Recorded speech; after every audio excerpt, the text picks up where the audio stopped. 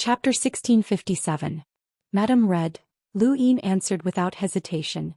Madame Red had used him to deal with Qinghua Shangren, so he naturally would not be polite. He had never expected the Sixth Mainland to be kind enough to leave 5 weaves for the Great Eastern Alliance. That was just to appease Madame Red. Since the Sixth Mainland had internal strife, it should continue.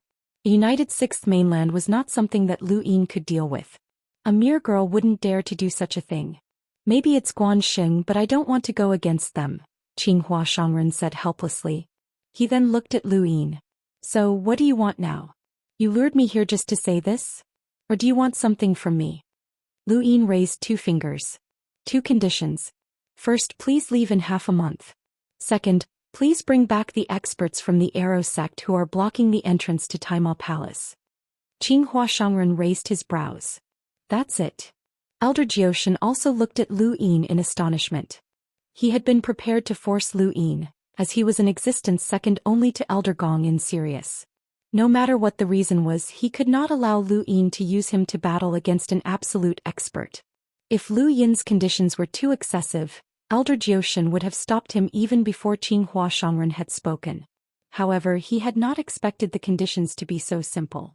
Qinghua Shangren was amused. All right, I'll stay here for half a month and then leave. As for brute force, right? That idiot savage archer god was also a weirdo for being able to cultivate the celestial imprint. Thank you, Senior. The Sixth Mainland's matters have nothing to do with this, Junior. But to prevent any retaliation, I hope that Senior will not reveal that this Junior was the one who told you about this. This Junior will be extremely grateful, Lu Yin said solemnly. He then casually tossed the Qinghua duo to Qinghua Shangren. Qinghua Shangren did not move at all. He allowed the Qinghua duo to fall to the ground and let out miserable shrieks. Lu Yin looked at Elder Zhou Xian. Senior, are you satisfied with this junior's methods? Lu Yin had never thought that Elder Zhou Xian would be manipulated by him. He was not a flying willow leaf. Elder Zhou Xian snorted. At least you're not stupid. Then can I trouble Senior to send this junior somewhere? Lu Yin asked. Elder Zhou Xian rolled his eyes. No, I'm returning to the Sirius sect. Who do you think I am? A flying willow leaf? Have I always been protecting you? Of course not. This junior's destination just happens to be in the same direction as Senior's. I'll have to trouble Senior to send this junior to the day-night flow zone. Ever since the Great Eastern Alliance had overthrown the day-night flow zone and Lu Yin's battle with Night King Zhenwu, the day-night clan had sealed themselves off. With Night King Planet as the starting point, no one was allowed to enter or leave the day-night flow zone.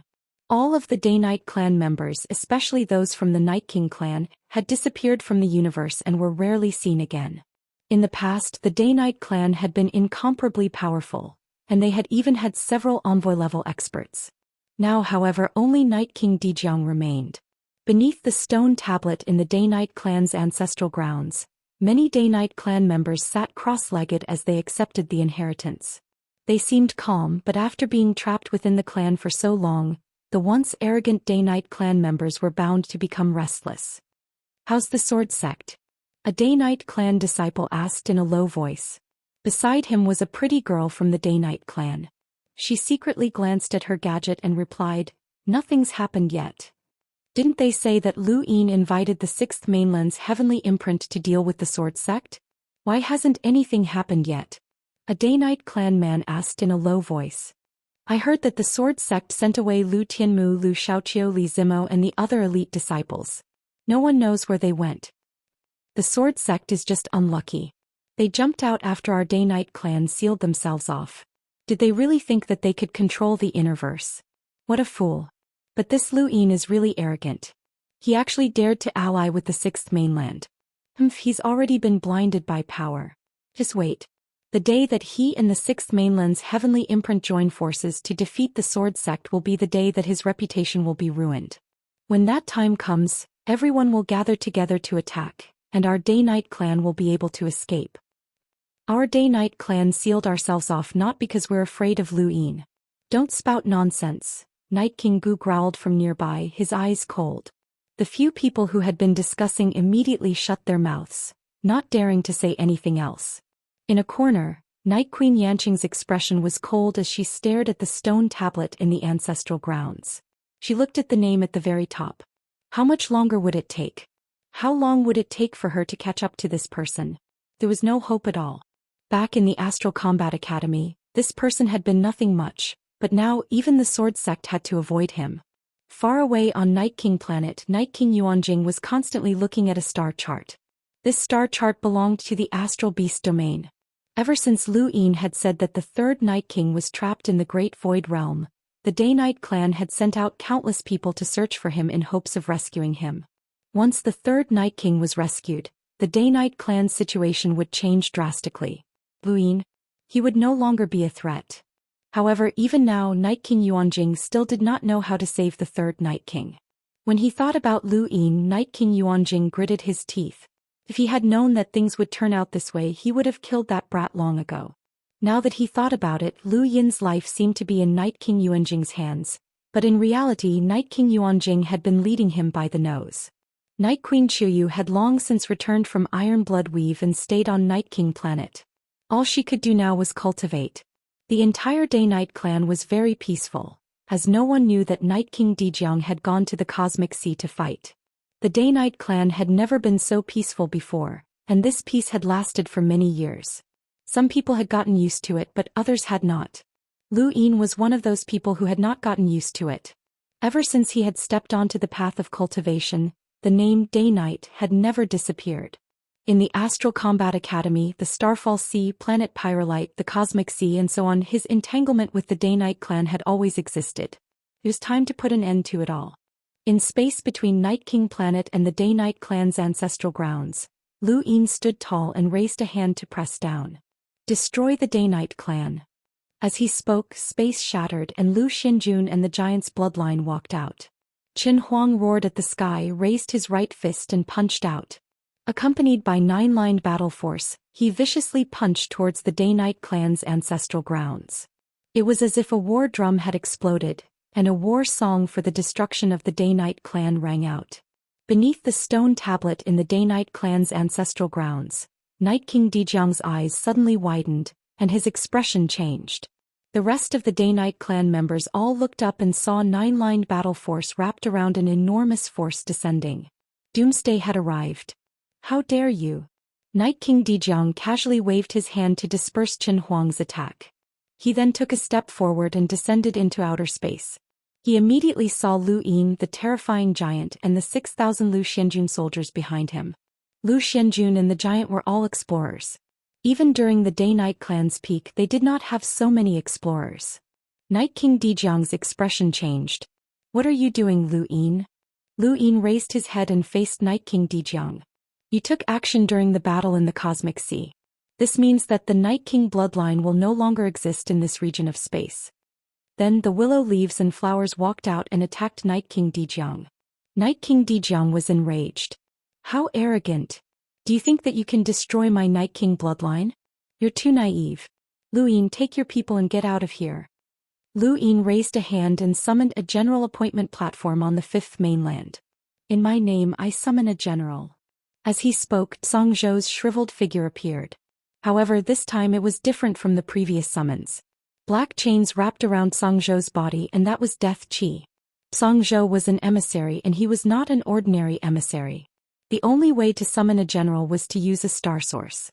Lu Yin only had star energy, so he could not summon Song Zhou.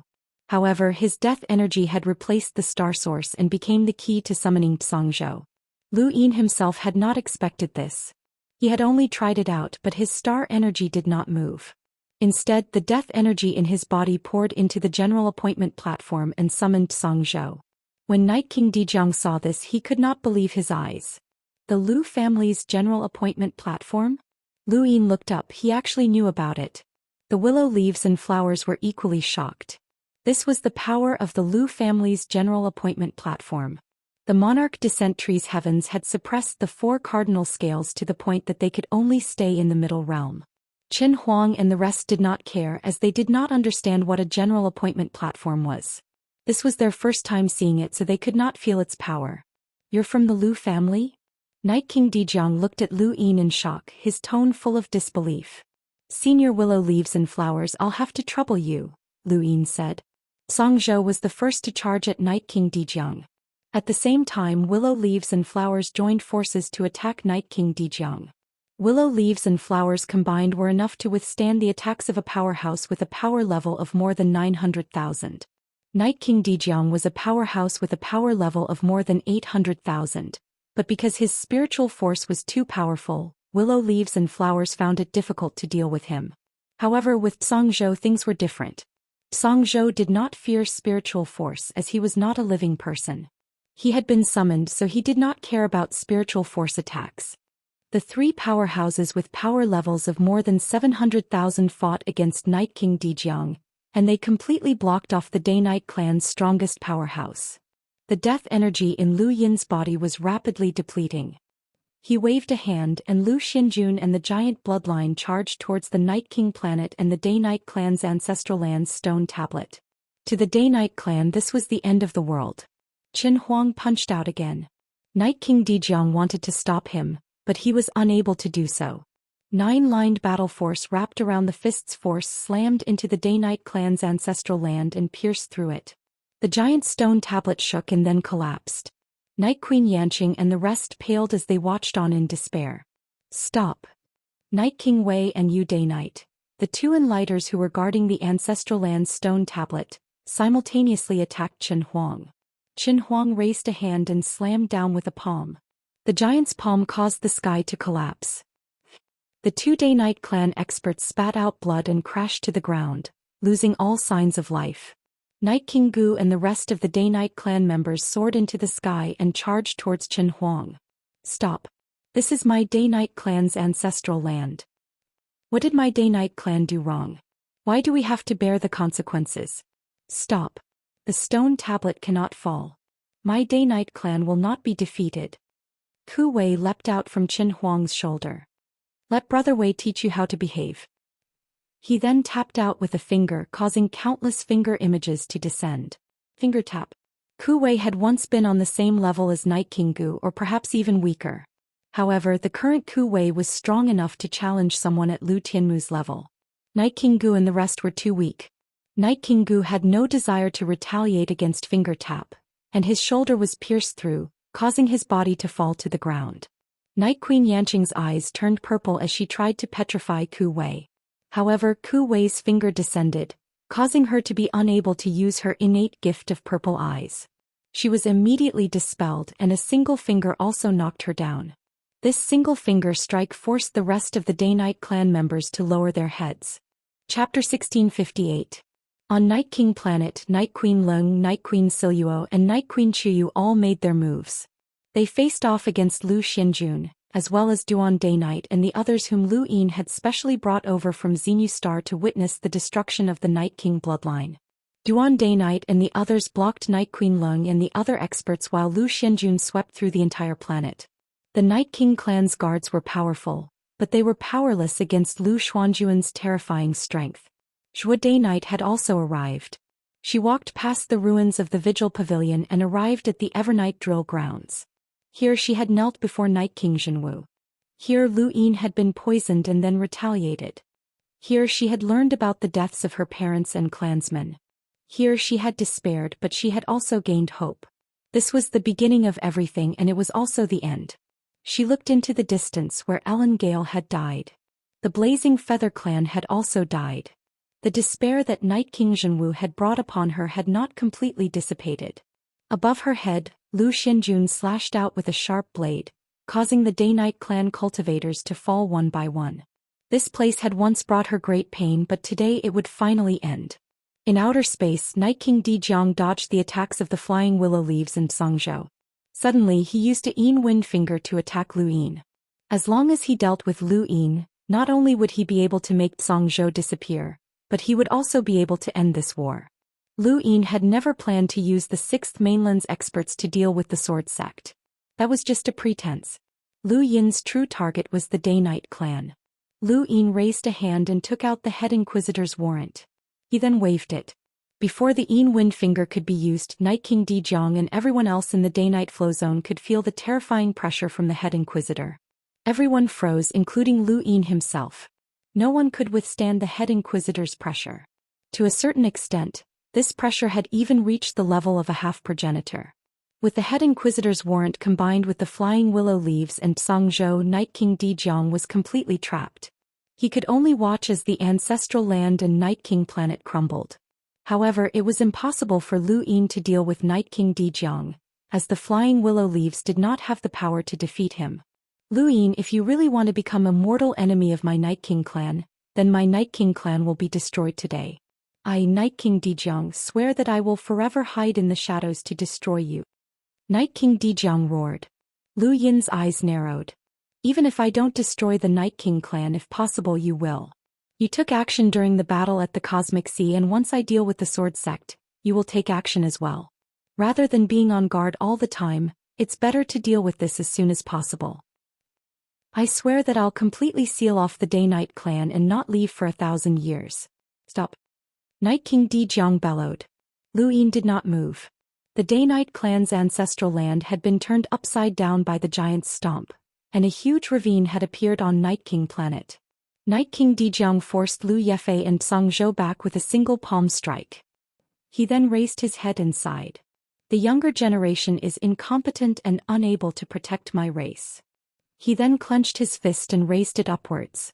Lu Yin was all too familiar with this action. It was the Night King Heaven-Splitting technique.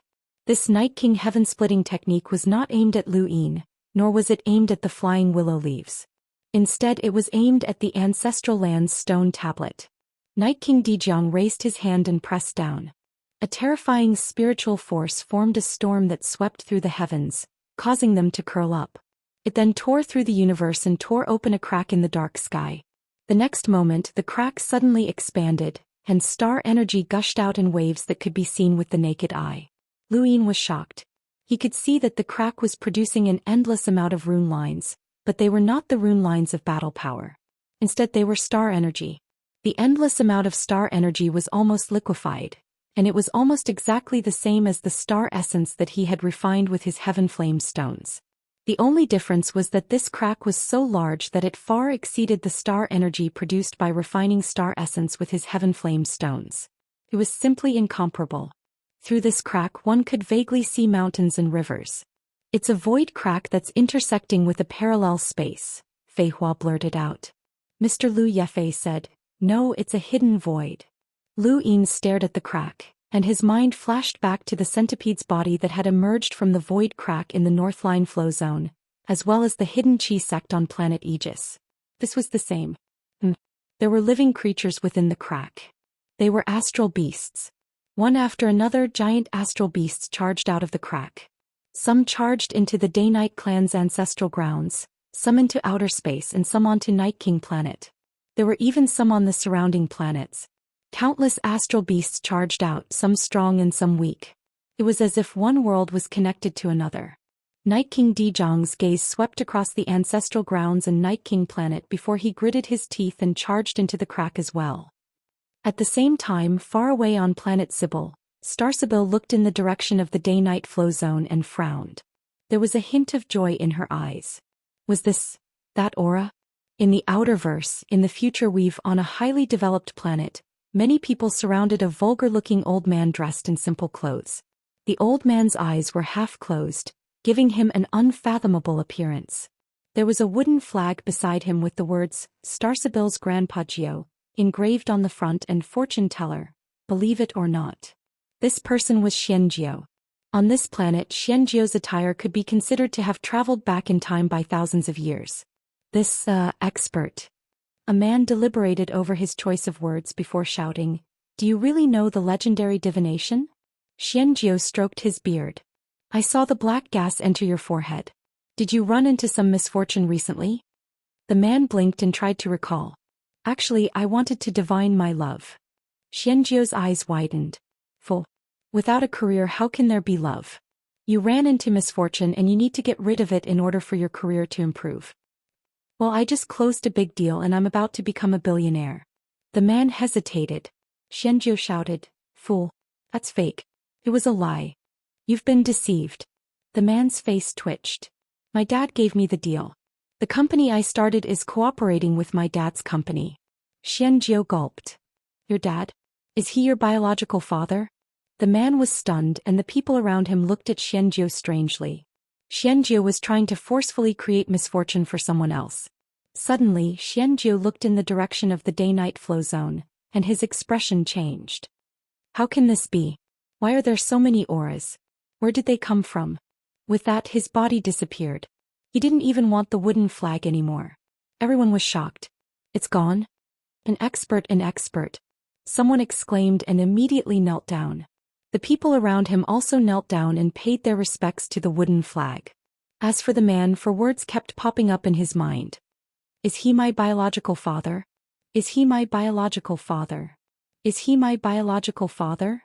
He recalled all the beatings and scoldings he had received when he was young, and there were even rumors that he had been picked up from a trash can. So that was how it was. Those rumors had all been true and the expert was absolutely right. It was all fake. The man ran away like a madman and the people around him sympathized with him. The crack in the day-night flow zone grew larger and larger and more beasts ran out. Fortunately, these beasts did not surpass the level of an emissary and were, at most, in lighters. Lu Xianjun and the giant bloodline were more than enough to deal with them. Right now the person they cared about the most was Night King Dijiang, and they could not let him escape. He quickly ordered the willow leaves to chase after him. Big Sis Fei Hua snorted. We won't go in. We usually help you out, but this person isn't running away. Instead he's rushing in. It's obvious that he has a backup plan and we don't want to throw our lives away. Mr. Lu Yi looked at Lu Yin. Don't make things difficult for us. No one wants to throw their lives away. Lu Yin put away his battle platform.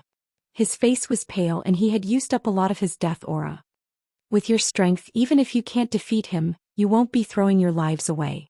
Big Sis Fei Hua coldly replied, there's no need to say anything else. We won't go in. Lu Yin frowned as he could not force the two. Otherwise, even if they entered they could just find a random corner and wait there. Even if they saw Night King Dijiang they would not act and he would not know. Mr. Lu, take a good look at what's inside. That place isn't something that you can just enter, Mr. Lu Yi said as he pointed into the crack.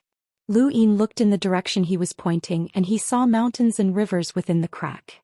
At the bottom of the mountains was a symbol, clouds. Lu Yin's eyes narrowed. The frigid immortal sect? Mr. Lu Yi answered, that's right, the frigid immortal sect. That's where the frigid immortal sect once resided on the fifth mainland. Forget about us, even a powerhouse with a power level in the millions would fall if they were unlucky. You should know how terrifying the frigid immortal sect is. They not only have half-progenitors but they also have progenitors. Now that he knew that the frigid immortal sect was in the ruins, Lu Yin could not let Night King Dijiang off. Who knew what Night King Dijiang could obtain or what kind of power he could borrow from there? Of course, Lu Yin was certain that Night King Dijiang would not be able to obtain much help from the frigid immortal sect's ruins. Otherwise, the Day-Night clan would have already invaded the Neoverse. However, just dealing with Lu Yin alone was enough to deal with Night King Dijiang. If Night King Dijiang managed to obtain something else as well, that would be even more troublesome. No, he had to get rid of Night King Dijiang. Otherwise, he would not have a good time in the future. With that in mind, Lu Yin looked at Mr. Lu Yi. Help me get rid of Night King Dijiang and I'll return your freedom. Mr. Lu Yi and Fei Hua looked at each other and then they both looked at Lu Yin. Are you sure? Lu Yin answered, I'm sure. As long as you help me get rid of Night King Dijiang, I'll talk to Elder Chan and return your freedom. You've all seen what kind of person I am during this time that you've been following me. I won't go back on my word. He hesitated for a moment before retrieving a small blood-red bell from his cosmic ring and tossing it to Mr. Lu Yi. With this, you should be able to protect yourselves. Mr. Lu Yi caught the bell. He knew what it was. It was the head referee's order, and it was enough to cause a sixth tribulation cultivator to lose their mind. It should be enough to protect themselves, but this was the frigid immortal sect. Fei Hua hesitated as well. Lu Yin growled, if I don't get rid of Night King Dijiang, then you won't feel at ease following me in the future. Are you sure that you can guard against his assassination attempts at all times? Mr. Lu Yi frowned. Alright, it's a deal. We'll get rid of Night King Dijiang and you'll return our freedom. It's a deal. Lu Yin shouted. Fei Hua felt uneasy, but this was the only thing they could do. Mr. Lu Yi led her into the crack and chased after Night King Dijiang. It would be difficult for the two of them to defeat Night King Dijiang with their current strength, let alone kill him. Even with the head referee's order, their chances of success were still slim. Lu Yin's eyes flickered. Elder Zhou Xian, I know that you haven't left. Please show yourself. Chapter 1659. Not far away, Elder Zhou Xian walked out. Lu Yin had asked him to bring him to the day-night flow zone on the way, but once they had arrived he had disappeared. Logically speaking, he should have returned to the Sirius sect, but how could he possibly leave at a time like this? Lu Yin was certain that he had been watching the show all this time. Elder Zhou Xian sighed in admiration. Brat, you've played beautifully. On the surface, you seem to be dealing with the sword sect, causing them to be on guard and even sending some of their disciples away. But in reality you're dealing with the Day-Night clan and you've caught them off guard. Lu Yin replied, Senior, now is not the time to discuss this. Can you help me?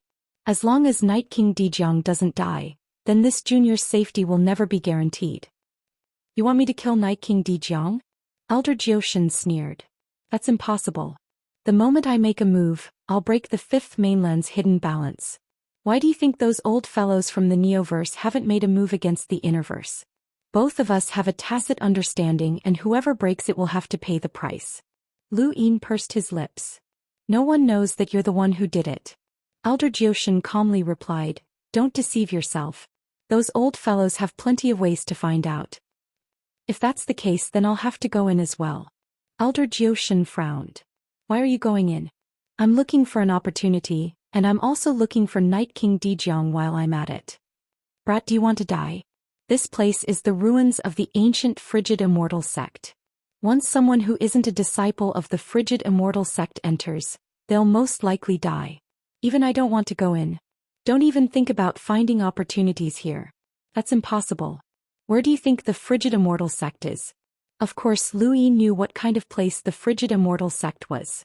It was one of the four scales in the starry sky of the trees, and it was the leader of the rebellion against the Lu family. It had a progenitor and more than one half-ancestor. Once the Frigid Immortal sect came to the fifth mainland, they could easily suppress the entire fifth mainland. The ruins of the Frigid Immortal sect were filled with danger, and those who didn't know much about the Frigid Immortal sect would definitely rush in to find opportunities. However, Lu Yin knew how dangerous it was, and if he was alone he wouldn't necessarily go in. He glanced at Elder Zhou Xian. Elder Zhou Xian saw the look in Lu Yin's eyes and raised an eyebrow. He immediately grew angry. Brat, you're trying to use me. Lu Yin's expression was sincere. Senior, what are you saying? How could this junior know this disciple dare to make use of an elder? Elder Zhou Xian gritted his teeth. Don't think I don't know what you're thinking. Stop dreaming, I won't go in. Senior, do you know who is in charge of that starry sky? The Frigid Immortal sect is the Frigid Immortal sect. Elder Zhou Xian's eyes narrowed as he knew what Lu Yin was referring to.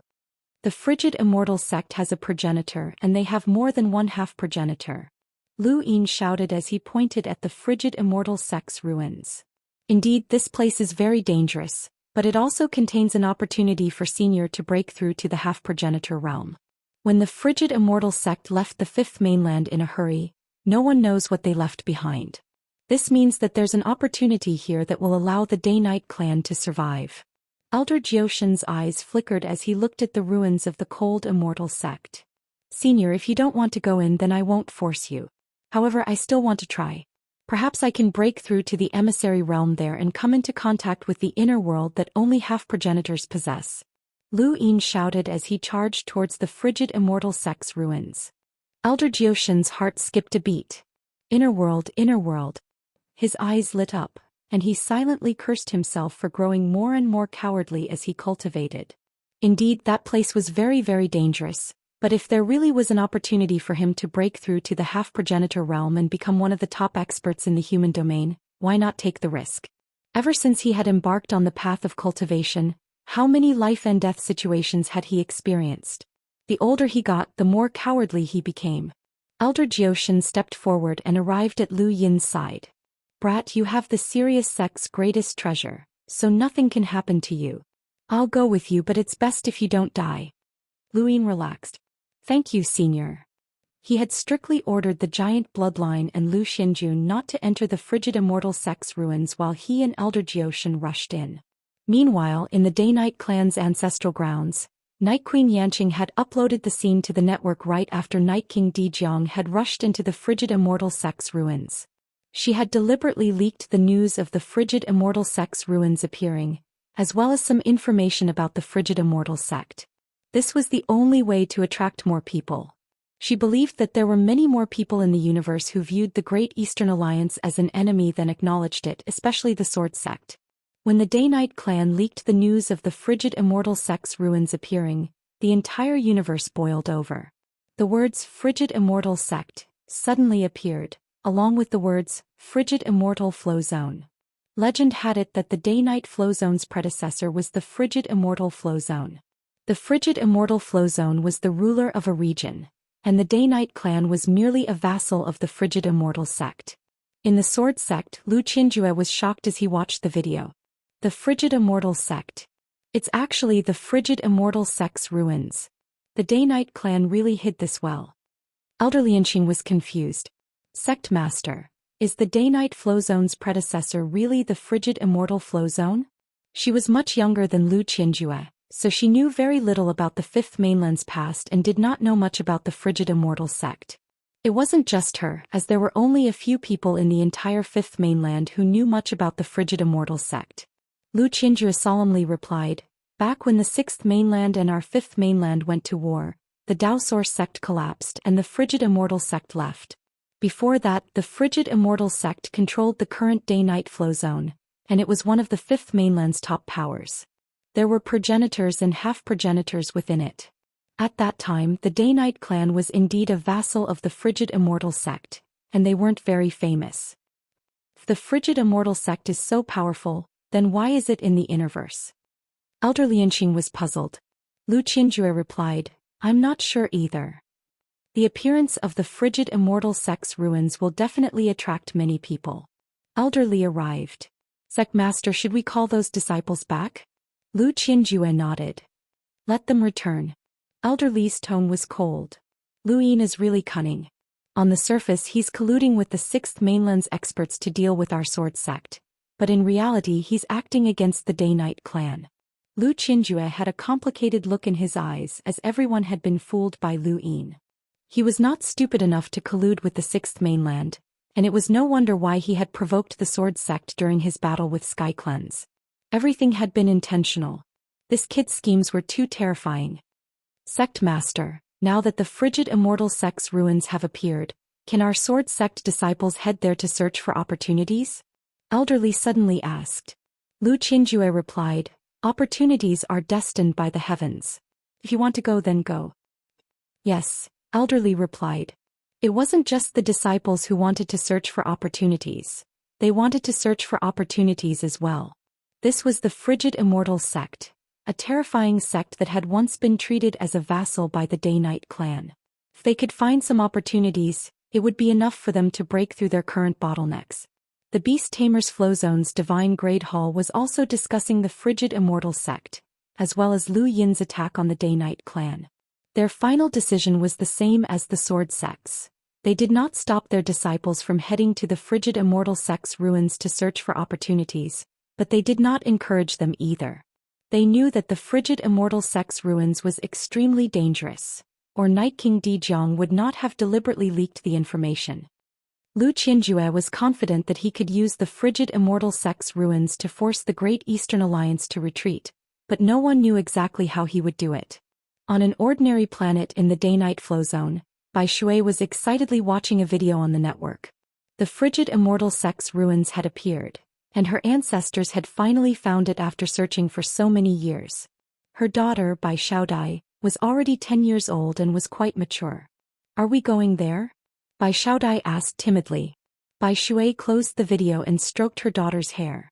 She dotingly said, "Mommy wants to go there. You don't have to go." Bai Xiaodai pursed her lips. "Xiaodai wants to go there too. There are bad people there." Bai Shui smiled. "That's Mommy's hometown. There are no bad people there." "There are bad people." Bai Xiaodai was stubborn. She was usually very obedient, but she was determined not to let Bai Shui leave. Bai Shui thought about it and then raised her hand to open her gadget. She found Lu Yin's image. "Xiaodai, do you still remember this big brother?" Bai Xiaodai blinked and looked at Lu Yin's image. It took her a while to remember who he was and she excitedly said, I do. It's been a long time. Bai Shui smiled gently. This big brother is also there. He saved Mommy and Xiaodai, so don't worry. This big brother will protect Mommy. Bai Xiaodai lowered her head and tugged at Bai Shui's clothes. Not long after Bai Shui left the planet. She looked back with reluctance, but then she resolutely looked in the direction of the Day-Night clan. No matter if we live or die, we still have to try. I don't blame Mommy. She then took a step forward and headed in the direction of the Day-Night clan. News of the frigid Immortal sect's ruins had shaken the entire universe, and it had also attracted a group of people to search for opportunities. Even the disciples of the Sword sect and the Divine Grade Hall wanted to go, much less the wandering cultivators. The Day-Night clan had been completely suppressed by the Great Eastern Alliance, and more than half of the Night King clan had been killed or injured. The rest of the Day-Night clan had been imprisoned, including Night Queen Yanqing and Night King Gu. Night Queen Yanqing had been severely injured and there was a giant behind her. If they made any sudden movements, the giant would not hesitate to trample them to death. She looked up at the ruins of the frigid Immortal sect with a trace of hope. Although she did not know why the clan leader had gone there, as long as he was still alive there was still hope. Night King Yuanjing had been injured by Lu Xinjun and was now lying on the ground. The Day-Night clan could only place their hopes on Night King Dijiang. The first thing Lu Yin felt when he entered the ruins of the frigid Immortal sect was the surging star energy. Cultivating here was much faster than cultivating in the Innerverse and Outerverse and even the Neoverse. When he looked up he saw the sky, the ground and everything else. Most of all, there were endless mountains and giant beasts that roared from time to time. Even further away he could faintly make out a building, which was where the frigid Immortal sect was located. A shadow loomed over his head as a giant beast appeared and swiped at Lu Yin with its claws. Elder Zhou Xian did not even move. He merely glanced at the beast and the Enlighter Realm beast was tossed away. The beasts that fell out of the frigid Immortal sect were crushed to death by the giant. Chapter 1660. Senior, this place isn't bad. Lu Yin stretched and breathed in the fresh air. The surging star energy made him want to cultivate, but it would quickly dissipate outside. Elder Zhou Xian frowned and looked into the distance. Something's not right. What's wrong? Lu Yin asked. Elder Zhou Xian replied, I can't explain it, but I have a bad premonition. It's been a long time since I've had this feeling. His face grew solemn. It's best if we leave. Lu Yin's gaze turned solemn. Elder Zhou Xian had clearly entered and was looking forward to the opportunity to break through to the half-ancestor realm, but he still wanted to leave. It was clear that he wasn't afraid of death, but rather that he had truly sensed something. Lu Yin was about to speak when his heart trembled. Death energy? Oh, he was stunned. It was his Fatesin. The Fatesin was trembling and then a pulling force pulled Lu Yin in a certain direction. To be precise, it was not pulling him but rather the Fatesin within his body. There was something here that was causing the Fatesin to react to it, and it was such a strong feeling that even Lu Yin was being pulled in a certain direction. Elder Zhou Xian hurriedly followed. Not long after, they arrived at the foot of a mountain, where a gray shadow rushed towards them. Lu Yin's expression changed. Was there someone here? Then why couldn't he see any rune lines? He was about to attack when Elder Zhou Xian pressed down on his shoulder. It's a remnant spiritual force. Remnant spiritual force? Lu Yin suddenly remembered. Is it something from the mountain and sea realm? Elder Zhou Xian nodded. The mountain and sea realm had been the place where the Star Tower battle had taken place. There was a strange gray shadow that originated from ancient spiritual force, and it would always repeat the same thing over and over again. It would change every once in a while as if it was reliving what had happened in the past. Why was there one here? The gray shadow acted as if it didn't see Lu Yin and Elder Zhou Xian, and it charged past them before vanishing. This was how spiritual force worked. As long as one didn't make a sound or disturb it, it wouldn't be able to discover anyone. Once it was disturbed, the spiritual force would attack and wipe out everything that wasn't it, just like a ghost. Lu Yin's experience in the mountain and sea realm had left a deep impression on him, and now he was facing it again. The two of them looked at each other and walked up the mountain. Soon after, they saw two gray figures walking down the mountain together. These gray figures were wearing the same style of clothing. There was a cloud symbol on one of them. These gray figures were cultivators of the frigid celestial sect. The further they went up the mountain, the more gray shadows there were. They were everywhere, as if something big had happened. Lu Yin and Elder Zhou Xian avoided the gray shadows and arrived at the top of the mountain, where they saw dozens of arenas with gray shadows battling on them. Martial arts competition. These gray shadows are all disciples of the frigid Immortal sect, and they're currently having a martial arts competition, Lu Yin said. Elder Zhou Xian calmly replied, "These disciples are all limiters and there are the occasional explorer, but they haven't made a move yet.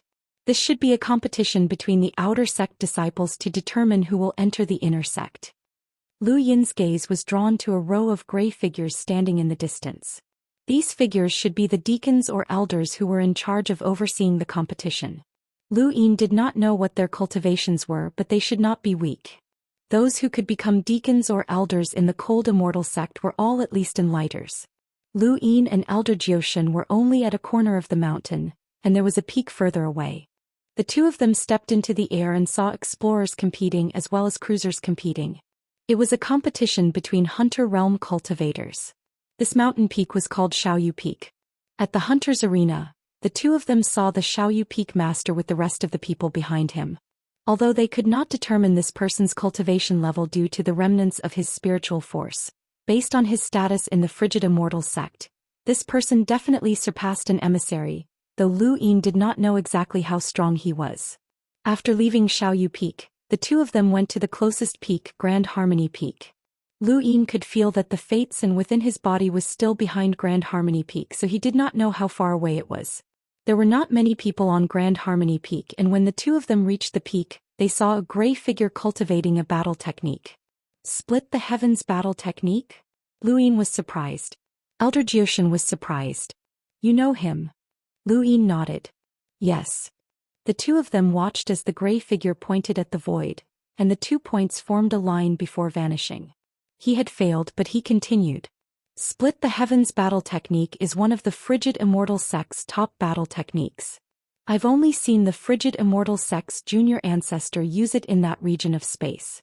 This person is qualified to cultivate it, so he must be a top disciple of the frigid Immortal sect," Lu Yin said.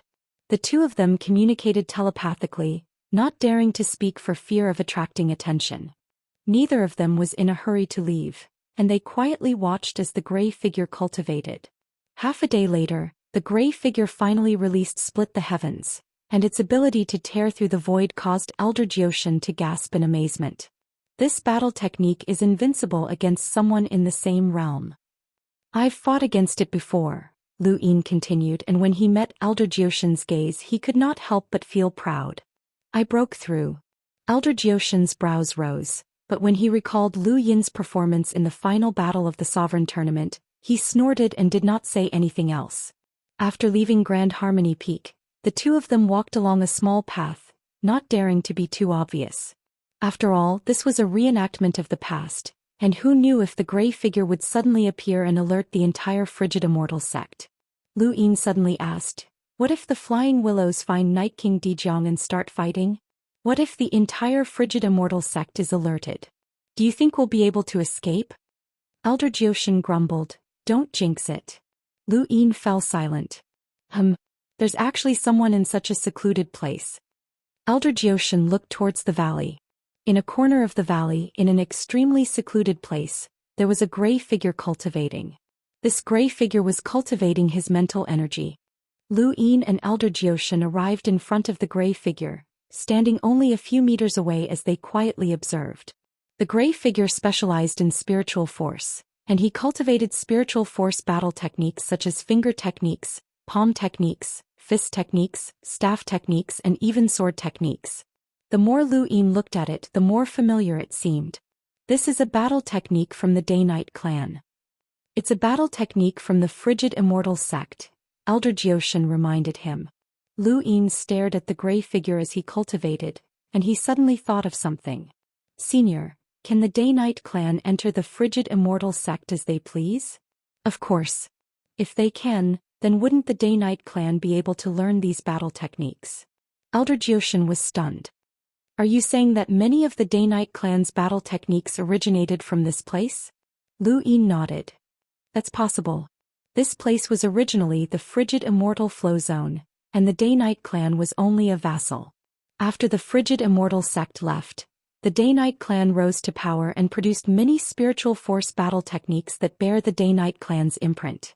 The first Night King was indeed extremely talented, and I believe that he could have created a battle technique like the Night King heaven-splitting technique, but he wouldn't have done it out of thin air.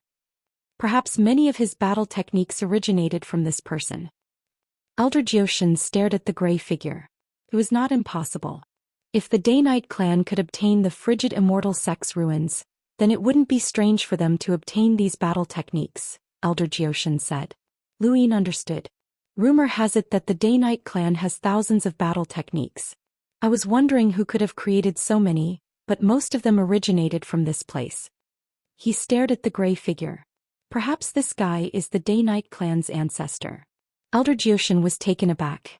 That makes sense. After looking around for a while longer, the two of them left the call and headed for another mountain. This mountain was much darker than the others, and it was not made of stone. Instead, it was made of a type of metal that was extremely hard, and the ground was stained with blood. This should be the place of punishment. It's the place that disciples of the frigid immortal sect fear the most, Elder Zhou Xian said. The two of them climbed to the top of the mountain, but there was no one around. Just as they were about to leave along the mountain path, the world suddenly changed. The entire mountain seemed to have been separated from the frigid immortal sect in the universe. It was an indescribable scene, and tiny vortexes surrounded Lu Yin and Elder Zhou Xian. When the tiny vortexes appeared, Elder Zhou Xian had wanted to take Lu Yin away, but his entire body seemed to be frozen in place as an unimaginable pressure descended upon him. This pressure surpassed any cultivator that Lu Yin had ever faced. Even the Wang family's crone, a half-step ancestor, had not exerted such pressure when she wanted to kill him. This was no longer pressure. It was more like heavenly might. It was unfathomable, and they were like two ants that had been dragged into a vortex. From start to finish, Lu Yin had only experienced this kind of heavenly might once before. It had been during the final stages of the Sovereign Tournament, when the Sixth Mainland's martial ancestor had descended and interfered in the battle between the Prime Clear and the progenitors. This was the power of a progenitor. Under the power of a progenitor, there was no difference between Lu Yin and Elder Zhou Xian. An ant was an ant, and Elder Zhou Xian was just a slightly larger ant. An instant felt like 10,000 years. The next moment, a long blade appeared in the sky and shattered the vortex, releasing Xianxia from the world that he had been separated from. This was another progenitor's power. The blade and the vortex were a clash between two progenitors. To Lu Yin and Elder Zhou Xian, this was the moment of greatest despair. That blade had slashed towards them, and they were right under the blade's edge. Lu Yin's pupils shrank and his scalp felt like it was going to explode. His body no longer belonged to him, and he would definitely die under this blade. Elder Zhou Xian was the same. The blade descended, but suddenly, an illusory palm swept past from the right, taking away the blade and the vortex. That palm was still progenitor's power. The three progenitors clashed, but the illusory palm was still the strongest. It completely destroyed the blade and the vortex, and the remaining shockwaves affected Lu Yin and Elder Zhou Xian. Elder Zhou Xian used all of his strength, condensing Sirius's swordsmanship with hundreds of thousands of stars. With a single slash, the stars shattered, and he grabbed Lu Yin with one hand as the two fell off Xianxia. Lu Yin hadn't been able to make a move from start to finish, and he didn't even have a single thought. He could only watch, his thoughts frozen. Elder Zhou Xian spat out a mouthful of blood as his right arm shattered. His entire body crashed to the foot of the mountain, and so did Lu Yin. The two collapsed at the foot of Xianxia, and it was only then that Lu Yin reacted. He had just experienced life and death, and that was what a progenitor had brought to him. Cough cough. Elder Zhou Xian coughed up blood. Lu Yin hurriedly took out a pill that had been upgraded and fed it to Elder Zhou Xian, but it was useless. Chapter 1661. Elder Zhou Xian took out a pill with great difficulty and swallowed it before speaking in a hoarse voice. Don't leave. Every peak replays ancient events differently, and this peak contains the power of a progenitor. Don't move recklessly and wait for me to recover. I understand, Elder, Lu Yin replied. He had been saved by Elder Zhou Xian, and if it weren't for him he would have had to bear the brunt of that palm strike. Even Elder Zhou Xian's cosmic sword technique, which was at its peak, could not block it. Lu Yin had been completely helpless, and even his miniature armor had been useless. Lu Yin had never thought that Xing Mountain would be so dangerous. Xiaoyu Peak and Grand Harmony Peak were clearly peaceful, and Elder Zhou Xian was right. Every peak replayed events differently, which meant that there had been a battle between progenitors in the frigid Immortal sect, which was why Xing Mountain was replaying the power of a progenitor. How could such an ancient event be replayed? If even a progenitor's power could be replayed, then wouldn't it mean that one could release an unlimited amount of progenitor's power? It was unimaginable. This had only happened twice so far. The first time had been in the Mountain and Sea Realm's inner Steel Realm, and the second time had happened here. There had to be a connection between the two. This was still Xing Mountain, and Lu Yin did not want to take the risk of leaving. Even if he was at the foot of the mountain, who knew when that vortex would appear? Without Elder Zhou Xian, he was not confident that he would be able to leave. Half a month passed as he waited for Elder Zhou Xian to recover. In space above the Daoist clan's ancestral land, strange spacecraft arrived one after another. Aboard were cultivators from various innerverse flow zones. Some came from large organizations while others were just independent cultivators. One of the spacecraft carried someone from the Phoenix family. Sarati Phoenix was among them, and the leader of the group was an elder of the Phoenix family named Lyman Phoenix. He was an elder of the Phoenix family who was second only to the family head. His cultivation level was over 400,000, and he was one of the top figures in the Innerverse. Lyman Phoenix sighed as he looked at the ruins of the Daoist clan's ancestral land and the gradually cracking Night King planet. This is the once prosperous Daoist clan, but now it's being destroyed. Sarati, if you meet Lu Yin in the ruins of the frigid Immortal sect, don't offend him. Sarati Phoenix's gaze was heavy. Elder, do you think the Phoenix family will be fine if we don't offend him? Lyman Phoenix frowned, but he did not say anything. Since Lu Yin had made a move against the Daoist clan, and given his imposing manner, anyone who crossed his borders would be killed and forced to join the Great Eastern Alliance. The Phoenix family was no exception. The Phineas clan, which had escaped from the Phoenix clan, had also been forced to join the Great Eastern Alliance. Now that it was their turn, they were no exception. In the current Innerverse, unless the 8 Great Flow Zones joined forces, no one would be able to stop the Great Eastern Alliance or Lu Yin. This was the case for the Daoist clan, the Sword sect, and the Phoenix family. It wasn't just the Phoenix family. The rest of the people on the spacecraft all fell silent when they saw the Daoist clan's miserable state. In many people's minds, the Daoist clan was still a powerful clan. However, in just a few years, they had declined to such an extent, and the Daoist clan members who had been suppressed by the giant were in miserable states. No one dared to provoke the Great Eastern Alliance, but many people were curious as to why the Great Eastern Alliance's experts had not entered the frigid Immortal sect's ruins. One of the cultivators mustered the courage to speak to the giant. It was a beautiful woman who had used her looks to make a smooth journey in the Innerverse. May I ask why none of you have entered the frigid Immortal sect's ruins? I'm a wandering cultivator and don't have any elders to protect me.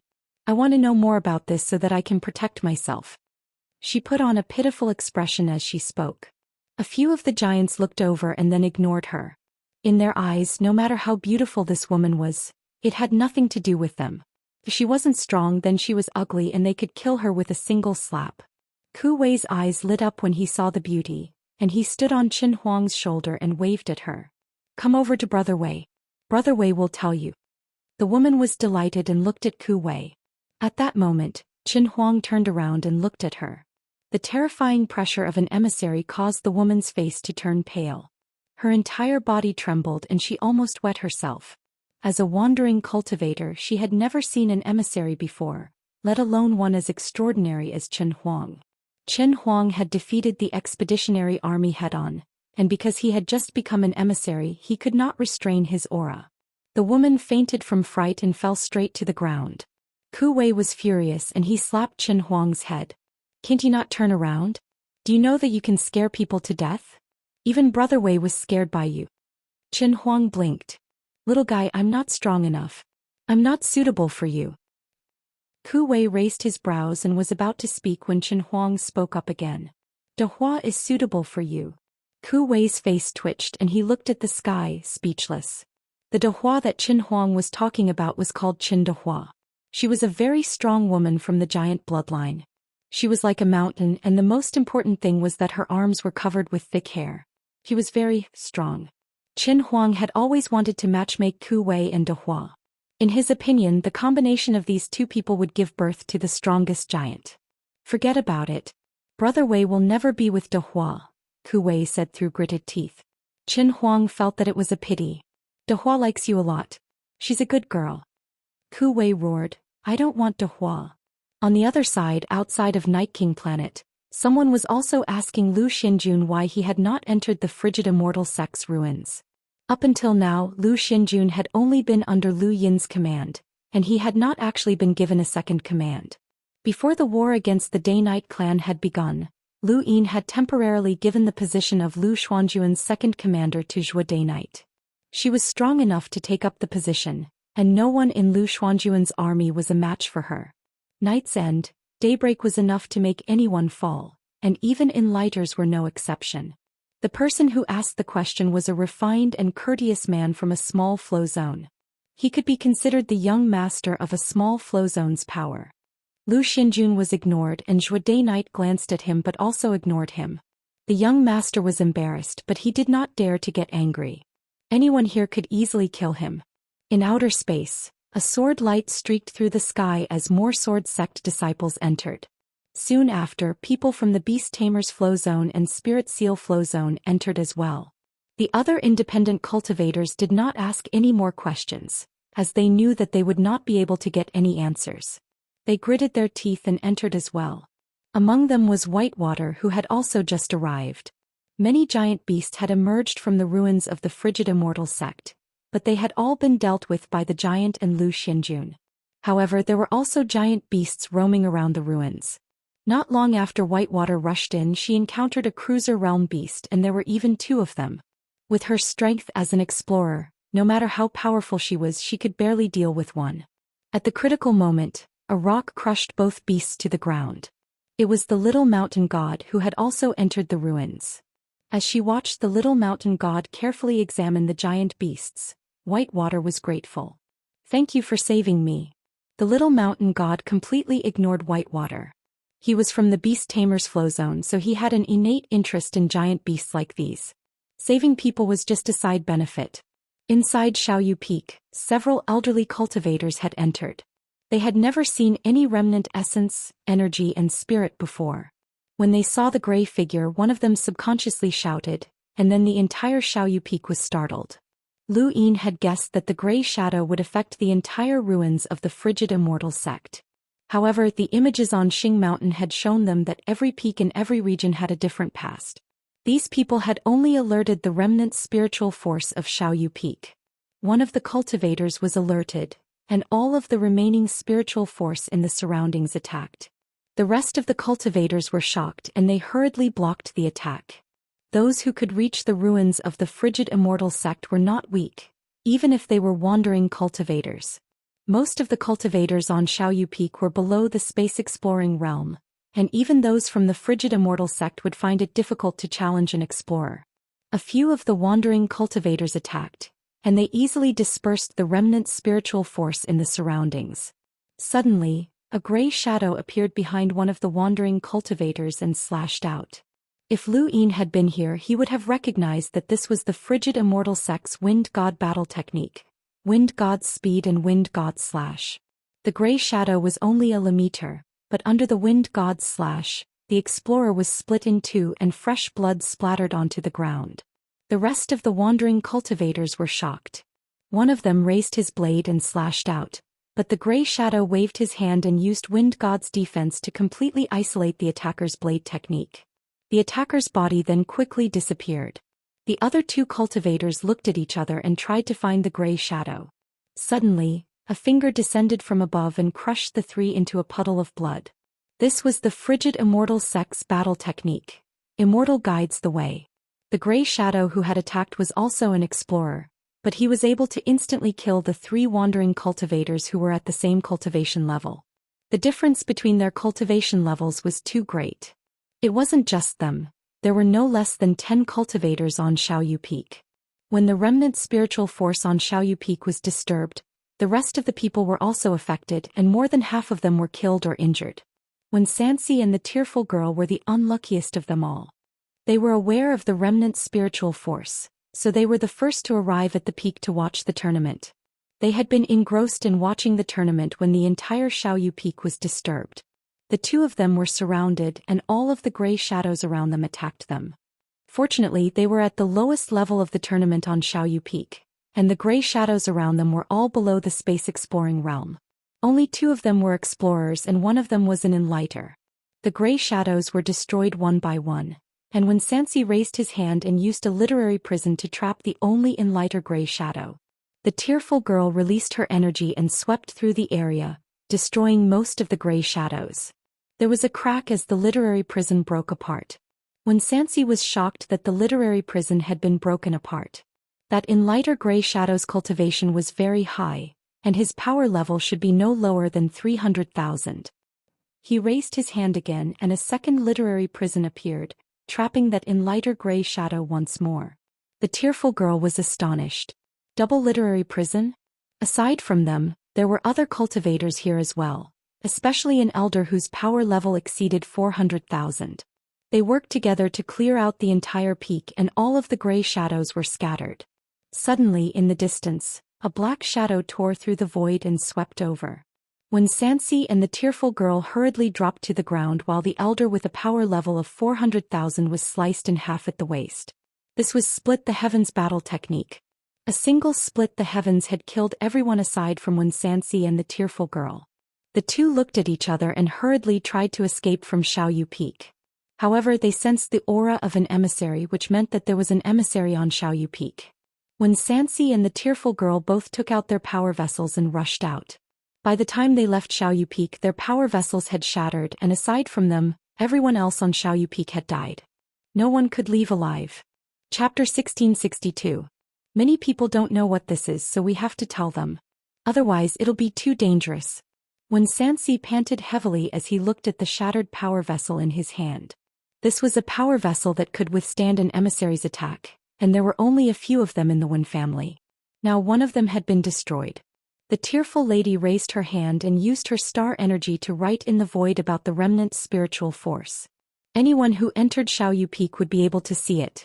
On the other side of Grand Harmony Peak, a total of 7 people surrounded the gray figure who was cultivating split the heavens. They stared at him, unable to understand what he was cultivating. Lu Xiaoqiu and Elder Li from the Sword Sect were among the 7, but none of them dared to make a sound. Suddenly, a wandering cultivator arrived and saw the gray figure cultivating. He exclaimed, "That battle technique looks familiar." When he spoke, Elder Li and the others' expressions changed, and they all looked at him with murderous eyes. Damn it!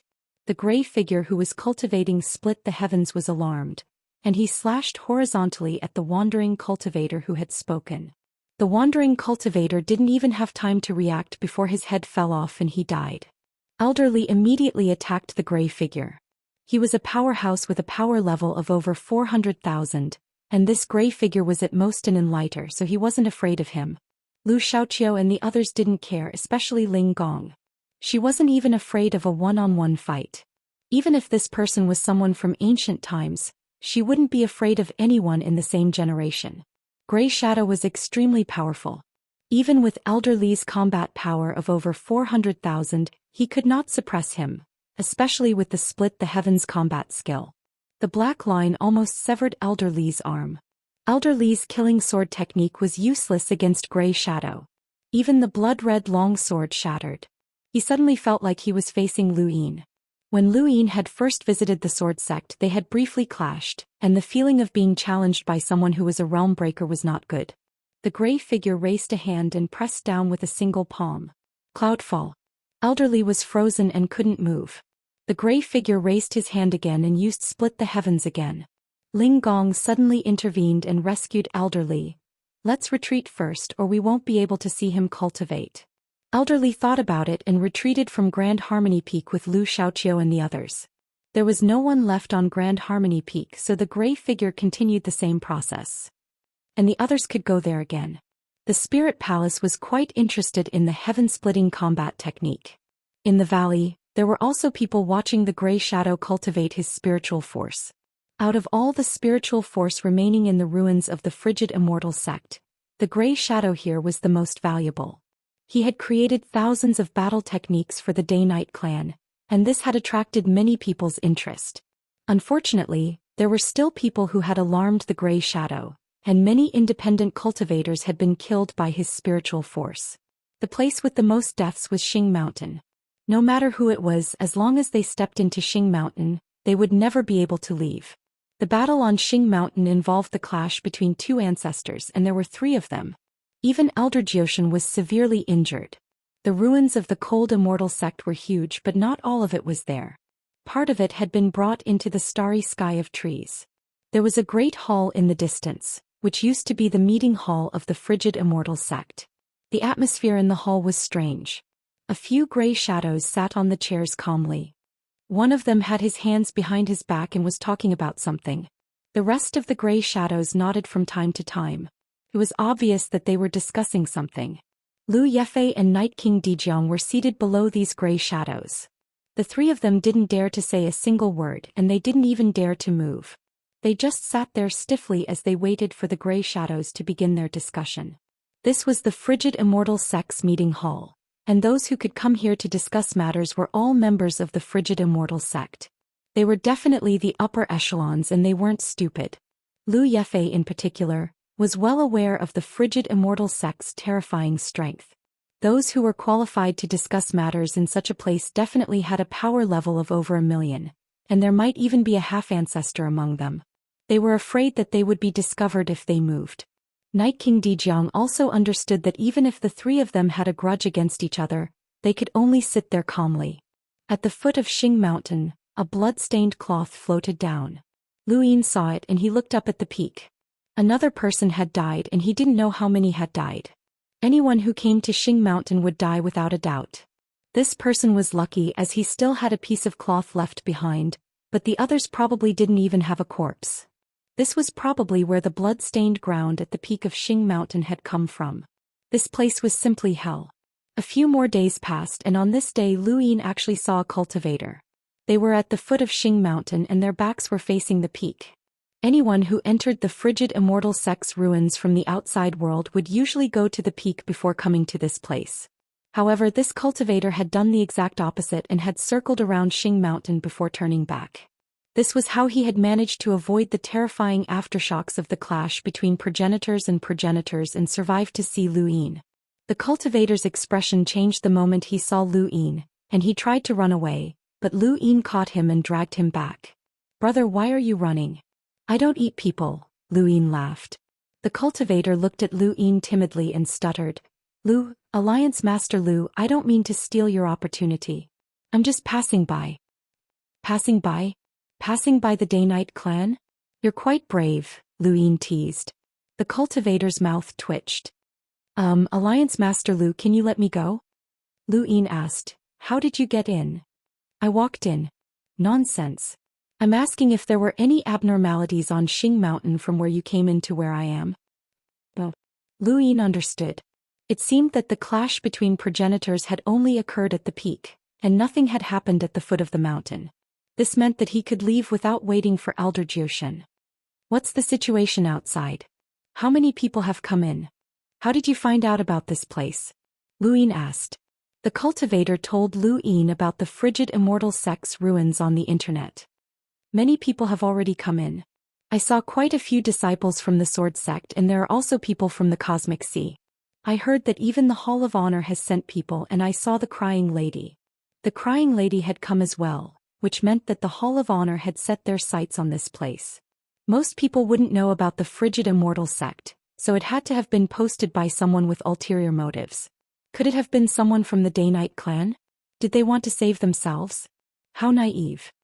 "All right, you can leave now, but you have to be tied up," Lu Yin said, wrapping a rope around the cultivator's wrist. The cultivator was confused. "Alliance Master Lu, what's the meaning of this?" Lu Yin replied, "Nothing. You can leave now." The cultivator was terrified. He felt like he had been used, but he couldn't pinpoint exactly how. He wanted to leave, but when he looked at the rope he felt that something was wrong. Could he leave now? He carefully looked at Lu Yin and saw that he was staring at him. The cultivator's heart trembled, but he decided to just leave. He leapt up and left Xing Mountain as quickly as he could. Lu Yin held onto the rope and sensed the cultivator's speed. He wanted to confirm that there was no danger in leaving, and he could tell that the cultivator was safe. If there was any danger he could leave, but if there was he could only wait for Elder Zhou Xian. The cultivator quickly left Xing Mountain. He was smart and didn't untie the rope himself as he knew that he wouldn't be able to. After he left Xing Mountain, the rope came off and the cultivator sighed in relief. He felt like he had just survived a disaster and he quickly fled. He didn't want to have anything to do with Lu Yin for the rest of his life. "You want to leave?" Elder Zhou Xian asked. Lu Yin replied, "Elder, it's safe to leave from here. I want to go somewhere else." Elder Zhou Xian's eyes widened. There are many places similar to Xing Mountain. If you encounter another progenitor, how will you protect yourself? Lu Yin was helpless. "I can't be that unlucky." The frigid Immortal sect was like the Day-Night clan back then, and they ruled over the entire flow zone. Their methods weren't any weaker than the Day-Night clans, and since they left behind these well-preserved ruins, they wouldn't have allowed others to easily obtain any opportunities. It's even possible that these ruins were left behind for the Day-Night clan to protect themselves. Night King Dijiang must have his own reasons for rushing in here, and it's impossible for you to surpass him or even kill him here, Elder Zhou Xian explained. Lu Yin understood what Elder Zhou Xian was saying. His experience on Xing Mountain had been etched into his heart, and he had no intention of chasing after Night King Dijiang. At worst he could just send someone to keep an eye on the ruins, but it would be too difficult to chase after him here. What he wanted to do was go to the place that had attracted the Fates, and he had a feeling that the Fates was not as simple as it seemed. Xiao Shi had once said that gathering the Fates would trigger destiny. Destiny was from the same era as the Death God, and it was an ancestor powerhouse that shouldn't have existed. If this was true, then what could attract the Fates and be related to destiny? Destiny was one of the most ancient progenitors and there were almost no records of it. Lu Yin had experienced the Death God's strength, which was invincible. Then what about destiny? He did not want to give up on such an opportunity. "There's a place that this junior needs to go and I have to go," Lu Yin said with certainty. Elder Zhou Xian was helpless. "Then let's go. I'll go with you." Even though Elder Zhou Xian wanted to protect the diagram beneath his feet, Lu Yin was still moved. "Thank you, Elder." Elder Zhou Xian shook his head. A powerful expert from Sirius had been reduced to a mere bodyguard. Things were truly unpredictable. Even with Elder Zhou Xian's protection, they still left Xing Mountain as quickly as they could. In the face of a progenitor's strength, a half-ancestor was no different from a normal person. After leaving Xing Mountain, Lu Yin followed the direction that the diagram had led him to. Along the way he bumped into some cultivators and they all ran away as if they had seen a ghost. Lu Yin had unified the Outerverse, taken over the blazing mist flow zone, destroyed the Day-Night clan and almost occupied the entire Day-Night flow zone. To these cultivators he was indeed an extremely important figure. The frigid Immortal sect's ruins had been forced out by the Great Eastern Alliance, and they had come here to look for opportunities that belonged to Lu Yin. Lu Yin also felt the same way and he gritted his teeth. The entire frigid Immortal sect's ruins belonged to him. They passed by quite a few mountain peaks, and there should be some remnant spiritual force left behind. Lu Yin and Elder Zhou Xian did not go up, as their experiences in Xing Mountain had left a shadow in their hearts. After circling around the mountain peaks, the two did not move very quickly, but they still managed to leave the rest of the group behind. Finally, they arrived at a desolate area that had clearly undergone a great battle. Even after so many years, not a single blade of grass grew. "This is at least the strength of a half-ancestor," Elder Zhou Xian muttered as he looked at the desolate area. As far as the eye could see, all they could see was desolate land. There shouldn't be any danger, right? Chapter 1663. Elder Zhou Xian raised a hand and tapped out, causing a ripple in the void that extended into the distance. "There's no danger. Let's go." The two stepped onto the wasteland and the pulling force of the Fates and in Lu Yin's chest grew stronger and stronger. He knew that he was very close to his destination. A few hours later, Elder Zhou Xian was surprised. "There's someone here." Lu Yin looked over and saw a white figure walking further away. It was a woman. Lu Yin stared at her back. Why did she seem so familiar? Up ahead, Bai Shui was excited to see the frigid immortal pond. The ancestors' records had been right. They had finally found it. Suddenly, she stopped and slowly turned around, only to see two figures in the distance. She was stunned. How could this be? How could there be people here? Were there people like her who hadn't explored the mountains or looked for opportunities, and had instead come straight for the frigid immortal pond? Bai Shui's eyes narrowed when she saw Lu Yin. Was him? Lu Yin and Elder Zhou Xian approached Bai Shui and stopped not too far away. It's you. Bai Shui bowed slowly. Alliance Master Lu, long time no see. She glanced at Elder Zhou Xian but didn't pay him much attention. Elder Zhou Xian had a youthful appearance, and if one didn't know him well, it would be easy to overlook him. Even with Bai Shui's strength, she couldn't sense his strength. You're called Bai Shui? Lu Yin hesitated. Bai Shui smiled. It's my honor that Alliance Master Lu remembers me. Thank you for saving me when the Daoist clan tried to kill me. Lu Yin looked at Bai Shui. Why are you here? Bai Shui's eyes flashed and she hesitated for a moment before replying, I'm looking for the frigid immortal pond. Lu Yin was taken aback. The frigid immortal pond?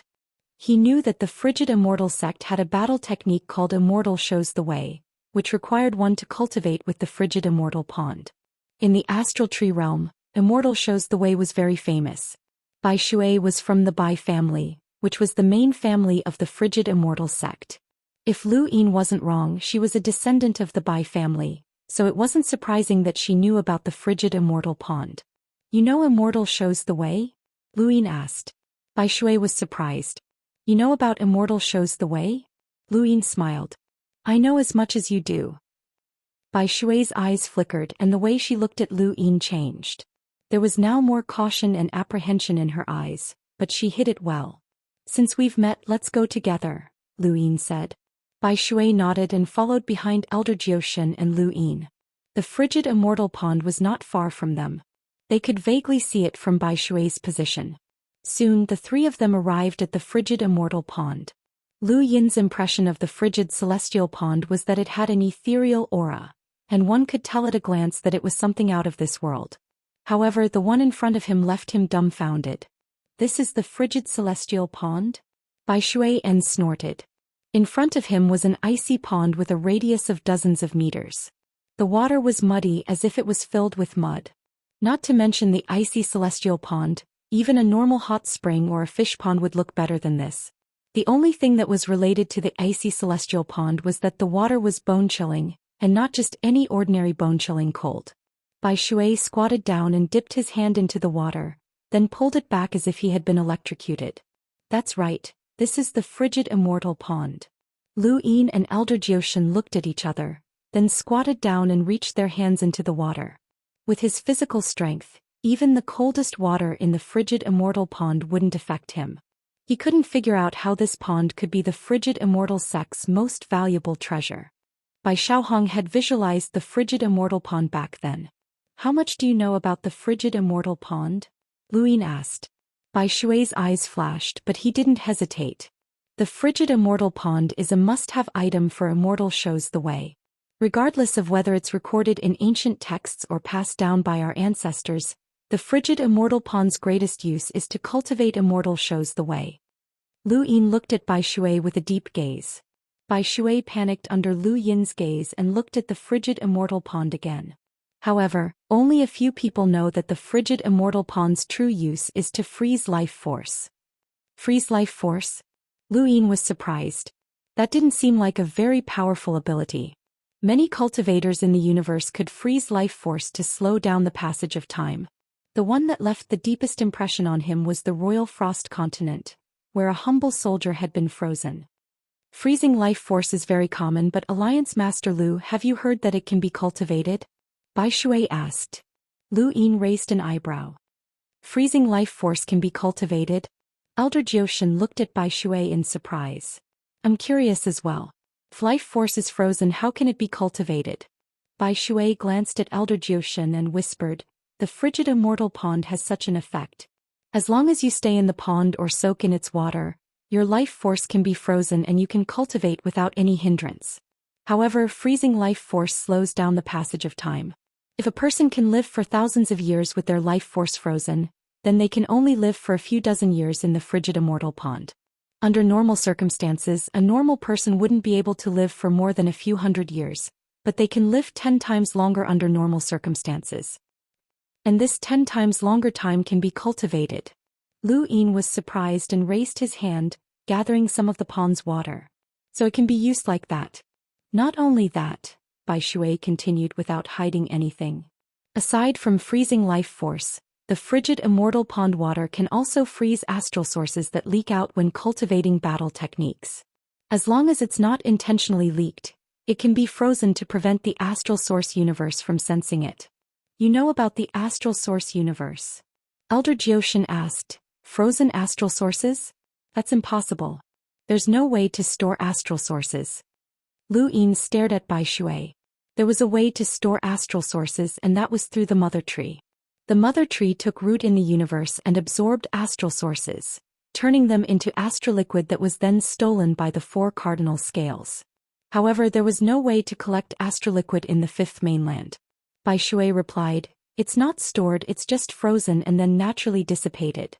It won't attract the attention of the astral source universe." Elder Zhou Xian relaxed. That's more like it. If the frigid immortal sect could store astral sources in ice, then they would have created too many emissaries. They wouldn't have been defeated by the 6th mainland and they wouldn't have escaped.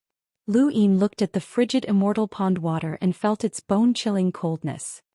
He suddenly thought of something and asked, "You said that soaking in the frigid immortal pond water can freeze life force to cultivate, right?" Bai Shui nodded. Lu Yin's eyes lit up. "That means we can take the frigid immortal pond water away."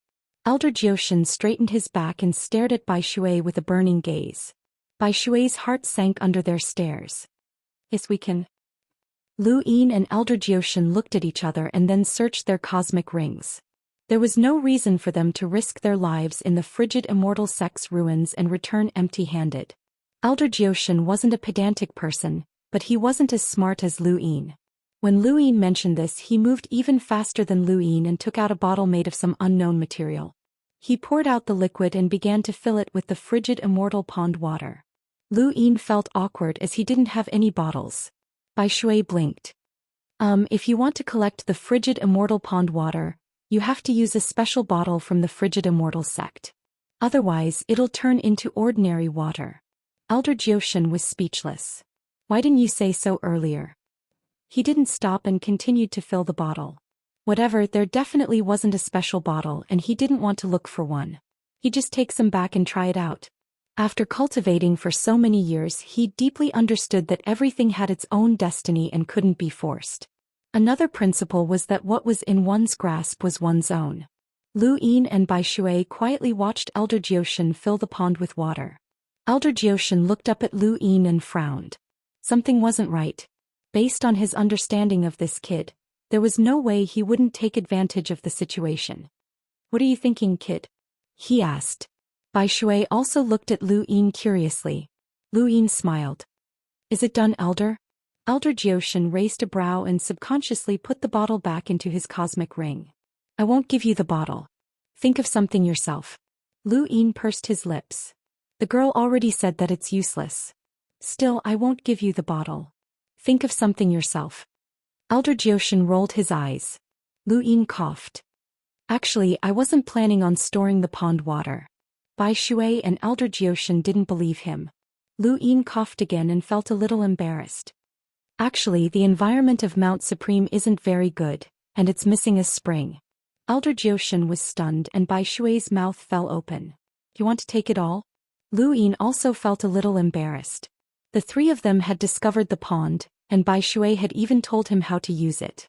It wasn't very nice of him to take it all. "Actually, you could have told me if you wanted to use it and I could have shared it with you." "Kid, you're too shameless. You want to take the entire frozen celestial pond?" Elder Zhou Xian cried out. Lu Yin was helpless. "There's no other way. There's no bottle. What else can we do? If we stay here, we'll be discovered by others. I reckon that there are quite a few peerless experts here. If he takes some and you take some, there won't be enough water to go around. Most importantly, I'm taking it away to benefit my own people, such as my fellow disciples from the celestial sect." "Only an idiot would believe you," Elder Zhou Xian thought to himself. However, he did not stop Lu Yin from leaving, as it was a good thing that Lu Yin had taken him away. Even though the Great Eastern Alliance had defeated the Day-Night clan and seemed to have taken over the frigid immortal sect's ruins, in reality, it was impossible for Lu Yin to monopolize the frigid immortal sect's ruins. If Lu Yin wanted to take the frozen immortal pond, he would have to share some with the serious sect. It was better than nothing. Bai Shui's expression turned ugly as Lu Yin wanted to take it all away. The frozen immortal pond can't be used here.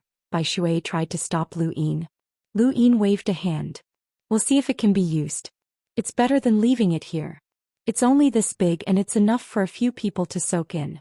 If a fight breaks out later, it won't be good if someone dies. I'll take it with me. Even if I can't use it, it'll be nice to leave it on Mount Supreme as a decoration. He then took out Mount Supreme, intending to take the entire pond away. Bai Shui looked at the pond helplessly, but he couldn't stop Lu Yin. Chapter 1664. Suddenly, her expression turned sluggish as a pair of eyes opened at the bottom of the frigid celestial pond. They met each other's gaze and white water fell to the ground. Elder Zhou Xian was the first to notice, and he subconsciously looked at the bottom of the frigid celestial pond. He saw the same pair of eyes, and in the next moment his mind trembled as balls of spiritual force materialized around his body and exploded. 10 balls of spiritual energy erupted at the same time, and they instantly reached a level of rune lines that neared Master Yuan's power level of 1,000,000. However, that was not all, as the rune lines rapidly overlapped each other. This was not a battle technique but rather a source box array. Lu Yin's pupils turned into runes as he was weakened. Elder Zhou Xian was bombarded by the source box array, and his body swayed as he spat out a mouthful of blood. He had already been heavily injured at Xianxia and he almost lost his footing. At the critical moment, hundreds of thousands of stars appeared around him and he grabbed Lu Yin and retreated. A figure walked out from the frigid celestial pond. It was a man with a resolute expression and cold eyes. He was extremely handsome and his hair was black and white with a hint of gray in the middle. Lu Yin's pupils shrank. This was the Night King clan. Elder Zhou Xian suddenly threw Lu Yin behind him. "Kid, run!" Lu Yin was flung away by a huge force, and the Night King man's figure quickly disappeared. Lu Yin's mind was in chaos. Who was this person? He definitely couldn't have entered the frigid celestial sect after Elder Zhou Xian. From the looks of it, Elder Zhou Xian had been in the frigid celestial pond for a very long time. It was no wonder why Night King Dijiang had escaped to the frigid celestial sect. He hadn't wanted to use the ruins to protect himself, but rather to lure this person out. This person was the source of Night King Dijiang's confidence, and he had been able to injure Elder Zhou Xian with a source box array. Even if it had been a sneak attack, this person's cultivation was probably not lower than Elder Zhou Xian's. Who was this person?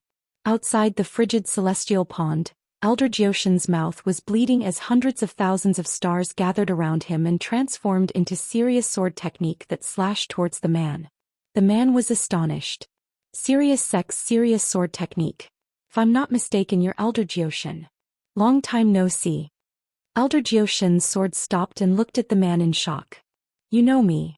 The man's lips curled up and he suddenly disappeared. Elder Zhou Xian knew that something was wrong and he turned around to look. All he saw was a crack in the void as the man chased after Lu Yin. It took a lot of effort for him to regain control of his body. He had just crossed Xing Mountain and he wasn't too far away from the entrance. All he had to do was charge forward. But what happened to Elder Zhou Xian? Are you worried about Elder Zhou Xian? A voice came from behind. Lu Yin's scalp went numb, and he slowly turned around to see the Night King with long hair that reached his ankles. His hands clenched into fists and he was just about to retrieve the chief referee's token when he suddenly remembered that he had given it to Lu Yefei. Who are you? Below them many people saw Lu Yin and the man in the sky. When Xianxia and the rest also saw them and they all looked up. Although they didn't want to admit it, they all believed that Lu Yin was the master of the frigid immortal sect. At that moment Lu Yin felt an intense sense of danger. Facing this man reminded him of the time when he had been trying to escape from the astral trees. Elder Zhou Xian stepped out of Astral Source Universe and appeared beside Lu Yin. He stared at the man. I remember now. You're the second Night King. Lu Yin was shocked. The second Night King? The Night King smiled and looked at Elder Zhou Xian. Back then we were in the new universe. I don't know how long it's been since we parted. That battle is still fresh in my memory. Elder Zhou Xian's eyes narrowed and his expression turned serious. I didn't expect you to still be alive. The second Night King smiled. I'm lucky. He looked at Lu Yin and then at Elder Zhou Xian. Who is he to protect this child? Lu Yin's eyes lit up. The second Night King didn't know what had happened? Just as Elder Zhou Xian was about to speak, the second Night King's face darkened, and he looked outside the ruins. Lu Yin hurriedly shouted, Elder, attack. He's discovered the Day-Night clan. The second Night King's voice turned cold. Who dares to attack my Day-Night clan's ancestral grounds? Elder Zhou Xian raised a hand, and Sirius slashed out with its sword towards the second Night King. The second Night King turned around with a cold gaze. Back then you Neoverse powerhouses forced the first Night King to his death and prevented my Day-Night clan from entering the Neoverse. Are you going to completely destroy my Day-Night clan now? He then tapped out with a finger. Lu Yin was shocked. This was the Night King's immortal finger. In the distance within the frigid immortal sex meeting hall, Night King Di Jiang looked up excitedly at the second Night King. The second Night King was still alive. This was great. The Day-Night clan could be saved. High up in the sky, the finger touched the edge of Sirius's sword. There was no earth-shattering collision as they didn't dare to cause too much of a commotion in the frigid immortal sex ruins. Stars revolved around the Sirius's sword, but in the next moment, a frigid chi wreaked havoc and froze Sirius's sword. Elder Zhou Xian was shocked. Frigid immortal pond's water? Lu Yin knew that things weren't looking good. The Day-Night clan's Night King's immortal finger was an imitation of the frigid immortal sex Immortal guides the way. The second Night King had been cultivating at the bottom of the frigid immortal pond for a very long time, and this finger was infinitely close to Immortal guides the way. It could even borrow the pond's water to freeze all things. Elder Zhou Xian was already heavily injured so he couldn't block it. With a thump, Sirius's sword was frozen and shattered. Nine-lined battle force suddenly appeared at the second Night King's fingertips, and under Elder Zhou Xian's incredulous gaze, the finger pierced right through him and froze half of his body. Back then I was far from being your match. Even the first Night King was no match for you, Elder Zhou Xian. However, I've been cultivating at the bottom of the frigid immortal pond for so many years without slacking off. You're also heavily injured, so how could you possibly be my match? Elder Zhou Xian, today you'll pay for the first Night King's life with your life. Elder Zhou Xian gritted his teeth and his body suddenly vanished. A man appeared in his place, looking down in shock as his body was rapidly frozen and fell to the ground. Sirius Sec's secret technique, stellar transposition. The second Night King snorted and looked down at Elder Zhou Xian, who was half squatting on the ground and coughing up blood. He sneered disdainfully and suddenly looked at Lu Yin. Brat, you're from the Sirius sect, aren't you? You can only blame yourself for following the wrong person and trying to take away the frigid immortal pond. You're courting death. Lu Yin was shocked when he heard the murderous intent in the second Night King's words. He hurriedly replied, I'm from your clan. The second Night King's gaze turned cold and he sneered, nonsense. He then unleashed a spiritual force attack. With the second Night King's spiritual force cultivation, Lu Yin definitely wouldn't be able to block it.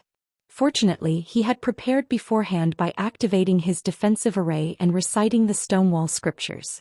As the second Night King's spiritual force swept past, Lu Yin's miniature armor immediately cracked, and his defensive array was completely useless. Lu Yin's brain felt as if it had cracked open, and he lost control of his body and fell to the ground. The second Night King was astonished. You actually survived even if it's just a casual attack. Although it's an attack of will, if you're not an emissary and don't specialize in spiritual force, you won't be able to survive. With that thought in mind, the second Night King unleashed another attack that was even stronger than the previous one. Lu Yin was on the verge of fainting, so there was no way he could block this attack. At the critical moment, Elder Zhou Xian dragged Lu Yin down and barely escaped with his life. The second Night King landed on the ground and locked eyes with Elder Zhou Xian. He raised his hand again and pointed. Die. Second Night King, do you really want to destroy the Day-Night clan? Elder Zhou Xian barked as he stared at the second Night King. The second Night King's finger stopped and his eyes were filled with killing intent. You know that my Sirius sect has Elder Gong. No matter how long you've cultivated or how you created your sourcebox array, it's useless. Elder Gong is a half-step ancestor and he can easily kill you. There's also the Elysian Master and Elder Chan on Everlasting Island. They don't want a powerful Day-Night clan to enter the Neoverse. Do you want to be hunted down by the entire Fifth Mainland? The second Night King narrowed his eyes and lowered his hand. Elder Zhou Xian relaxed. Suddenly, the second Night King's gaze turned cold as his spiritual force materialized and surrounded Elder Zhou Xian and Lu Yin. This was the same sourcebox array that he had used to ambush Elder Zhou Xian at the frozen Immortal pond. Elder Zhou Xian hadn't expected the second Night King to suddenly attack, and he was heavily injured. He couldn't react in time and was surrounded by the spiritual force. If I come out, will the Hall of Honor and Sirius sect let me off? Back then, the first Night King was forced to his death and I suffered the same fate. I have no intention of forgetting that grudge. As for the Day-Night clan, at worst we'll just start over somewhere else. The technocracy or the astral beast domain is fine, but it's still better than waiting to die, the second Night King said. As for you, just treat it as interest. I want to see if Elder Gong can chase me to the edge of the universe. I can die, but this brat is from your Day-Night clan.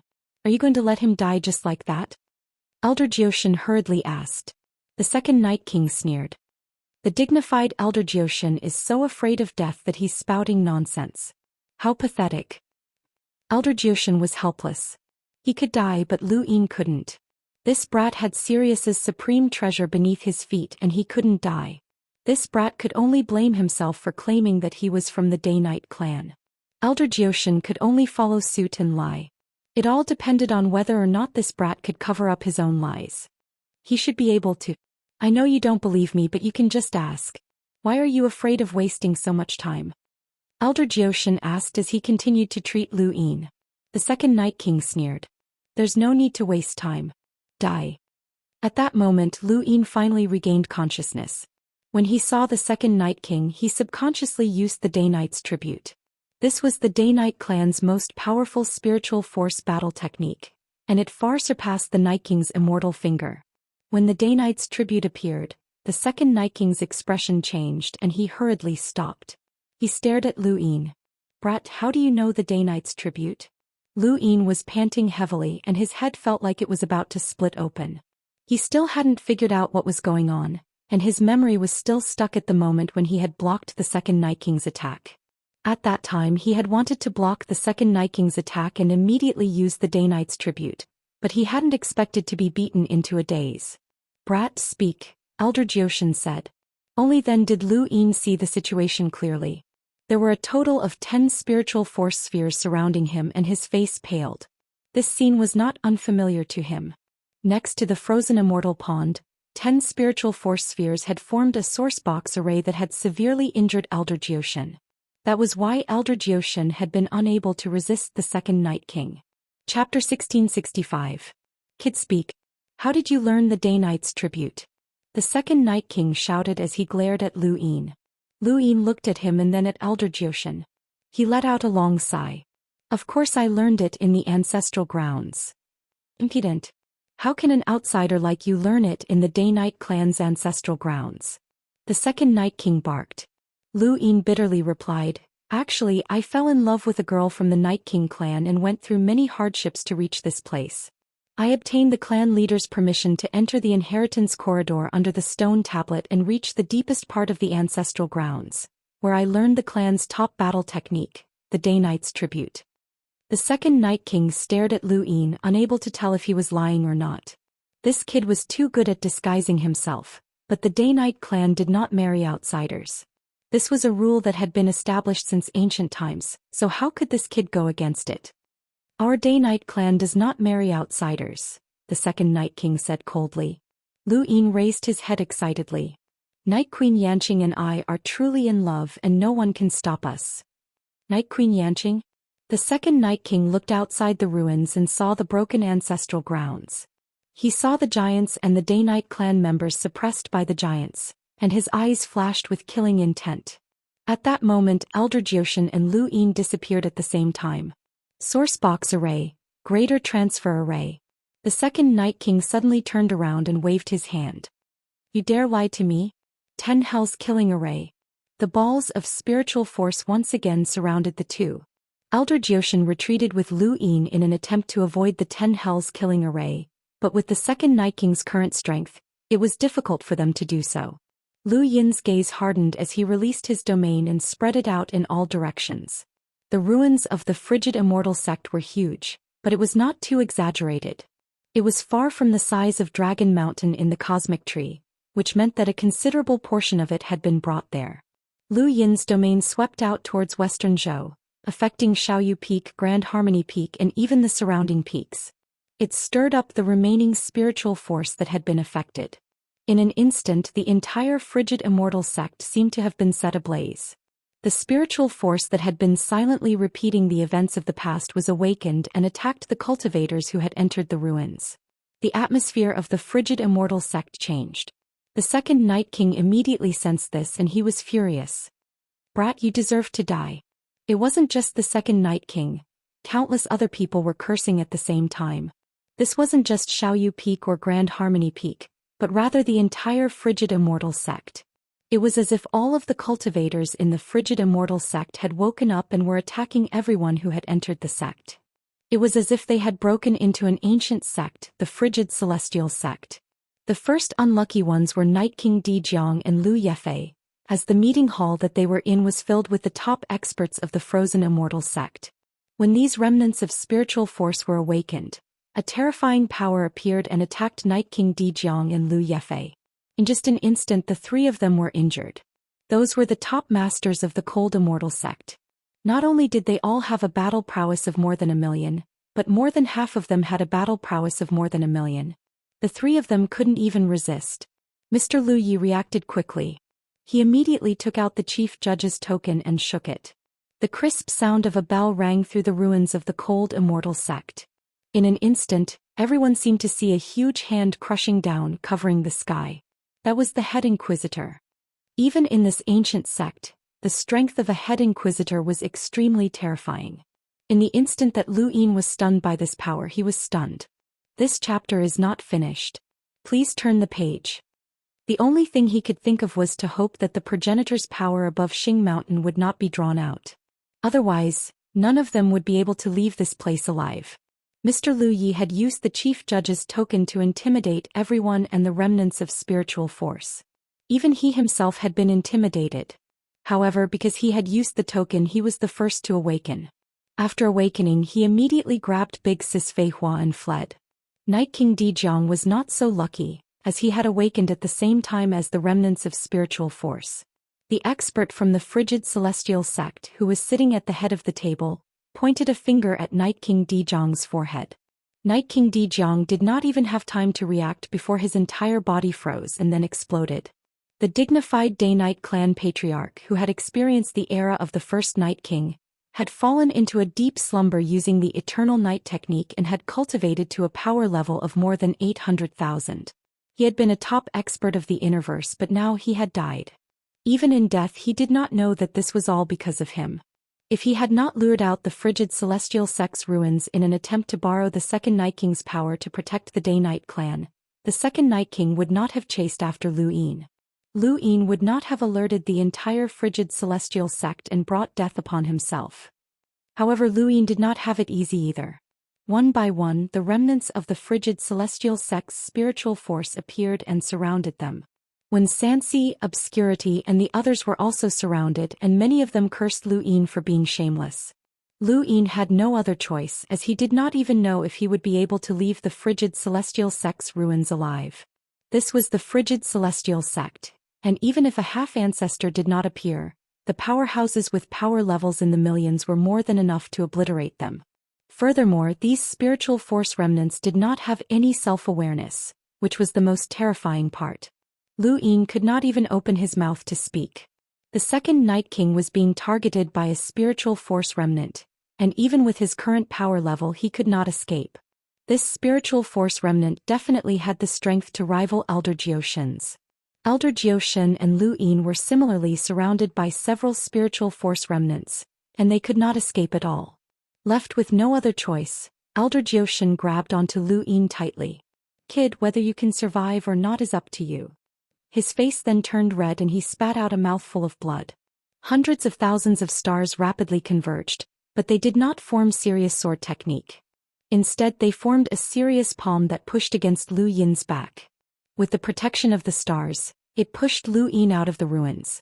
Lu Yin had not expected Elder Zhou Xian to be so selfless. He was willing to be injured again and reduce his chances of escaping, which touched him greatly. However, his emotions did not last long, as Elder Zhou Xian disappeared and was replaced by a Day-Night clan member who was instantly pulverized. It was stellar transposition. Lu Yin did not have time to think. His body rushed out of the ruins under the protection of the stars. Behind him, a spiritual force remnant raised its hand and used secret technique, cloud fall. The stars around Lu Yin were all frozen in place.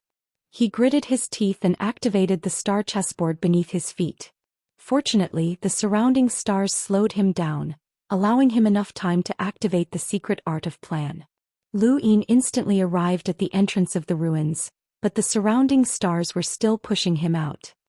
He looked back hoping to catch a glimpse of the second Night King, but in that instant his vision shifted from near to far away. Perhaps it was because the secret art of plan had stirred up space, but he saw Bai Shui jump into the distant frigid immortal pond. With a whoosh, Lu Yin was pushed out of the ruins by the stars, smashing apart small planets around Night King's planet along the way. Finally, he crashed into an enormous spacecraft. Cough cough. Lu Yin clutched his chest and moved his body. It hurt so much. Where was Elder Zhou Xian? This chapter is not finished. Please turn the page. Just as he was about to leave the spacecraft, he heard a voice that caused him to turn around. Captain, long time no see. Lu Yin turned around and saw the hateful smiley fox's face not too far away. It had a strange smile that sent chills down one's spine as it swung its butterfly. The butterfly knife approached step by step. Silver. Lu Yin's voice was low and filled with shock. Silver beamed at Lu Yin as he slowly approached. As expected of the captain, you're not even injured.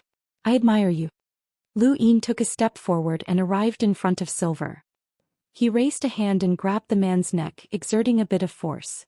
Silver was unable to resist at all, or rather he had no intention of resisting. He allowed Lu Yin to lift him up with a pale face. Captain, there's no need to be so enthusiastic, Silver said, still beaming. Even though he was only a step away from death, there was still a third transformation ghoul behind him. However, that ghoul was no threat to Lu Yin and could be destroyed with a single slap. Lu Yin lifted Silver up, but he did not say anything. Instead, he suddenly flung him out, using overlaying stacks to push Silver to the ground. Silver spat out a mouthful of blood and was in a sorry state. Lu Yin glanced at him and then looked towards the ruins of the frigid immortal sect with a solemn expression. He only relaxed when he saw that the remnants of spiritual force had not come out. He did not know whether it was because they could not or for some other reason. Outside the spacecraft, Qin Huang arrived with Ku Wei on his shoulder. Master, are you all right? I'm fine. Go back, Lu Yin said. Ku Wei still wanted to enter, but Lu Yin said, keep an eye on the Day-Night clan members. Don't let them run around. Ku Wei was helpless. Yes, master. Only then did Lu Yin turn his attention back to Silver. Silver was sprawled on the ground with blood at the corner of his mouth. He looked up at Lu Yin with the same chilling smile, but there were still traces of blood on his face, making him look even more miserable. It's been a long time since we last met. Your smile is still as annoying as ever, Lu Yin said as he looked down at Silver. Silver wiped the blood from his mouth and struggled to get up with a pained expression. It hurts, Captain. It's been a while, but you've gotten even stronger. You're far stronger than you were during the Sovereign Tournament. Now you can easily deal with powerhouses with a power level of over 500,000. Amazing. Lu Yin looked at him. Since you know that, why are you still standing in front of me? Silver shrugged. I can't help it. I have to show my loyalty. Lu Yin frowned, but he did not say anything. He just continued to look at Silver. Silver smiled. Captain, you used the Death God's power in the final battle of the Sovereign Tournament. From then on, you became the master of death energy. Have you ever thought about leading the Spectre clan back to glory? In the entire universe, only the Spectre clan has the same power as you, Captain. Lu Yin understood what Silver was saying. The Spectre clan was the same as the Ghost Abyss of the Astral Tree. They were both death energy users, and the two might have come from the same lineage. Back in the Astral Tree, someone from Ghost Abyss had died to save Lu Yin, claiming that he was the master of Ghost Abyss. Prince Guiqian had also said that anyone who used death energy was a descendant of the death god. Lu Yin was the death god's successor and the master of all death energy. Silver's words were exactly the same as Prince Gui Qian's. But would Lu Yin believe him? Only an idiot would believe that. No one would accept a random person as their master, let alone people like Silver and Prince Gui Qian. The Spectre clan and the Shi family had both suffered heavy losses, and in order to protect themselves, they had not hesitated to join the Neo-Human Alliance. This clan had no bottom line, just like the Sylvan Dragons. Lu Yin did not believe that they would randomly pledge their loyalty to him. End of chapter. Chapter 1666. What are you trying to say? Silver opened his eyes and his gaze was as sharp as a sickle. Captain, you are the future king of the Spectre race. We must pledge our loyalty to you. Lu Yin met Silver's eyes and he suddenly laughed. Pledge your loyalty to me? Alright, tell me the location of the Eternal Kingdom. Once I deal with the 7 sky gods, I'll allow you to pledge your loyalty. Silver smiled and said, Captain, you don't believe me? It seems like Captain doesn't understand the death god's power at all. He raised his hand and drew a star chart in the air. Captain, there's something you need here. Take a look when you have time. Lu Yin looked at the star chart. This unfamiliar place was actually the astral wilderness. The flying willow leaves escaped from the ruins. If not for the head referee's order, then their fates would not have been any better than Night King Dijiang's. Within the spacecraft, Lu Yin memorized the coordinates on the star chart. That's all you want to say? Silver shrugged. Of course not. Actually, I didn't come here alone. My target this time wasn't you, Captain. It's just that you just happened to fall into my spaceship. It's fate. Who is your target? Lu Yin asked. Silver turned to look at the ruins and so did Lu Yin. It just so happened that the second Night King had rushed out of the ruins in a sorry state. As expected, the remnant essence energy was unable to leave the ruins. When the second Night King rushed out, they immediately turned back. When he saw the second Night King emerge, Lu Yin's expression changed. Captain, don't worry. Someone will help you deal with the second Night King. Silver knew what Lu Yin was worried about and smiled. At the entrance of the frigid Immortal sect's ruins, the second Night King was panting heavily. The gaping wound on his back was rapidly healing, and a clear scar could be seen on his right shoulder. He had also been injured.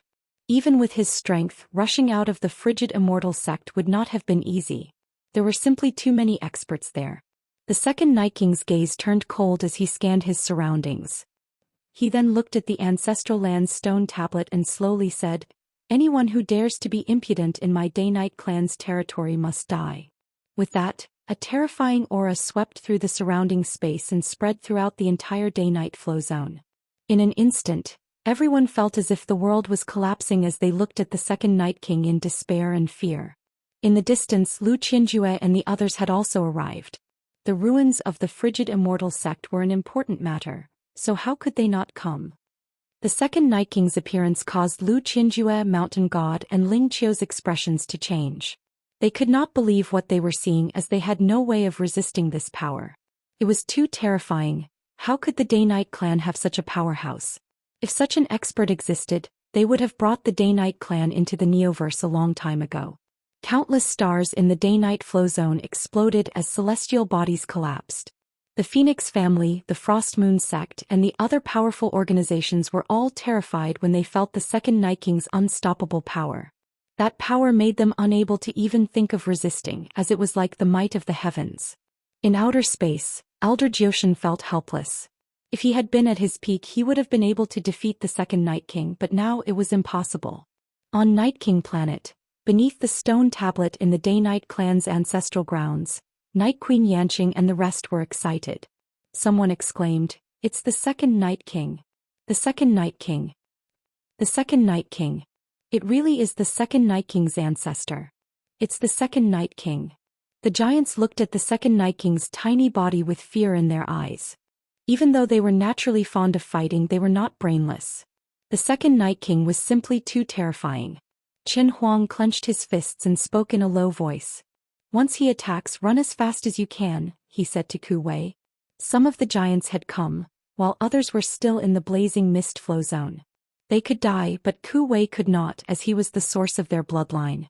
Ku Wei's expression turned ugly and his lips were dry. How could there be such a terrifying old monster?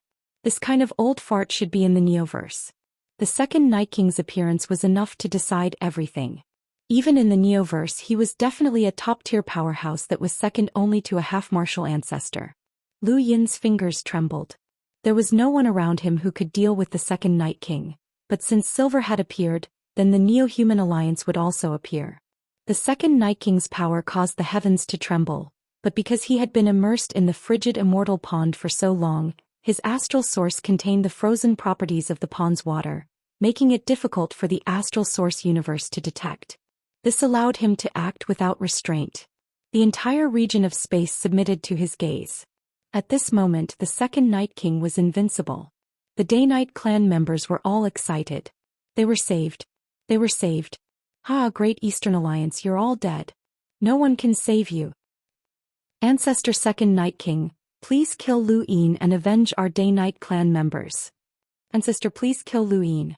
Ancestor, please take action. The second Night King heard the Day-Night clan members' cheers. Who is Lu Yin? A deafening voice reverberated through the heavens, causing many distant planets to explode. No one dared to move. On Night King planet, Night King Yuanjing raised his head and shouted, Ancestor, Lu Yin is the enemy who destroyed our Day-Night clan. He's our archenemy. He overturned the Day-Night flow zone, destroyed the first Night King statue, ascended to the Vigil Pavilion, killed the most talented descendant of our Night King clan, stole the inheritance stone, released the Day King bloodline, destroyed the ancestral land stone tablet, and now he wants to enslave our Day-Night clan. Lu Yin is an enemy that our Day-Night clan must kill. The second Night King's eyes trembled. Who is Lu Yin? On the spacecraft, Lu Yin's expression did not change. Silver looked at him. Captain, aren't you afraid? Lu Yin smiled. Who's from the Neo-Human Alliance? Which one of the 7 sky gods? Silver smiled. During the battle in the Cosmic Sea, the Witchling god personally sent out experts to deal with everyone, but in the end they helped you. If I'm not wrong, you're playing with fire. Lu Yin did not respond. On Night King planet, Night King Yuanjing raised a hand and drew in the void. He drew an image of Lu Yin and pushed it out with his palm. The image gradually enlarged until finally, a young man's image appeared in outer space. It was extremely lifelike, and it was Lu Yin. Night King Yuanjing had drawn the tyrannical look in Lu Yin's eyes. When the second Night King saw Lu Yin's image, his face turned ashen. He's Lu Yin. Yes, he's Lu Yin, our Day-Night clan's archenemy. Ancestor, please kill him. Night King Yuanjing shouted. The other Day-Night clan members also shouted, but the giant and Lu Xinjun who were suppressing them did not dare to move. Under the second Night King's pressure, no one dared to move. The fury in the second Night King's heart was enough to burn the heavens. Lu Yin had indeed lied to him. This brat had said that he was in love with Night Queen Yanqing, that he had received the Night King clan's approval, and that he had even been allowed to learn the Day-Knight's tribute. Everything had been a lie. What a bastard. Lying to him was one thing, but this brat was actually the culprit who had nearly destroyed the Day-Night clan, and he had escaped right under his nose. This was unforgivable. The second Night King suddenly looked at Lu Yin, who was still inside the spacecraft. The void exploded as the entire spacecraft shattered, revealing Lu Yin and Silver inside. Silver was pushed back by the second Night King's aura, and his face turned even paler. Lu Yin stood there quietly. In the distance, Elder Jioshan had a bad feeling. I'll pull out your tendons and skin you alive, but I won't kill you. I'll hang you in my Day-Night clan's ancestral land for 10,000 years as a warning to others, the second Night King said coldly as he slowly raised his hand under the fervent gazes of the Day-Night clan members. Night Queen Yanqing, Night King Gu, Night King Yuanjing, and the others all looked on with fervent gazes. On Night King planet, Xue Day-Night's face was pale, but her eyes were filled with stubbornness and determination. She immediately used Night's End, Daybreak, in an attempt to stop the second Night King, even if it was just for a second. The second Night King was astonished, and he looked at Night King planet and saw Xue Day-Night. Night's End, Daybreak? That's the Day King's battle technique. You're a descendant of the Day King. Night King Yuanjing shouted, Ancestor, the Day King's descendant has betrayed our Night King bloodline and colluded with Lu Yin to destroy the Day-Night clan and completely destroy our Night King clan. The second Night King's eyes narrowed. How dare you betray your own clan? You deserve to die. Kneel. His voice shook Night King planet. Zhou Xian looked as if she had suffered a heavy blow, and she spat out a mouthful of blood as she fell to one knee. Lu Yin leaped out from outer space. Second Night King, I'm the one who wants to destroy the Night King clan. You're blind and have the wrong target. The second Night King sneered and reached out to grab Lu Yin. He didn't even bother to speak. At that moment, a voice rang out from another direction, accompanied by a terrifying number of rune lines. In Lu Yin's eyes, this rune line count was no less than the second Night King's. Another top-tier expert had arrived. Second Night King, congratulations on leaving seclusion. The voice was gentle and refined like a spring breeze. The second Night King paused and turned around to see a middle-aged man with an ordinary appearance. At first glance there was nothing special about him. Who are you? The man smiled. You can call me Mr. Feng. I'm from the Eternal Kingdom. The second Night King's expression changed. The Neo-Human Alliance? Mr. Feng clasped his hands behind his back. That's right. Would you be interested in joining my Neo-Human Alliance, Second Night King? The second Night King's eyes narrowed. According to the rules of the universe, anyone who encounters the Neo-Human Alliance must be killed. He then pointed out a finger, causing the void to freeze. It was the Night King's immortal finger. Mr. Feng remained calm in the face of the Night King's immortal finger, and he had no intention of dodging. Must be killed? Then what about the first Night King?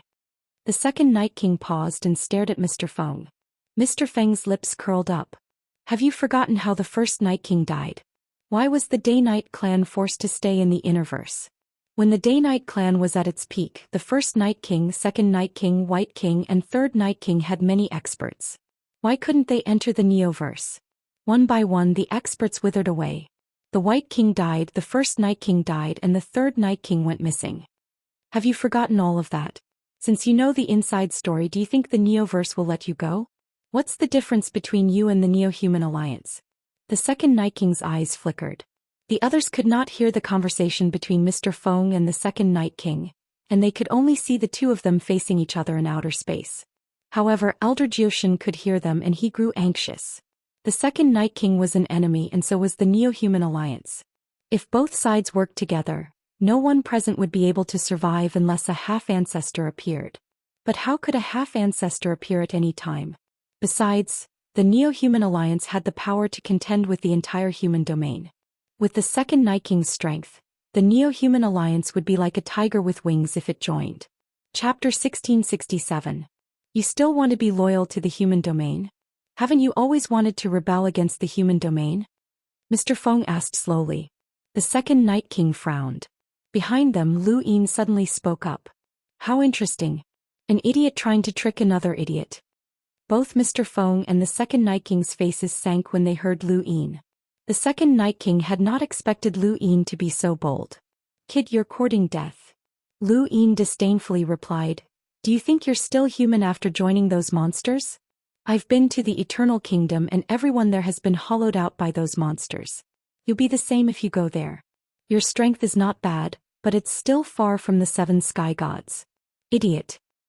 How dare you? The second Night King reached out to grab Lu Yin. Mr. Feng's expression turned ugly. He had wanted to kill Lu Yin for a long time, especially after the Sovereign's battle. This kid's innate talent and strength were too monstrous. If possible, Mr. Feng would rather watch the second Night King destroy this kid. But that was not possible. The witchcraft spirit god and even the most mysterious Bai Wuxian had given orders to protect Lu Yin at all costs. Mr. Feng was well aware of the 7 sky gods' methods, and if he allowed the second Night King to kill this kid, Lu Yin would die as well. The second Night King reached out to grab Lu Yin, but he did not want to kill him. Just as she had said, he wanted to skin Lu Yin alive and make him suffer as a warning to others. Just as he was about to grab Lu Yin, Mr. Feng made a move. The second Night King suddenly pulled back and looked at Mr. Feng fearfully. Mr. Feng, what is the meaning of this? Mr. Feng replied, this kid's innate talent is extremely great, and the 7 sky gods have specially chosen him to be transformed into a corpse king. He cannot die. No, he has caused too much damage to the Day-Night clan. He must die. The second Night King shouted. Mr. Feng's expression darkened. I said that he cannot die. Do you want to become the Neo-Human Alliance's enemy? The second Night King sneered. What a joke. Am I not as important as this kid? I can't compare, Master Feng said directly. The second Night King's eyes went wide and Mr. Feng raised his head. This kid has the power of the Grim Reaper. He must be captured. The second Night King was shocked. What did you say? The power of the Grim Reaper? He suddenly looked at Lu Yin, his eyes filled with disbelief and fanaticism. Lu Yin frowned. There was no suspicion in the second Night King's gaze, but it was as if he had seen a peerless treasure and was trying to obtain it. What did this mean? He believed it.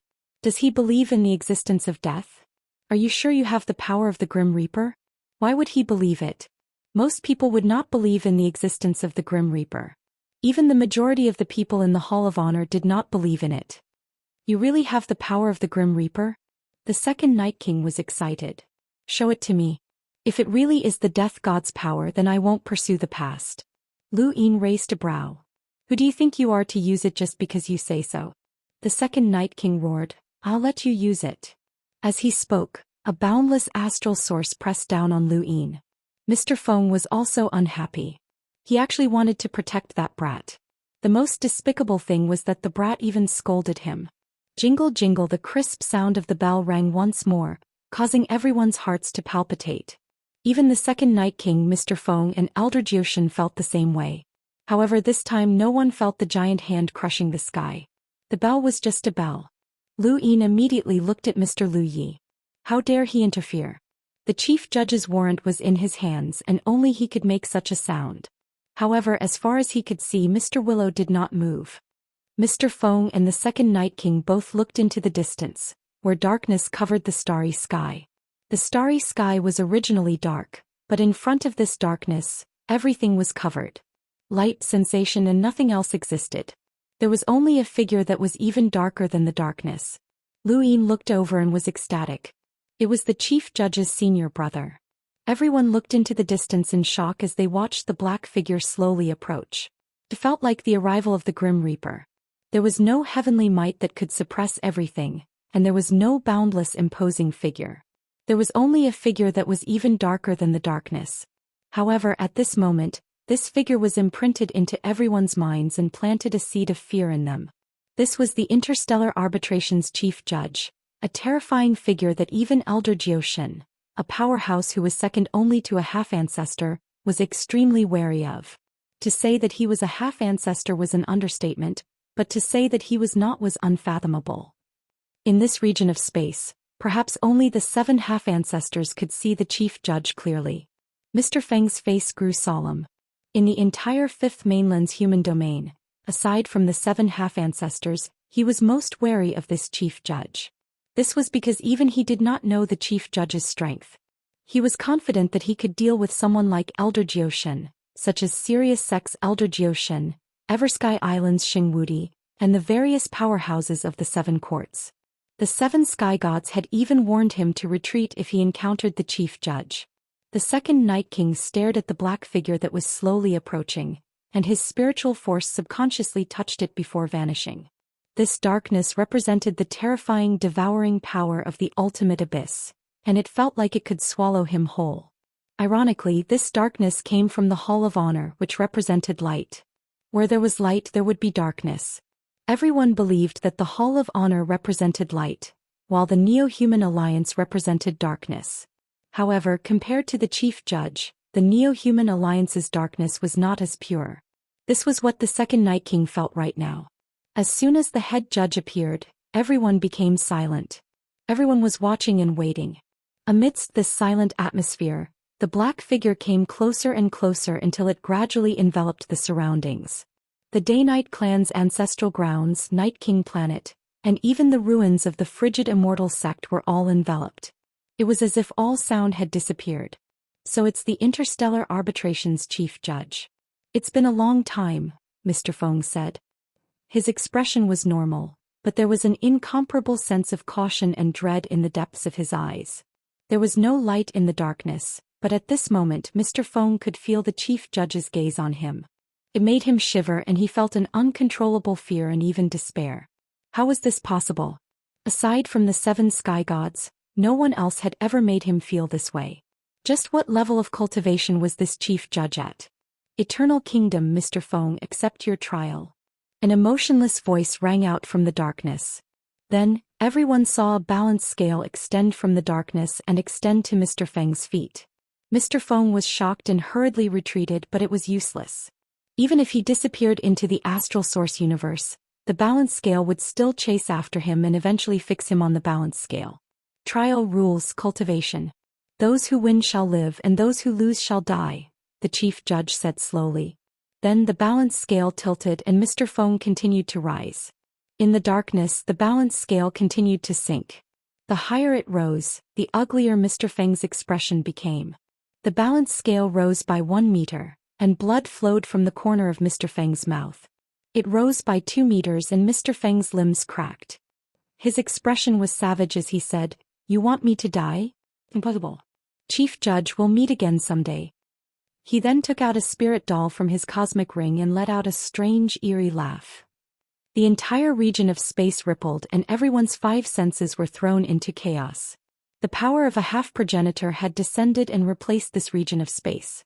When everyone recovered, they saw that Mr. Feng had disappeared from the other side of the balance scale, and in his place was a shattered spirit doll. Mr. Feng had used the spirit doll to die in his place, allowing him to avoid being killed. Lu Yin was shocked, as this was the innate gift of the chief judge's senior brother. It was too strange. Mr. Feng was an absolute powerhouse and he should be second only to a half-progenitor. He was on the same level as Elder Zhou Xian and the second Night King, but he hadn't even been able to retaliate. He had only been able to escape with the help of a half-progenitor's power vessel, and even if he had managed to escape, his injuries had definitely not been light. From start to finish, the chief judge's senior brother hadn't even shown his face. The difference was too great. Even if a half-progenitor had made a move, would there have been such a huge difference? Lu Yin wasn't sure. He suddenly thought of Mr. Mu's standards for accepting a disciple, and he was astonished. Lu Yin knew that he had encountered countless opportunities, but he had barely met Mr. Mu's standards for accepting a disciple. The chief judge was also Mr. Mu's disciple, and he had joined the sect even earlier than Lu Yin. The chief judge's innate gift might not be any less than Lu Yin's. Lu Yin suddenly felt a chill run down his spine, and he thought about how much of a difference there was between himself and enlighters like Xianxia. If the chief judge was compared to Mr. Feng, Elder Zhou Xian, and the others who were on the same level as him, then that would be terrifying. Lu Yin couldn't even begin to guess how strong the chief judge was. Was he really weaker than the 7 half-progenitors? Mr. Feng's miserable state made the second Night King's hair stand on end, and he stared at the chief judge in disbelief.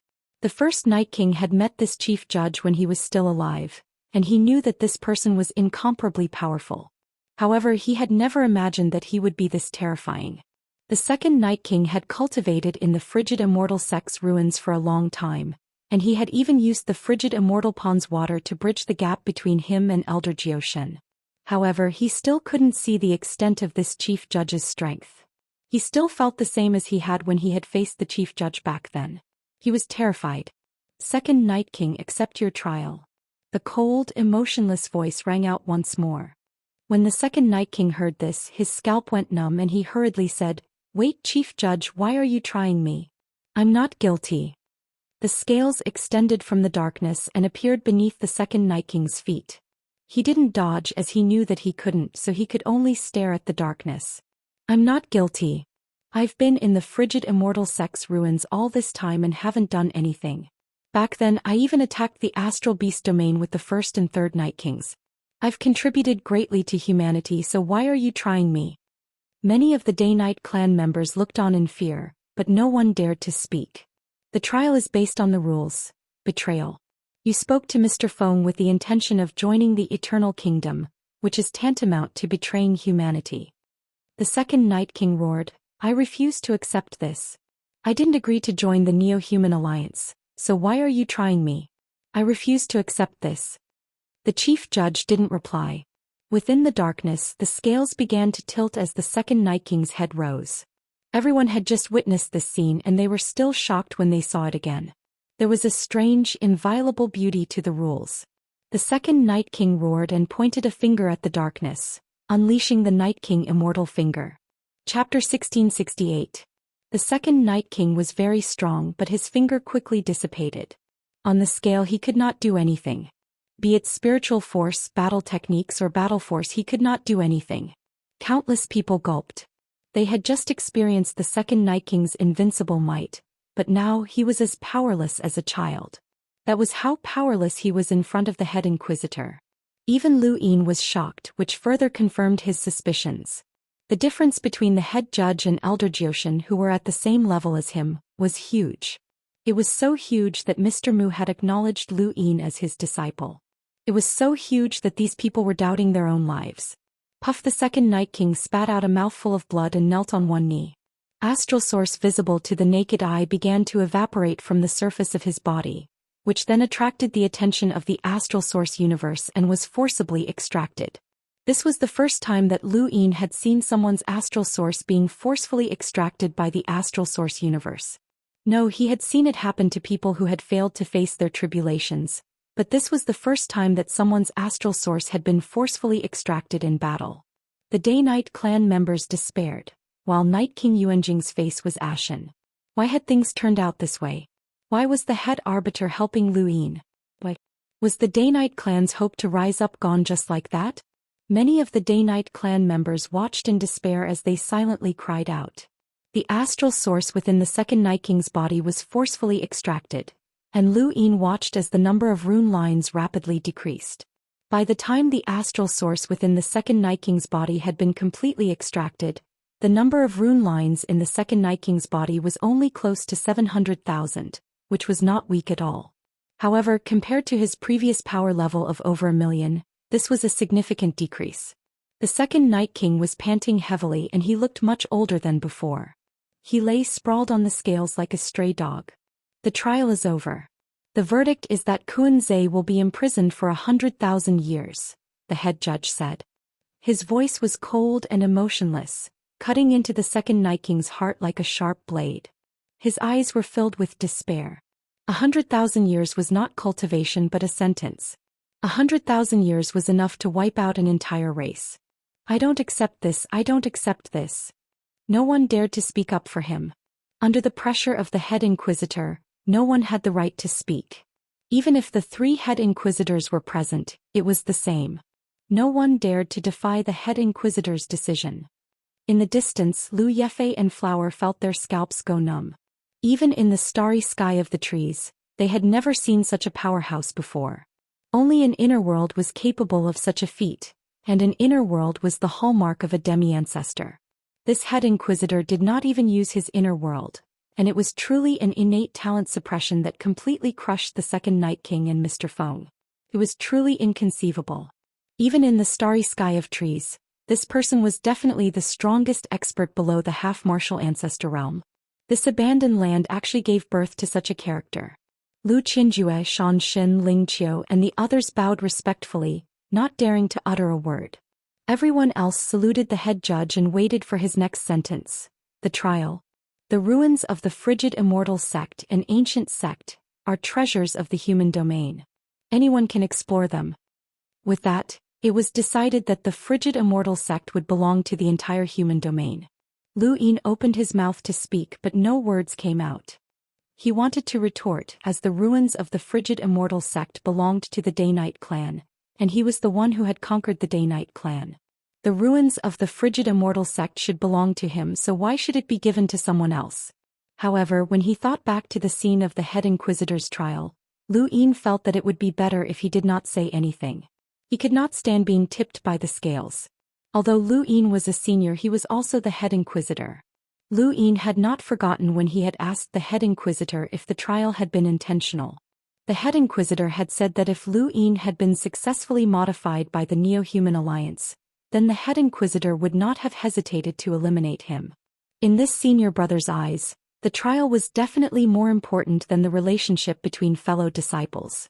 Merely to say that the head Inquisitor disappeared, most likely heading to the ruins of the frigid immortal sect. Not long after the head Inquisitor disappeared, the rest of the group entered the ruins of the frigid immortal sect one after another. Now that the ruins of the frigid immortal sect had been restored, and they had obtained the head Inquisitor's permission, they naturally wanted to go in and search for opportunities. Now that everyone knew what a remnant of spiritual force was, it would be difficult for anything to go wrong. Lu Yin ordered for all of the Day-Night clan members to be imprisoned and brought to the blazing mist flow zone. The second Night King should have been suppressed in the void by the head Inquisitor and would only be taken away when Lu Yin left. What awaited him was a sentence of 100,000 years, which was unbearable. This fellow was unlucky as he had not even had the chance to show off before being imprisoned. All he had done was exchange a few words with Mr. Feng. He could only blame himself as he had fully expressed his dissatisfaction with the various powers of the Neoverse, especially the Hall of Honor. It was already good enough that the head Inquisitor had not sentenced him to death. "You're lucky that you weren't sentenced," Lu Yin said calmly. He was speaking to Silver. Silver rubbed his chest and stood up. "I'm just a small fry, so how could the head Inquisitor notice me? Captain, if the head Inquisitor finds out about you one day, what do you think will happen to you? Death? Or Kunze?" Lu Yin looked at him. "I didn't do anything and I've never betrayed humanity. Why would I be sentenced?" Silver smiled. "Captain, you should think about how to explain Mr. Feng's actions." He then waved his hand. "Remember to take a look, Captain. The Spectre clan will always support you." With that he left. Lu Yin's face sank. Mr. Feng had protected him twice in order to obtain the Death God's inheritance, but would the head Inquisitor believe him? Lu Yefei found Lu Yin and returned the head Inquisitor's token. They did not want to enter the ruins of the frigid Immortal sect again, as they had all been injured and needed to recuperate. Lu Yin found Elder Zhou Xian and thanked him repeatedly for saving his life. Elder Zhou Xian replied, "Don't thank me. If you want to thank someone, thank the Sirius sect. Remember your oath. You will always be a disciple of the Sirius sect." Lu Yin solemnly replied, "This disciple understands." Elder Zhou Xian nodded. His injuries had been too severe, and it would be difficult for him to recover without 100 years of recuperation. It was all this brat's fault. The more he looked at Lu Yin, the more annoyed he felt. Lu Yin stared at Elder Zhou Xian. Although this elder looked young and had saved Lu Yin's life, he was actually quite crafty. Before entering the ruins of the frigid Immortal sect, he had used a secret technique to mark a member of the Day-Night clan. Otherwise, he would not have been able to escape with stellar transposition. Lu Yin also entered the ruins of the frigid Immortal sect. He had not forgotten the scene of Bai Shui jumping into the frigid Immortal pond. That woman was a descendant of the Bai family, so she definitely knew something. Lu Yin entered the ruins of the frigid Immortal sect again, but aside from the destruction of the mountains and the remnants of the battle, there were no other differences. Lu Yin's attention was immediately drawn to the head Inquisitor, who was standing outside of Execution Mountain. The sky was dark and it was obvious that he was planning to enter. Lu Yin hurriedly stopped him and transmitted his voice into the darkness, afraid that the head Inquisitor would be struck by a progenitor's power. No matter how strong the head Inquisitor was, he was just a slightly larger ant compared to a progenitor. Even a half-ancestor was an ant. This was the difference between their levels. As Lu Yin transmitted his voice into the darkness, the sky suddenly cleared up and the darkness disappeared. Everyone looked up and heaved a sigh of relief. The head Inquisitor had left. Lu Yin looked at Execution Mountain. He left. He didn't even say goodbye. Wait, could he have entered Execution Mountain? "You've been inside?" A cold voice came from behind him, startling Lu Yin. He turned around and saw a ball of darkness, but it was not that big. It was just a humanoid figure. "Senior, please make some noise before you speak next time." Lu Yin was speechless. He had been truly frightened, as the head Inquisitor had not revealed his rune lines at all. It was not difficult for top experts like Elder Zhou Xian and Mr. Feng to conceal their rune lines. "You've entered Execution Mountain?" the head Inquisitor asked. Lu Yin nodded. "I've climbed it before.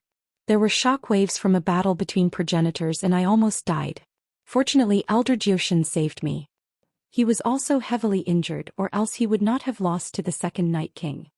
The head Inquisitor was always a ball of darkness, and it was impossible to tell where he was facing or where he was looking. "Senior, can you not always be a ball of darkness?" Lu Yin probed. "Call me head Inquisitor," the head Inquisitor replied. Lu Yin rolled his eyes. "Head Inquisitor, can you reveal your true appearance? I'm your junior after all. You can't be like this when you see Master, right?" "Yes," the head Inquisitor replied. Lu Yin was shocked. You're like this when you see master? The head inquisitor moved past Lu Yin and headed into the distance. Did I not answer clearly enough? Lu Yin hurriedly chased after him. Head inquisitor, why are you here? Weren't you in seclusion? I came out. Then why are you here? Do I need to explain to you? Head inquisitor, are you going to explore the ruins of the frigid immortal sect? The head inquisitor suddenly stopped. Sometimes benefits need to be shared, not monopolized. Lu Yin blinked. I don't want to monopolize it. Where are you going? The head inquisitor asked. The frigid immortal pond. Together. Lu Yin was puzzled. You're interested in the frigid immortal pond? By the way, have you been to the astral tree before? The head inquisitor didn't answer and quietly headed in the direction of the frigid immortal pond. Lu Yin had no choice but to face the head inquisitor as if he was facing a wall. Fortunately, he didn't have to worry about his safety. Even if the remnant essence of the frigid immortal sect was disturbed again, the head inquisitor would ensure his safety. Moreover, the head inquisitor wouldn't fight with Lu Yin for anything good. Lu Yin sped up towards the frigid immortal pond. Otherwise, all the good stuff would be taken away by Bai Shui. That woman was smart enough to directly jump into the frigid immortal pond if her remnant essence was disturbed. Soon the two arrived at the frigid immortal pond. Looking at the small pond, Lu Yin remembered that the second Night King was hiding below. He hadn't noticed him when he first arrived. No, he hadn't noticed him. Elder Zhou Xian should have noticed as well. This pond wasn't as simple as it seemed. Head Inquisitor, let's jump in, Lu Yin said. The head Inquisitor didn't move. Lu Yin didn't hesitate and jumped in.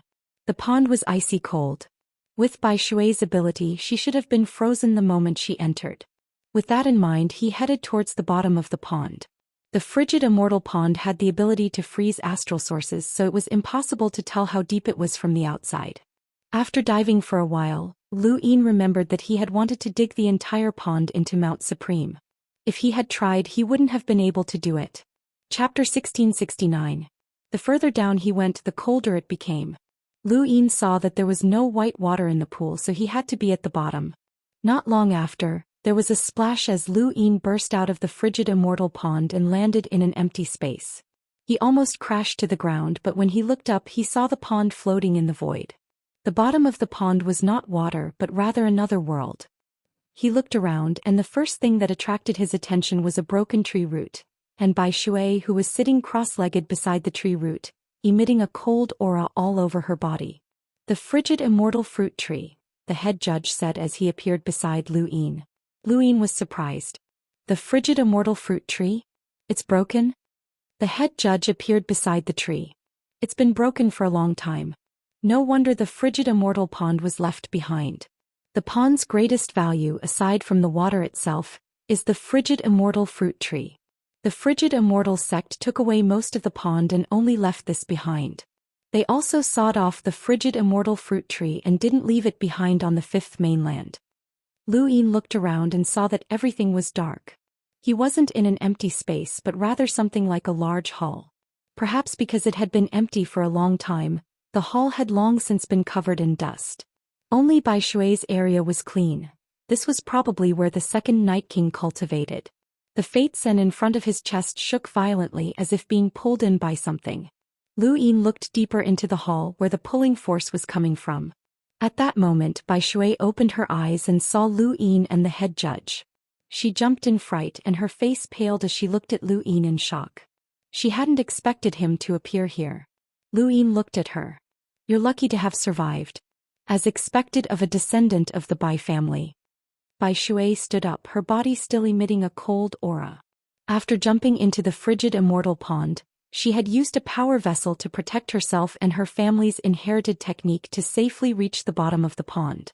Even so, her cultivation was still too low, and she had been eroded by the cold aura until now. She had thought that she was the only one here, but when she opened her eyes, Lu Yin had arrived. In her memory, she had jumped into the pond, reached the bottom and did nothing else. Then Lu Yin had appeared. This person was truly inexplicable, she couldn't get rid of him. What was even stranger was that there was a different person beside her. It was no longer the youth but a black shadow. Alliance leader Lu, why are you here? Bai Shui asked. Lu Yin smiled. And why did you come down? Bai Shui's eyes flickered as he thought about how to answer. Lu Yin did not make things difficult for her. This is your Bai family's territory and there are some things that only your family knows about. I won't make things difficult for you and you can say whatever you want. However, if I hadn't dealt with the Day-Night clan, you wouldn't have been able to find this place even if you died. Shouldn't you repay me in some way? Back then I also saved your life.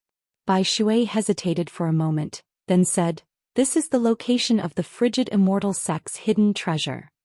The frigid immortal sect's treasure trove? The head judge did not react at all. He was a black shadow. No matter how surprised he was, no one would be able to tell. Correct. The frigid immortal sect's secret storehouse is at the bottom of the frigid immortal pond. I came here to find what my ancestor left behind for his descendants, said Bai Shui. It looks like your Bai family's ancestor didn't think things through. If it weren't for me, you wouldn't have been able to obtain the so-called inheritance for your descendants in this lifetime. Bai Shui bowed deeply. Thank you, Alliance Leader Lu. In return, Bai Shui is willing to share the inheritance with you. If Alliance Leader Lu needs anything, Bai Shui will not refuse. Lu Yin did not mind. Even if she refused, it would be useless. She had only said this to force a favor. If there really was something that the Bai family's ancestors had left behind for their descendants, then Lu Yin was confident that he could take it with a clear conscience. This was how the world of cultivation worked, where nothing could absolutely belong to anyone. Lu Yin was well aware of the Bai family's conduct in the Starry Sky Tree Cold Immortal sect. If possible, Lu Yin hoped to loot the entire Starry Sky Tree Cold Immortal sect, and not just take the so-called things left behind for their descendants. Bai Shui had no choice as she had no choice in front of Lu Yin. Where is it? Lu Yin asked. Bai Shui replied, the secret storehouse is still inside. Please follow me, Alliance Leader Lu. She then bowed and headed deeper into the hall. The head judge did not speak the entire time. He seemed very mysterious and Bai Shui was very concerned. Have you ever considered that if we were killed by the second Night King and he returned, you wouldn't have been able to escape either? Lu Yin suddenly asked as they walked through the dust-covered hall. Bai Shui froze and then she replied, as long as there's a chance I won't give up. Only by obtaining the inheritance will my Bai family have a chance to rise up in this universe. Lu Yin's eyes narrowed and he did not say anything else. He quietly followed Bai Shui, and he realized that she was walking in the direction that the Fates and had been drawn to. Clearly, the thing that had attracted the Fates and was in the frigid immortal sect's secret storehouse. The hall was dark and serene and the three of them did not walk very quickly. They had some misgivings, mainly because they were worried about the remnants of spiritual force in this place. Fortunately, they did not see any spiritual force even after reaching the end of the hall, which allowed Lu Yin to relax.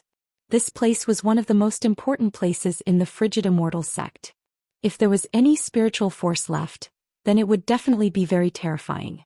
It would be at least on the same level as the head judge and it might even be a half-ancestor. We're here, Bai Shui said excitedly as she looked at the giant bronze door in front of her. This was where the frigid immortal sect's secret storehouse was located. Lu Yin saw that the bronze door was 1,000 meters tall, and there were all sorts of carvings on it. He did not care about these things, but what surprised him was that he saw 9 grains of fates and embedded on the door. There was a very strong pulling force in front of his chest, which should have come from these 9 grains of fates. Why had the fates and been embedded on the door by the frigid immortal sect? No, this method of embedding did not seem to have been there from the beginning. It seemed more like it had been added later. The head judge slowly approached the door and quietly observed it. Bai Shui asked Lu Yin in a low voice, "Who is this?" Lu Yin calmly replied, "The head judge of the Interstellar Court." Bai Shui was shocked. The head judge? Lu Yin nodded. He had told the truth so that Bai Shui would not play any tricks. This woman looked delicate and weak and she seemed to be someone who would repay any kindness, but that was only because she had no other choice. When Lu Yin and Elder Zhou Xian had been chased by the second Night King, this woman had jumped into the frigid immortal pond without hesitation.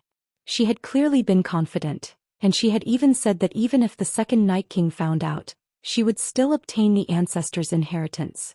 Lu Yin felt that this was even more nonsense. The ancestor was already dead, so what use was there for the ancestor's inheritance? It would only benefit the second Night King. She definitely had a way to deal with the second Night King who might return. This secret lay behind the bronze door. Bai Shui looked at the black figure in shock. The head judge of the Interstellar Court was a title that had resounded for far too long. It was as if this person had existed since the beginning of history until now. She would never have dreamed that Lu Yin would be with the head judge. Let me ask you, does the frigid immortal sect have a habit of collecting fates? Lu Yin suddenly asked, looking at the 9 grains of fates and above the door. Bai Shui shook her head. I don't know. There are very few records left behind by the ancestors, and there are no records of fates. Lu Yin walked past Bai Shui and arrived before the bronze door. He placed a hand on it, and it felt as cold as the water of the frigid immortal pond. However, it also had a trace of warmth and an indescribable hardness. He reached out and used his star energy to wrap around the 9 grains of fates and then try to remove them. To his surprise, he found that it was very easy. The grains were easily removed and placed in his hand. However, the pulling force in front of his chest did not disappear. There was still something behind the door that was attracting the fates and within his body.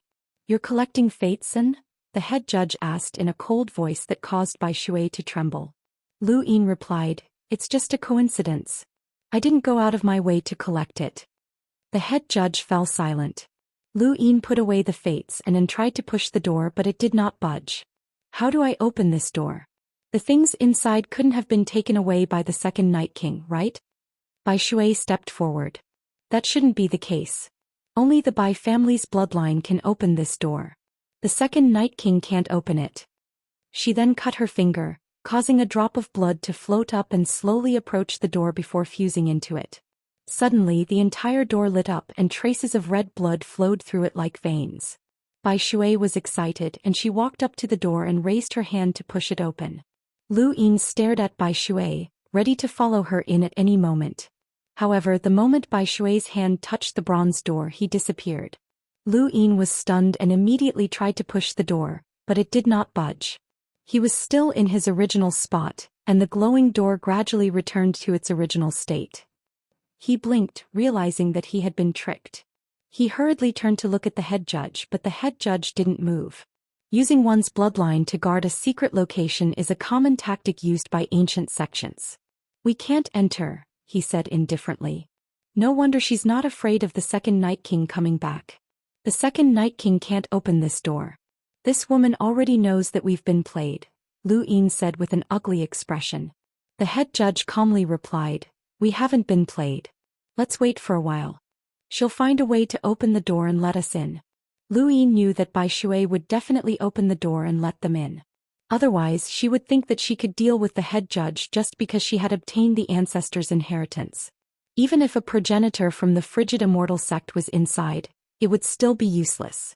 However, she would have already obtained what she wanted by then. Since this woman was confident that she was not afraid of the second Night King, it meant that the item inside was no small matter. It was the type that no one could snatch away once they obtained it. Even if they entered and saw Bai Shui, they would not be able to force her to hand it over.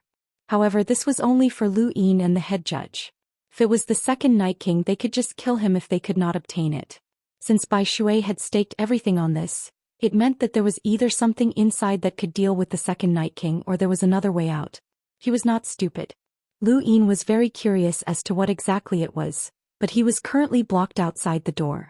To Lu Yin, entering a treasure trove and returning empty-handed was simply unthinkable.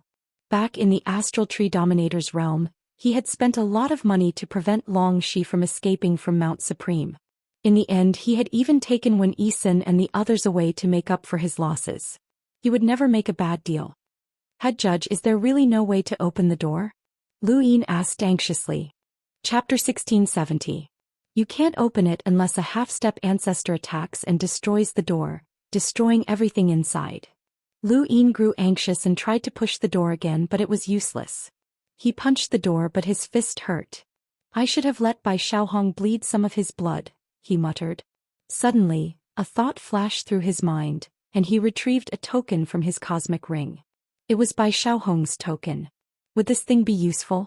Back in the cosmic tree realm, when Lu Yin had been trapped on Dragon Mountain, he had relied on Longtian's command medallion to pass through the source box array and escape. The Junior Patriarch's command medallion had allowed him to pass through the sourcebox array of the four-way Scales Protector clan's sourcebox array, so it was possible that this one would work as well. As he thought about it, he pressed the token against the door. Lu Yin waited anxiously. The next moment the door lit up and he was ecstatic. His body was then sucked in and he disappeared. To the side, the hidden head judge stared blankly at the spot where Lu Yin had disappeared. Even with his many years of experience, he was still stunned. He had gone in just like that. How had he done it? Why did this brat always have all sorts of strange things? Why was he able to obtain such unimaginable opportunities? What lay beyond the door was not a secret room filled with star essence like Lu Yin had imagined. Instead, it was a void filled with a few glowing objects that looked like stars. He looked around and saw Bai Shui putting something into her cosmic ring. Lu Yin's body flickered and he appeared in front of her. Bai Shui was excitedly collecting her ancestors' inheritance when Lu Yin appeared in front of her, giving her a fright. Her face went from white to red and then to white. She stared at Lu Yin in disbelief. How did you get in? The head judge could not figure it out and she was even more confused. This was a secret room of the frigid Immortal sect. Not even all of the Bai family's disciples could enter, let alone Lu Yin. Only those with the direct bloodline could enter. This place could not be entered with brute force, not even the head judge. But then again, how had Lu Yin managed to enter? He had been completely silent. Lu Yin smiled. I just walked in like that. Only an idiot would be able to do that. Bai Shui stared blankly at Lu Yin, not knowing what to say for a moment. Lu Yin's gaze landed on Bai Shui's cosmic ring, and he curiously asked, Miss Bai Shui, what did you get? Bai Shui's face twitched and a bitter look appeared in his eyes. He had jumped into the immortal frigid pond, but he couldn't escape. Even after entering the secret chamber, he still couldn't escape. This was fate. Could it be that this person was his nemesis? It's nothing. It's just one or two defensive treasures. They're not of much use to Alliance Master Lu. They're not even at the level of an emissary, she said helplessly and bleakly. Lu Yin nodded. He didn't want to force her to take everything out of her cosmic ring. She had arrived less than a minute before him, so the things she could take were limited, especially since she didn't think that he would be able to enter.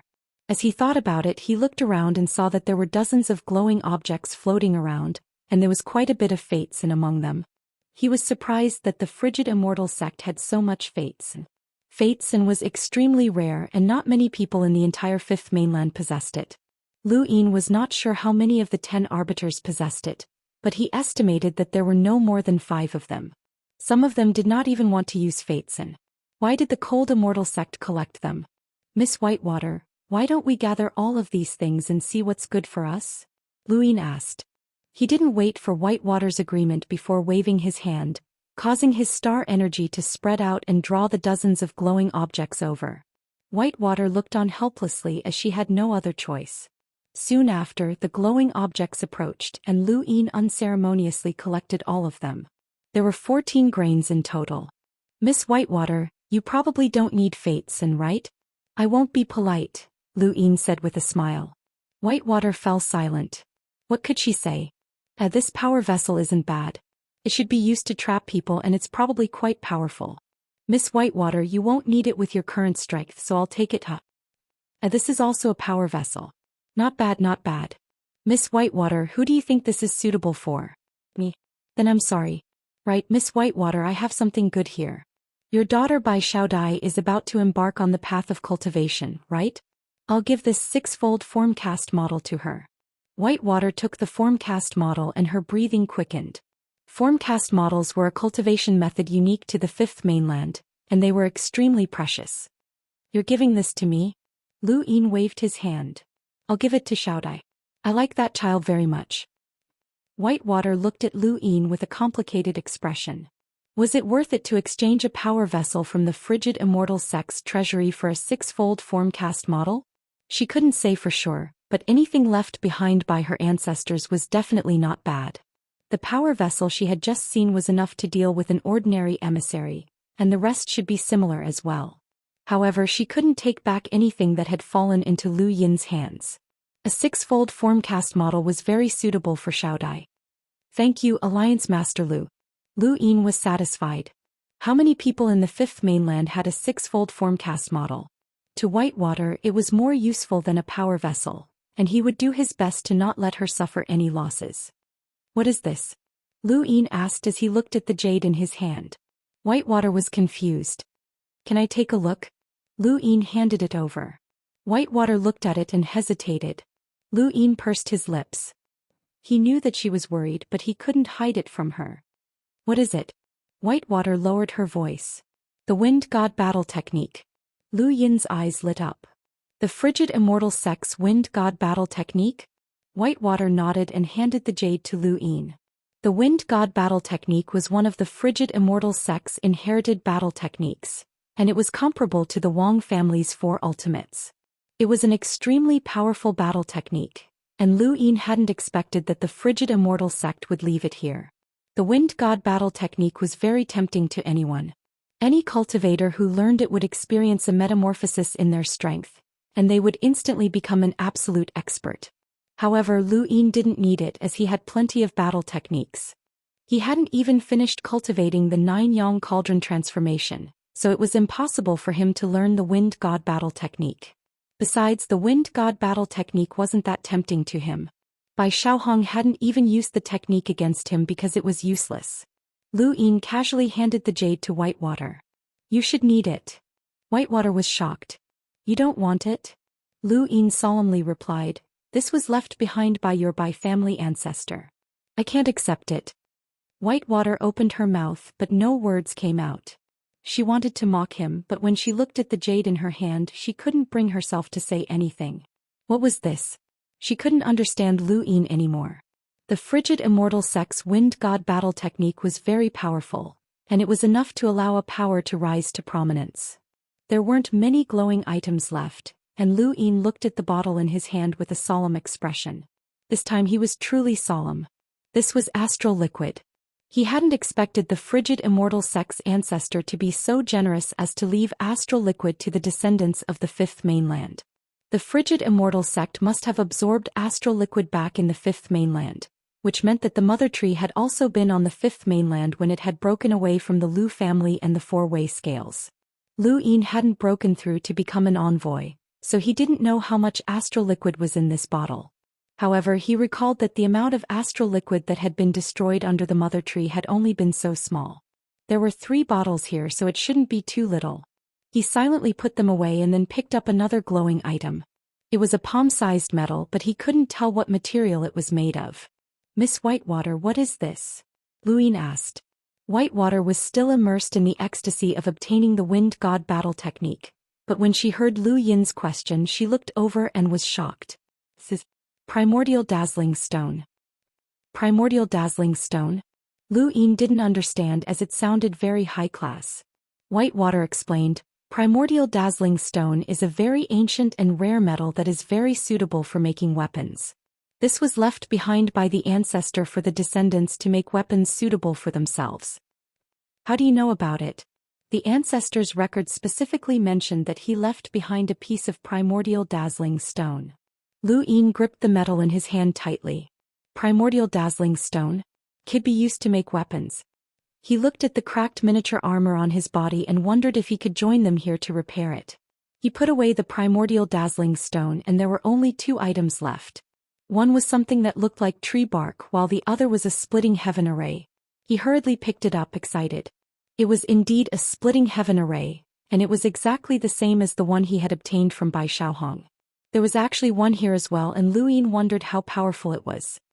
He looked at Whitewater in admiration. The frigid immortal sect really treats its descendants well. He sighed from the bottom of his heart. If Whitewater had obtained all of these items, she would have risen to prominence, and her cultivation speed would have surpassed the 10 arbiters. Even if she broke through to become an envoy, she would have been able to rely on the astral liquid to quickly advance. The value of the items here was limitless. Not to mention the power vessels, especially the splitting heaven array, which was an item for killing. Whitewater fell silent. She was well aware of the value of these items, but there was no point in overthinking it. The other item was tree bark. Lu Yin put away the splitting heaven array and picked up the tree bark. He pinched it hard, but it did not budge. What is this? Lu Yin asked. Whitewater shook her head. I don't know. The ancestor didn't record it. Lu Yin was suspicious. Whitewater hurriedly said, Alliance Master Lu, I really don't know. There's no need to hide it. In any case, Alliance Master Lu will take it away sooner or later. Lu Yin felt a little embarrassed and he coughed. After thinking about it, he took out 5 natural treasures that could help one avoid danger from their cosmic ring and gave them to Whitewater. He also took out some improved healing pills and a few ultra flash bombs. Whitewater accepted them, puzzled. Don't underestimate these things. They can save lives and even help with cultivation, Lu Yin said. If he used them well, they could indeed save lives. The ultra flash bombs had even caused Bai Xiaohong and Long Tian to suffer. Regardless of whether Whitewater was satisfied or not, she could only accept them. This was equivalent to an equivalent exchange. Take Xiaodai to the blazing mist flow zone. If anything happens, report to the Great Eastern Alliance. I'll definitely help if I can, Lu Yin promised. Whitewater bowed deeply. Thank you, Alliance Master Lu. In the cultivation world, the strong preyed on the weak. If it had been anyone else, they would have already killed her and taken the items in her cosmic ring. How could they possibly agree to an exchange? She was very clear on this as she had wandered the universe for so many years and had seen all sorts of darkness. In comparison, Lu Yin had treated her rather well. Chapter 1671. As he touched the bark, Lu Yin suddenly felt that its texture was similar to that of the splitting heaven array. He took out the splitting heaven array and touched it. He was surprised to find that the texture was the same. Could it be that the splitting heaven array was made from this bark? The splitting heaven array could contain the splitting heaven battle technique and release it perfectly. It also complemented the source box array. The source box array was important, but it might not be the most important. It also needed materials that could withstand the splitting heaven array. Lu Yin suddenly realized that this bark couldn't be the bark of the mother tree, could it? The mother tree could store astral fluid, so it could naturally store the power of splitting heaven array. Right, why hadn't he thought of this earlier? Although it might not be correct, it was still a possibility. Alliance Master Lu, there's nothing left here. Let's go out, Bai Shui reminded him. Lu Yin put away the splitting heaven array and the mother tree bark and then looked at Bai Shui. Let me ask you something. Bai Shui was at a loss. Lu Yin asked, if you're the only one here and the second Night King returns, what will you do? Bai Shui's expression changed and she lowered her head. What about the things here? Don't tell me that the things here can protect you. I know how powerful they are and you should be able to guess how strong the second Night King is. The things here won't be able to save you. Bai Shui's eyes flickered. There's another exit here. Where? Lu Yin asked. Bai Shui clenched her fists and looked around. Lu Yin just looked at her. Beads of sweat dripped from Bai Shui's forehead, and her mind raced as she pondered over something. Lu Yin was in no hurry. After a while, Bai Shui sighed. Alliance Master Lu, what are you trying to say? I've already said what I wanted to say. Don't tell me that you're willing to die to obtain the ancestors' inheritance. If the second Night King is outside, then everything here will belong to him. What makes you think that you can take these things out?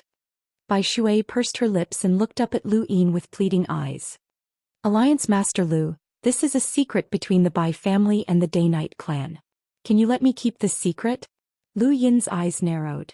The Day-Night clan no longer exists. The Great Eastern Alliance has suppressed the Day-Night clan.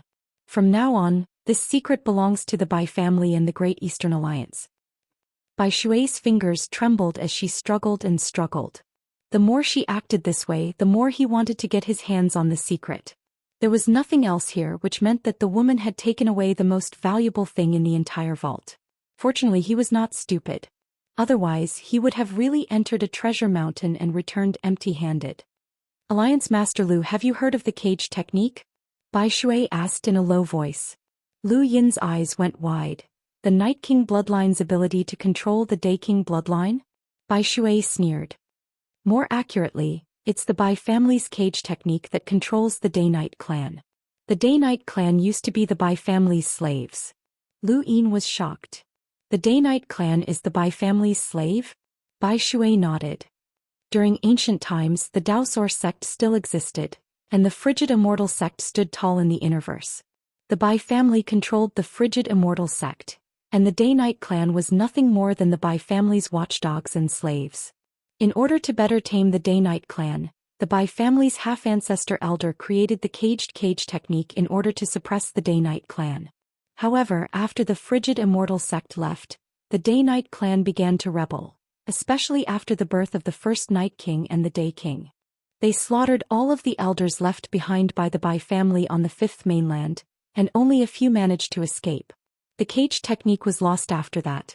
The first Night King's innate talent was extraordinary, and he modified the foundation of the Bai family's cage technique to become the Night King bloodline's cage technique that controls the Day King bloodline. This is the cage technique. She then took out a jade stone. Lu Yin had never thought that there would be such a secret. The cage technique had been created by a half-ancestor specifically to enslave the Day-Night clan, but it had been used by the Night King bloodline to enslave the Day King bloodline. He took the jade stone and asked, "Is this what you took when you came in?" Bai Shui nodded. "The Day-Night clan killed my ancestors, so I want to learn the cage technique to take revenge." Lu Yin looked at her. "If you learn the cage technique, you'll be able to control the second Night King?" Bai Shui answered, "The cage technique originates from the bloodline and it cannot be defied. The first Night King modified the cage technique to make it easier for them to control the Day King bloodline, but in reality the cage technique still exists in their bodies. According to the records of our ancestors, when the Day-Night clan was enslaved, even a child from the Bai family could control the life and death of an enlighter. I'm confident that I can control the second Night King." Lu Yin sucked in a breath of cold air. This was too domineering. Even a child could control the life and death of an enlighter. It was no wonder why the Day-Night clan had resisted. Anyone would have done the same. No one wanted to be enslaved, and they could only blame the Bai family's remaining members for being too useless. They had all been killed by the first Night King. Otherwise, the Day-Night flow zone would still be called the frigid Immortal flow zone, and the Day-Night clan would never have been able to rise to prominence. Lu Yin looked at the jade stone in his hand with a burning gaze. "If I learn the cage technique, does that mean that I can control the Day-Night clan?" Bai Shui hesitated for a moment, but then she nodded. "That's right. Anyone who learns the cage technique can control the Day-Night clan. Furthermore, the cage technique isn't difficult to learn, and even those who are innately gifted can learn it, even if they've just started cultivating." This was the reason why she had mentioned that even a child could control the life and death of an enlighter from the Day-Night clan. If even a child could learn it, then Lu Yin would naturally be able to do so as well. At this moment Lu Yin's heart ached. If he had known about this earlier, then he would never have allowed Night King Di Jiang to die, nor would he have allowed the second Night King to be thrown into Earth's swamp. These were all powerful bodyguards. What a pity, what a pity. If he had known that he would be able to obtain this, then all of the Day-Night clan's experts would have been his. The Great Eastern Alliance's strength would have soared, and it would have been able to quickly dominate the Innerverse. Lu Yin's expression turned ugly. How could he not have known about this earlier? Bai Shui was apprehensive as she did not know what Lu Yin was thinking. She felt even more pity for the cage technique, as she had wanted to learn it and use it to control the Day-Night clan. However, just as Lu Yin had said, the Day-Night clan had already been suppressed by the Great Eastern Alliance, so it would be useless for her to control them. That would be equivalent to making an enemy out of the Great Eastern Alliance, and it would be tantamount to courting death. Lu Yin sighed and put the jade stone away. There was nothing he could do about it, as this was the truth and he could not change it. "Let's go out," Lu Yin said. Bai Shui nodded. One needed to be a direct descendant of the Bai family to enter the secret vault, but leaving was very simple. They just had to go straight to the bronze door and pass through it. Lu Yin stepped out of the secret vault and was met with the head referee's shadow. He almost collided with him. Bai Shui walked out from the side and bowed deeply when she saw the head referee. The head referee did not ask what Lu Yin had obtained from the vault. Instead he asked, "Descendant of the Bai family, what's sealed underground?" Lu Yin looked at Bai Shui curiously. "There's a seal underground?" Bai Shui was confused. "Seal? What seal?" The head referee's voice was cold. "You don't know." Bai Shui shook her head and bowed again. "I ask for the head referee's judgment. This little girl does not know what seal it is." The head referee headed in another direction. Lu Yin and Whitewater looked at each other and then followed closely behind. Not long after, the two of them clearly felt an oppressive aura, but they did not know where it was coming from. Lu Yin also tried to search for rune lines, but he could not find anything. The head referee suddenly stopped, and Lu Yin and Bai Shui stepped forward to look into the distance. Dust drifted across the ground and then the ground split apart to reveal a symbol, a tree root. Lu Yin's eyes narrowed and he blurted out, "The symbol of progenitor Hui?" "That's right. It's progenitor Hui's symbol." Bai Shui's jaw dropped. Progenitor Hui was a legend to her. Legend had it that there had been invincible existences like progenitor Qin, progenitor Hui, and progenitor Qin in the universe. However, those had only been recorded in history and no one had ever seen them. Even as a descendant of the Bai family, her knowledge was similar to that of the cultivators in this universe. Progenitor was a distant word that she had never even imagined. However, at this moment she had actually seen the symbol of progenitor Hui. Lu Yin stared at the symbol with a solemn expression. "Head referee, you're saying that there's a seal underground? Did progenitor Hui seal it? If progenitor Hui was the one who placed the symbol, then he must have sealed it." Lu Yin thought of the Royal Frost continent. The entire continent was a giant seal and no one knew what was sealed there. The one who had sealed it was also progenitor Hui. It seemed that progenitor Hui had sealed more than one or two things, and he had even left behind a seal in the frigid Immortal sect. What exactly had he sealed? If the frigid Immortal sect had an ancestor, why would they allow progenitor Hui to place a seal here? Had the frigid Immortal sect set this seal when it was still in the fifth mainland? Or had it been set after the frigid Immortal sect left? "Head referee, do you know what's sealed here?" Lu Yin asked. The head referee did not answer. Lu Yin recalled that he had asked Bai Shui about the seal, and it seemed that she did not know anything about it either. No matter how strong the head referee was, Lu Yin did not believe that he would be able to see through progenitor Hui's seal. Even if the sixth mainland's 3 progenitors were here, Lu Yin did not believe that they would be able to see through progenitor Hui's seal. Progenitor Hui was a terrifying figure who had plotted against the sixth mainland in the Eternals. Even though no one knew how strong he was, just the fact that he had schemed against the sixth mainland and the everlasting race was enough to make anyone wary. Martial power and wisdom. If Ancestor Qin represented martial power, then Ancestor Hui represented wisdom. "You really don't know about the seal here?" Lu Yin asked Bai Shui. Bai Shui solemnly replied, "I swear that I definitely don't know." Lu Yin looked away as he trusted Bai Shui. How could she possibly know about progenitor Hui's seal? Even the progenitor who had left her those external items might not have known about it. The frigid Immortal sect only had one progenitor, and only that progenitor had the qualifications to know about it. How could a progenitor leave such things behind for Bai Shui and the others? "Let's go. This place can't be exposed," the head referee said coldly. Lu Yin agreed. If progenitor Hui had sealed this place, then it was necessary to seal it. This place could not be exposed and the everlasting race could not discover it. It didn't take long for the 3 of them to reach the bottom of the frigid Immortal pond. Lu Yin tossed the water over and smiled at the head judge. "Senior brother, I brought you something good from the hidden trove." He then took out a bottle of Star Source elixir. Chapter 1672. The head judge was astonished. Star Source elixir? It looks like the frigid Immortal sect secretly absorbed it before they left the fifth mainland. Lu Yin tried to curry favor with the head judge. "I wonder if this will be useful to you, senior?" The head judge's voice was cold. "What do you want in exchange?" Lu Yin's expression changed. "I'm just showing my respect to my senior. How can you say that I want an exchange? Senior, you're treating me like an outsider." The head judge fell silent.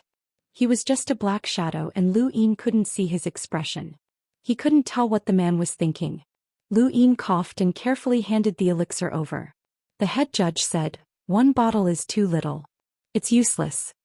Lu Yin's face twitched and he gritted his teeth and took out another bottle. 2 bottles are too little. It's useless." Lu Yin was helpless. "Senior, there are 3 bottles in total. I want to keep one just in case, but there's no more. The frigid Immortal sect can't leave too much for their descendants." The black shadow swallowed the bottle. "Let's go." It then disappeared into the frigid Immortal pond. Lu Yin hurriedly chased after it, but the head judge had actually left. This wasn't good as he hadn't even said anything yet. If he allowed the head judge to leave, then he would suffer a huge loss. The value of Star Source elixir was too high and he had lost 2 bottles. He leapt out of the frigid Immortal pond and looked around. There was only Bai Shui sitting cross-legged on the ground, expelling the cold energy. The head judge was nowhere to be seen. Lu Yin's heart sank. He couldn't have really left, right? His gaze was resolute. Even if the head judge had left, he would chase after him to the Neoverse. As he thought about it, Lu Yin looked at the majestic buildings in the distance and wondered if he should go take a look. The remaining spiritual force is gone, the head judge said. Lu Yin suddenly turned around and was startled. The remaining spiritual force is gone? The head judge indifferently replied, it's gone. How is that possible? Lu Yin's domain spread out and quickly swept across the land and mountains. Sure enough, the remaining spiritual force was gone. He saw Ming Guang's blank expression in the valley and saw a few cultivators searching around Xiaoyu Peak. He also saw Wen Sanxi and the others, but he couldn't find any spiritual force. Could it be related to what they had just experienced? But they didn't seem to have done anything just now. It was even more impossible for the cultivators who were wandering around the mountain peaks in search of the remnants of their essence, energy and spirit to know. Miss Whitewater, do you know the reason? Lu Yin asked. Bai Shui opened his eyes and let out a cold breath. I don't know. I don't even know why there are remnants of spiritual energy here. This is the first time I've seen it. Lu Yin guessed. Could there be an even greater opportunity here? Think about it carefully. The appearance and disappearance of those remnants of spiritual force might be related to something else. Don't end up with the things that your Bai family's ancestors left behind for you being taken away by someone else without you even knowing. Bai Shui looked at Lu Yin helplessly. Didn't you just take it away? She could only say to herself, there's really nothing else. The ancestor has recorded that there's a hidden treasure at the bottom of the frigid immortal pond. There's nothing else of value here. Lu Yin turned around and was about to speak to the head inquisitor when he saw the latter's figure walk off in the direction of Xing Mountain. Lu Yin hurriedly followed after him, but before he left he told Bai Shui, go to the blazing mist flow zone. The Great Eastern Alliance can protect you. He then chased after the head inquisitor. Lu Yin actually wanted to dig up the frigid immortal pond, but he was afraid that something unexpected would happen. After all, there was still Ancestor Hui's seal below the pond. He would have no choice but to give up. Once he reached the level of an emissary, he could come here and use the frigid immortal pond. Even though the head inquisitor had said that this place belonged to the entire universe and that anyone could come here, those words were just empty words. Lu Yin had no plans of giving up a place like the frigid immortal pond to anyone, not even the Hall of Honor. Bai Shui sighed and watched Lu Yin's departing figure. The Great Eastern Alliance, huh? At the base of Xing Mountain, the head inquisitor quietly watched. Lu Yin chased after him. Sir Inquisitor, the remnants of spiritual force are gone. We should be able to go up now. The head inquisitor asked, is there anything else? Lu Yin pursed his lips, not knowing what to say. The head inquisitor continued, if there's nothing else, I'll be leaving. Lu Yin coughed. It's nothing too important. Please go ahead. Even though the head inquisitor was shrouded in darkness, Lu Yin could still feel that the man was looking at him with a strange gaze. Are you sure? I'm fine. I just chased after you to remind you to be careful, Lu Yin said sincerely. The head inquisitor fell silent once more, and then he headed towards Xing Mountain. Lu Yin sighed. He had actually wanted to ask if the second Night King could be released. The cage technique had filled him with a strong desire for the Day-Night clan's experts, and they were all bodyguards. The 2 bottles of Star Source liquid had been given to him in exchange for the second Night King's freedom. But in that moment he suddenly remembered who this senior was. This man was the head inquisitor of the Interstellar Court, and he was the representative of justice. No matter how dark and sinister his methods were, he had a set of standards in his heart. From the first time he had met Lu Yin and told him that if Lu Yin was successfully modified by the Neo-Human Alliance, there were some things that Lu Yin could not say to this senior. Release the second Night King? In Lu Yin's opinion, the possibility of that happening was not high, and there was no point in making such a request. Since that was the case, Lu Yin could not bring it up. He recalled something that had appeared in Lu Huang's memories before, the Kuan's Swamp Rebellion. Someone was planning a rebellion within Kuan's Swamp, and if it succeeded, all of the prisoners would escape. Only the top prisoners knew about this, and the Interstellar Court would not know. If Lu Yin wanted to take the second Night King away, the Kuan's Swamp Rebellion would be the best opportunity. He could not ask the head inquisitor to take the second Night King away, or else the head inquisitor would definitely think of him. Boom. A loud explosion shook the ground. Within a hall at the top of a mountain, when Xianxia looked into the distance helplessly. Giants were descending one after another and it was a disaster.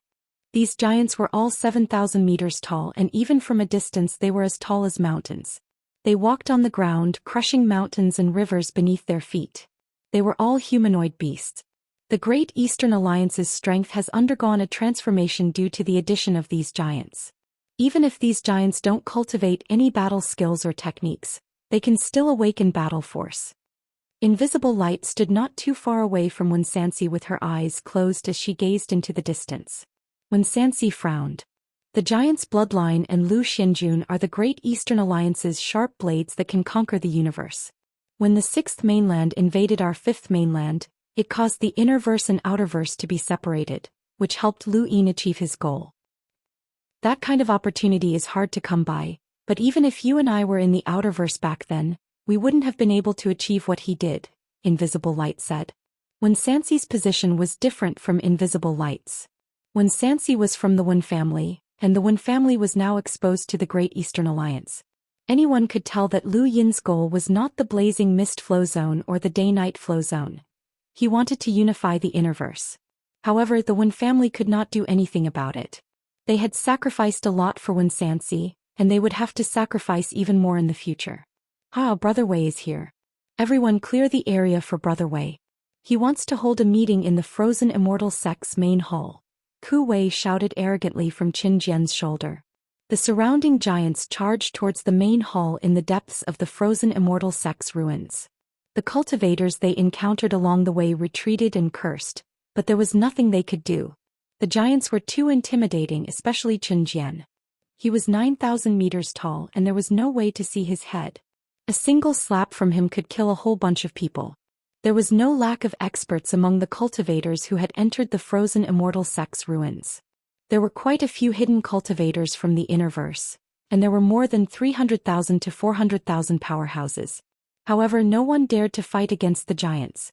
This was not only because the giants were powerful but also because Liu Xianjun, Qin Huang, and the recently arrived Dragon Lord of the Sylvan Dragon clan. After Liu Yin parted ways with the head judge, he explored the frozen Immortal sect's ruins on his own. He left a few days later and ordered the giants and Liu Xianjun to enter in batches. He also transferred the Dragon Lord from the blazing mist flow zone. From now on, the Dragon Lord would be his guardian in the day-night flow zone. At this moment he was meeting with Lu Qinjue, the mountain god Ling Qiu and Wen Zizai. The frozen Immortal sect's ruins had appeared, and these old fellows had all come. However, none of them had entered and had only allowed the younger disciples to explore. Only after the remnants of the spiritual force had disappeared did they enter. After exploring the ruins for a while they found nothing, which was when they found Liu Yin. Alliance leader Liu, you've entered the ruins twice, so you should know a lot about the frozen Immortal sect's ruins, the mountain god said in a dull voice. His outer appearance was that of 1,000,000 mountains and he was very large. Now that he had met Liu Yin he had shrunk to the size of a few dozen meters. Liu Yin looked up. I don't. Alliance leader Liu, let's not beat around the bush. The disappearance of the spiritual force must have something to do with you. The head judge said that the frozen Immortal sect's ruins belong to the entire fifth mainland, and the remnants of the spiritual force are enough to inspire many people. But you made them disappear. Isn't that a little too much? Ling Qiu asked with an ugly expression. Liu Yin calmly replied, which eye of yours saw me do it? I believe that only you have the ability to do so, Alliance leader Liu Qinjue said. Liu Yin glanced at them. Are you all here to denounce me? Then you've come to the wrong person. When the spiritual force disappeared I was exploring the ruins with the head judge. The disappearance of those things has nothing to do with me. If you don't believe me you can ask the head judge. They all looked at each other and Ling Qiu was astonished. It really has nothing to do with you? Liu Yin looked at her. Do I need to lie to you? Or rather, do you think that the head judge would lie to you with me? When Zizai spoke up. I believe that it has nothing to do with Alliance leader Liu. Liu Qinjue stared at him. Brother Wen, your Wen family has been interacting frequently with Alliance leader Liu recently, and Alliance leader Liu even personally visited the Wen family. It seems like the Wen family and Alliance leader Lu have a very close relationship. May I know the reason? The mountain god added, I'm curious as well. Ling Qiu interrupted, I'm more curious about what happened at Chaos God Mountain. Song Zhou seems to have died in the Cosmic Sea, and Chaos God Mountain sealed itself off from everyone. She then looked at Lu Yin. Could it have something to do with you, Alliance leader Lu? Chapter 1673. Lu Yin's expression did not change and he calmly looked at them. The biggest difference between the young and the old is impatience. If you want to chat and drink tea, please feel free to do so. I won't keep you company. Alliance Master Lu, now that you've obtained the Blazing Mist Flow Zone and the Day-Night Flow Zone, who do you plan on attacking next? The mountain god asked directly. Lu Yin stared at the mountain god. Guess. The mountain god was furious and wanted to attack, but the flying willow flower's existence made everyone apprehensive. Qin Huang and Dragon Master were not to be trifled with either. Lu Yin's side had about as many envoys as they did. The Blazing Mist Flow Zone still had Emperor Luo, and the Outerverse also had people from the Sea King's Dome. Lu Yin's background was even more frightening. Seniors, if there's nothing else, then I'll take my leave. Lu Yin immediately left as he did not have the time to waste on these people. He needed to cultivate the cage technique and control the Day-Night clan as soon as possible. After Lu Yin left, Lu Qinjue stared at Wen Zizai. What is your Wen family doing? Wen Zizai's face was calm. I don't quite understand what Brother Lu is saying. Lu Qinjue coldly asked, is it related to Wen Zizai? Wen Zizai and Lu Qinjue exchanged glances. If Lu Yin grasps the 14th sword that your sword sect yearns for, what will you do? Lu Qinjue was stunned. Wen Zizai shook his head and left. It was not that he could not see the big picture. On the contrary, he could see very clearly that with the current situation, no one in the Innerverse could stop Lu Yin. If that was the case, then what was the point of having the Wen family? Unless the Neoverse intervened. The most important thing for the Wen family was Wen Zizai, as they had the complete inheritance of the literary prison. As long as they obtained the complete inheritance, the Wen family would rise to prominence sooner or later. They might even move to the Neoverse instead of the Innerverse. Wen Zizai did not believe that Lu Yin could make a move against the behemoths of the Neoverse. The mountain god looked at Ling Qiu. What about your Lingling clan? Why aren't you doing anything? Ling Qiu snorted. There's no need to explain. She then left. The mountain god was furious. What are these idiots thinking? Are they really going to allow Lu Yin to unify the Innerverse? Lu Qinjue stared at Ling Qiu's back. Something was wrong. Something was very wrong. The Wen family's lifeline had been grasped by Lu Yin because of Wen Shishir, but why was the Lingling clan's lifeline the same? Ling Qiu was in a hurry to leave because she wanted to find Elder Zhou Xian. She had already searched for him for several days, but she still couldn't find him. Over the past few days, the scene of Elder Zhou Xian throwing Lu Yin out of the frigid Immortal sect's ruins kept replaying in her mind. Why would Elder Zhou Xian do that at such a critical moment? Didn't Sirius want to deal with Lu Yin? Why did he save him? She thought about it for a long time and faintly guessed at the possibility. This possibility made her sullen and she was unable to accept it. She had to find Elder Zhou Xian and ask him clearly. However, she couldn't find him even after searching for a long time. She didn't know that Elder Zhou Xian had already left. Out of desperation, Ling Qiu contacted Elder Originator Shou. It was Elder Originator Shou who had promised to use the Lingling clan's name to deal with Lu Yin. Not long after, Elder Yuan Shou answered the call. Elder Yuan Shou, Lu Yin led the Great Eastern Alliance to take down the Day-Night Flow Zone. Why hasn't the Sirius sect made a move yet? Ling Qiu asked in an unpleasant tone. Elder Yuan Shou was displeased. Does the Sirius sect need to report to you?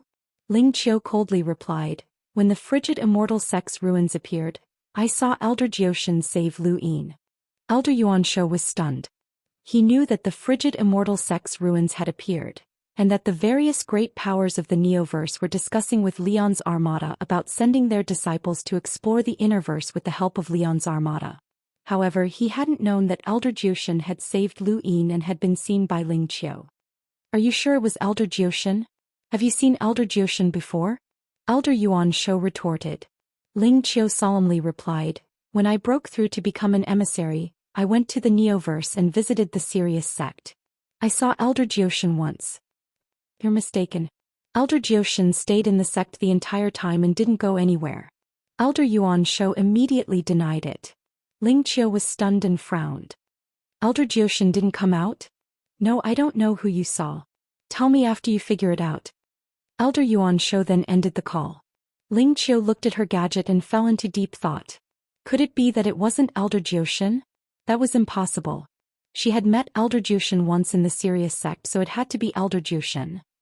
Ling Qiu wasn't stupid, and no matter how much Elder Yuan Shou denied it, she was already preparing herself for the worst. If Lu Yin really could get the Sirius sect to cooperate with him, then this matter would blow up. During the battle in the Cosmic Sea, Lu Yin had already exposed his network of connections in the Neoverse. It was unlikely that the Neoverse would send a powerhouse to stop him. Her mind raced as she tried to think of a solution. Elsewhere, Lu Yin had begun to cultivate the Caged Realm. Whitewater had said that it wasn't difficult to cultivate the Caged Realm, and he had asked Lu Xianjun to lock up all of the Day-Night clan members so that he could start cultivating not too far away from them. The Caged Realm technique was recorded in a jade stone, and it was similar to a battle technique that was recorded in the opposite direction when pushed to the extreme. Lu Yin sat cross-legged on the ground. In the distance, Night Queen Yanqing and the rest of the Day-Night clan members were being pressed to the ground. They had begged the second Night King to kill Lu Yin, which had infuriated Lu Xianjun and the giant. They had not been courteous to the Day-Night clan members, and they had dealt heavy blows to them. Night King Yuanjing was the most miserable as all of his limbs had been crippled. He lay on the ground with blood flowing down his back, but the pain had already numbed him. Only those from the Night King bloodline were being tortured, while the rest of the Day-Night clan members were simply being held captive. They were pitiful people like the Day King bloodline, but they weren't as miserable as the Day King bloodline. Zhou Day-Night watched them from nearby. The Night King bloodline had finally experienced the despair that they had once felt. It was a pity that Night King Zhenwu had died. Otherwise, it would have been perfect. You must be happy. Zhou Day-Night was about to leave when she heard Night Queen Yanqing's voice. She turned around. Night Queen Yanqing stared at Zhou Day-Night. Her face was pale and her lips were cracked. Blood flowed from the corners of her mouth and she looked miserable. Not too far away from her, a hunter from Lu Xianjun glared at her and waved his hand. White smoke smashed into Night Queen Yanqing's back, causing her to spit out a mouthful of blood and fall to the ground. Stop! Zhou Day-Night barked. The hunter from Lu Xianjun looked at Zhou Day-Night and slowly retreated. The Lu Xianjun army still did not have a true commander. Lu Yin was in charge of this army, and the position of second commander had been temporarily given to Zhou Day-Night. She could command the Lu Xianjun army. Night Queen Yanqing raised her head with great difficulty and met Zhou Day-Night's gaze. You must be happy. Zhou Day-Night walked up to her and calmly asked, Why should I be happy? You've taken revenge and my Night King bloodline has been reduced to such a state. Are you still not happy? Night Queen Yanqing shouted through gritted teeth. Zhou Day-Night remained indifferent. Back then Night King Zhenwu massacred my parents and family. Were you happy? Night Queen Yanqing was stunned and she stared blankly at Zhou Day-Night. Zhou Day-Night looked back at her. The person I wanted to take revenge on was Night King Zhenwu. It's a pity that he died and I didn't kill him. As for the rest of you, it has nothing to do with me. The one who massacred and suppressed you was Lu Yin, not me. Night Queen Yanqing closed her eyes as sorrow and helplessness invaded her heart. She did not know what to do and there was nothing she could do. The dignified Night King bloodline that dominated the Innerverse had actually been reduced to such a state. She should have killed Lu Yin at all costs back in the Astral Combat Academy. She suddenly turned around and stared at the miserable Night King Yuanjing. It was all his fault. That idiot had listened to Lu Yin and caused the entire Night King clan to be reduced to such a state. Zhou Day-Night left. Everyone from the Night King bloodline quietly waited for their fate to come. Deep within the ruins of the frigid Immortal sect, there was a cluster of buildings. Even though so much time had passed that some of the buildings would crumble at the slightest touch, there were still some places that were perfectly preserved, such as the conference hall. At this moment, many cultivators had gathered in the conference hall, and Ku Wei was seated at the head of the table. Ku Wei's legs were propped up on the table, and he had an undaunted expression on his face. There was a faint smile on his face and no matter how one looked at it, it was as if he deserved a beating. Below him were Xianxia, Invisible Light, the Tear Lady Ling Gong and the others. There was also a large group of unfamiliar cultivators, including 2 enlighters whose power levels exceeded 300,000. All of them quietly looked at Ku Wei. Have you thought it through? Speak. Ling Gong shouted, startling Ku Wei. Ku Wei rolled his eyes. Woman, no wonder Master said that you have a fiery temper. Wait a moment, let Brother Wei think about it. Ling Gong immediately stabbed out with her spear, but Ku Wei grinned and raised a hand. He tapped out with a finger and with a bang the void trembled as cracks spread out. Xianxia hurriedly used literary prison to seal the shockwaves from their battle. Don't be rash. You're not trying to destroy this place, are you? Ling Gong snorted and retracted her spear. She coldly stared at Ku Wei with a deep fear in her eyes. She had seen this person before and he had always followed behind Lu Yin like a lackey. She had never expected him to have the strength to rival them. How had he done it? Not only Ling Gong but Xianxia, Invisible Light and the others were also shocked. Ku Wei's strength had risen too quickly, to the point that it was inconceivable. He was now able to stand shoulder to shoulder with them. Even though he was from the 7 Courts Ku family, the Ku family's successor was Ku Lei, not Ku Wei. Ku Wei was delighted and he proudly raised his head. He had long since wanted to compete with these former 10 arbiters. Although it had been a little late, he had still managed to make it in time. It was all thanks to progenitor Chen's blood that he had undergone a transformation. Otherwise, he definitely would not have been able to fight against these people. Brother Ku, you heard the head judge's words. The frigid immortal sect's ruins belong to everyone and cannot be monopolized. You sent a giant to guard the pool and prevent others from approaching, which isn't very good, Xianxia said politely. At this point, everyone in the Wen family was very courteous to the Great Eastern Alliance. Ku Wei sneered. The frigid immortal sect's ruins cannot be monopolized and we didn't monopolize them either. Didn't you guys come in? As for the pool? Everyone stared at Ku Wei. Ku Wei grinned. That's for my future master's wife to bathe in. What are you guys doing there? Bullshit. An enlighter cultivator subconsciously cursed. Ku Wei's eyes widened as he raised his hand and lightly flicked his finger. With his current giant strength, even a light flick of his finger was extremely powerful. That cultivator was directly sent flying and no one cared about his fate. Chapter 1674. Ku Wei was Lu Yin's disciple and he was one of the upper echelons of the Great Eastern Alliance. He was also the leader of the giant bloodline. Even an emissary would not dare to speak so arrogantly, let alone someone who had just become an enlighter. Brother Ku, what you said just now was too much. You and I are both sensible people. If Alliance Master Lu wants to monopolize the pool, the head judge won't be able to convince him, Xianxia said politely. Ling Gong angrily rebuked, cut the crap and give up the pool. Ku Wei smiled at Ling Gong. You can go. Ling Gong was stunned and everyone else was confused. What did he mean? I heard that you have an affair with my master. If you go, my master won't say anything. You're also one of the future master's wives, Ku Wei said seriously. Ling Gong's face turned red, then white again. His eyes were filled with fury as he stabbed out with his spear once more. Shameless. Why are you hitting me? You're one of my future master's wives. I won't fight you. Who told you to say that? You're courting death. Such a bad temper. Master's taste is really weird. Qinjian, guard the pool well. Don't let those people dirty Master's bath. The rest were helpless. Qin Jian sat next to the frozen immortal pool, watching the battle between Ku Wei and Ling Gong with great interest. Behind him, several cultivators tried to sneak into the pool, but he casually slapped them away. One of them had a power level of over 400,000, but he was still defeated by a single slap from Qin Jian. There were also many giants around them which made the cultivators panic. Although the frozen immortal sect's ruins were large, it was not difficult for cultivators to explore. In just a few days, the entire frozen immortal sect's ruins had been explored except for the frozen immortal pool. Aside from a few ancient natural treasures that had even reached the point of avoiding danger, there was nothing else worth paying attention to. Everyone looked at the frozen immortal pool, and more people gathered in an attempt to force the giants to give up the pool. Many people clamored to go to the Interstellar Arbitration Center and sue the Great Eastern Alliance. However, Ku Wei refused to back down, and the giant guarding the frozen immortal pool changed from Qin Jian to Qin Huang. In Ku Wei's words, the pool was for his future master's wife to bathe in, and could not be contaminated. These words quickly spread throughout the universe.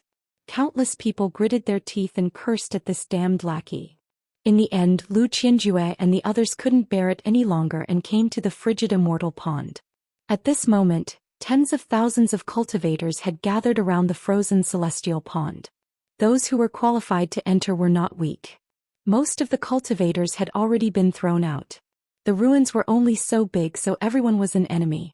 Beside the frigid celestial pond, Ku Wei stood on Qin Huang's shoulder, facing off against Lu Qianjue and the others. "Brat, get out of the way." The mountain deity let out a loud, oppressive voice. At this moment he had recovered to the size of 1,000,000 mountains and was about the same size as Qin Huang. Qin Huang glared at him. "Step back.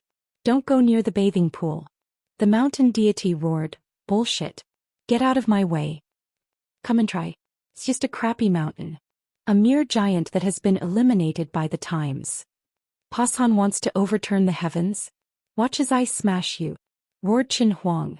As he spoke he raised his right fist. The giant bloodline had once been suppressed by Chaos God Mountain's mountain range, so they didn't have a good impression of mountains. The mountain deity sneered.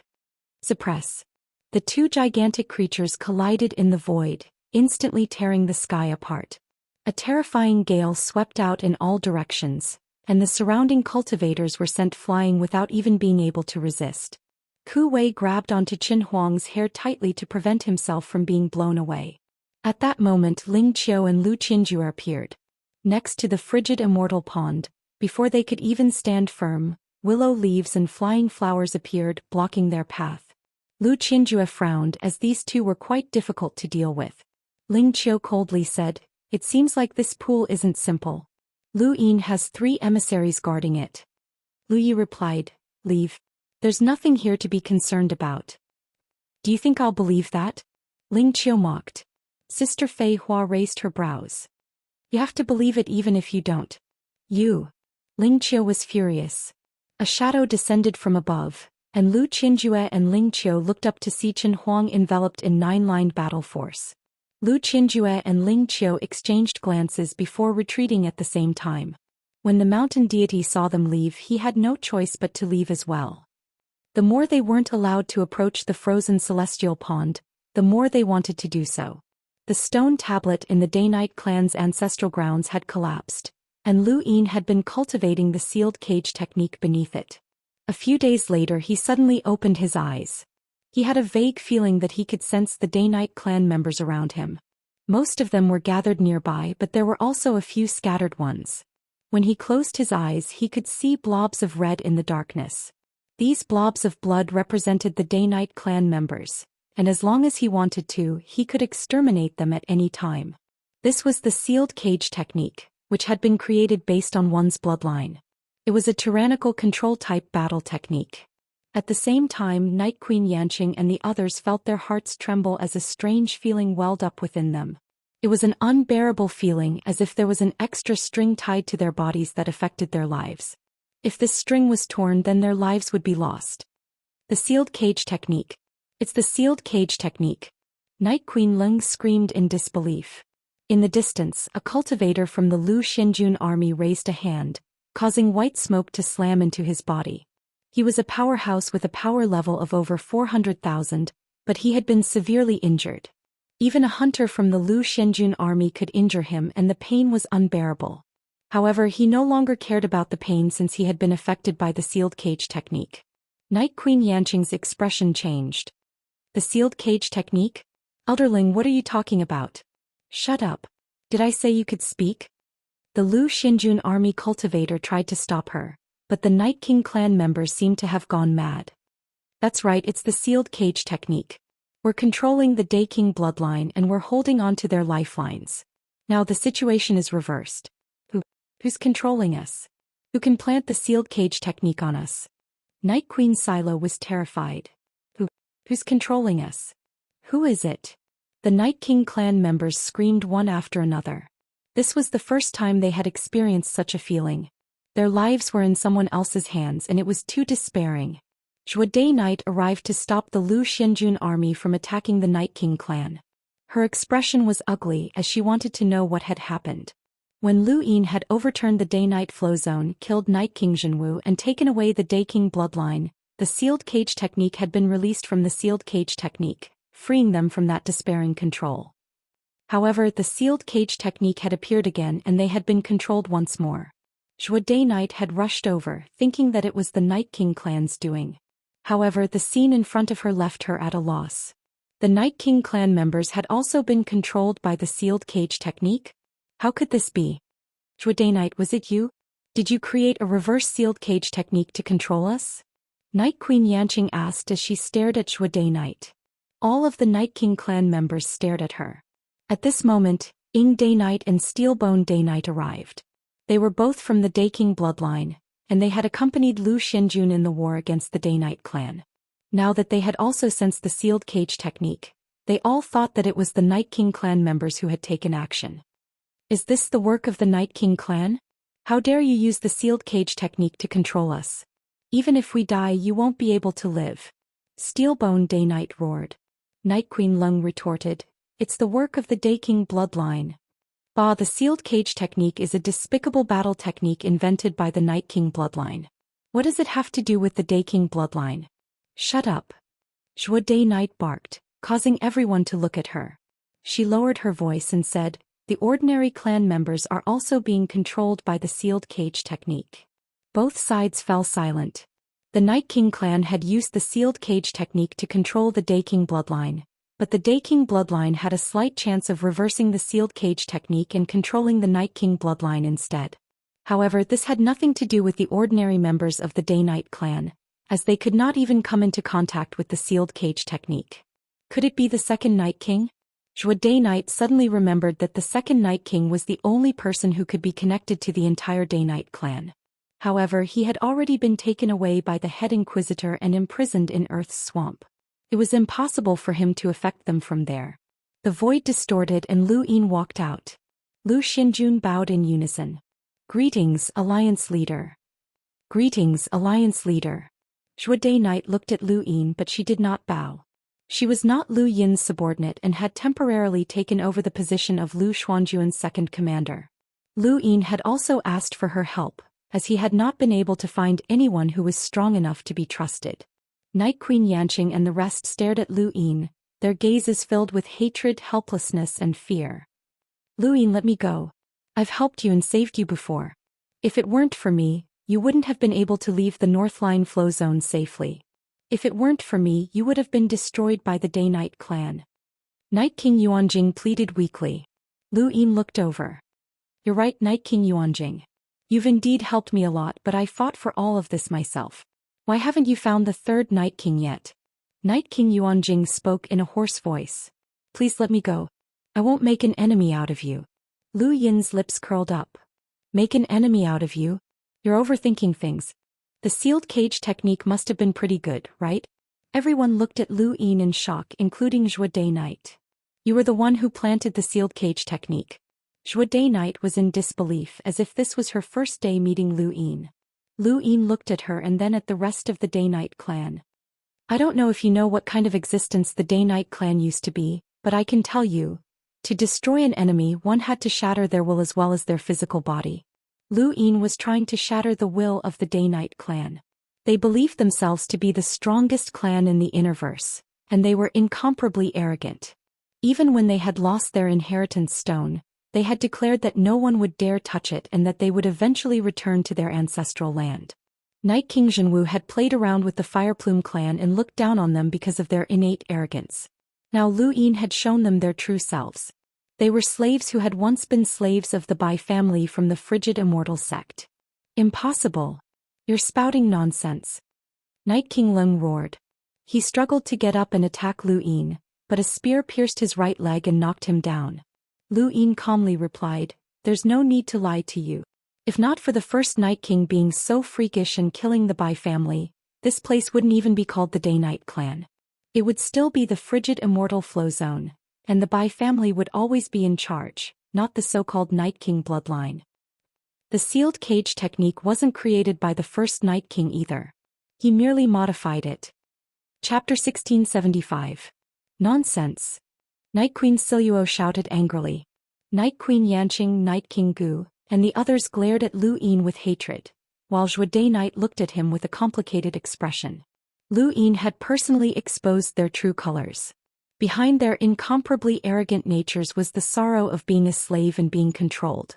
The first Night King personally destroyed the truth behind the Day-Night clan, and I've helped you see yourselves clearly. You should be thanking me. Forgetting history is the same as betraying yourself. The sealed cage technique is the source of your bloodline, Lu Yin said calmly. He didn't care about the impact his words would have on the Day-Night clan, and he simply kicked them into the abyss. He looked at Zhude Knight apologetically and sighed. You can't accept it? Zhude Knight smiled bitterly. So what? Regardless of whether it's the Day-Night clan or the Night King bloodline, we're all being controlled. We're already familiar with the sealed cage technique. It's just a different person. Lu Yin said, I'll remove the sealed cage technique for you and the Day-Night clan. Zhude Knight looked at Lu Yin. This is a bloodline control. Will removing it work? Lu Yin fell silent. Removing it was useless as this sort of control could never be removed. It had been passed down from generation to generation, and it could only be removed if one had the strength of a half-ancestor. Can you promise me something? Zhude Knight asked in a low voice as she looked at Lu Yin expectantly. Lu Yin earnestly replied, What is it? Zhude Knight stared at Lu Yin. After you there will be no more sealed cage technique. Similarly, after you there will be no more Night Kings. Lu Yin's eyes flashed and he thought about it. All right, I promise you. The saddest thing for a race was to be controlled by someone else. If Lu Yin wanted to remove the control of the Day-Night clan's caged cage technique, then the only way was to make the caged cage technique disappear forever. Lu Yin could use the caged cage technique to control the Day-Night clan because they were his enemies, but what about his descendants? Zhude Knight did not want the Day-Night clan to be slaves forever and become puppets under the sealed cage technique.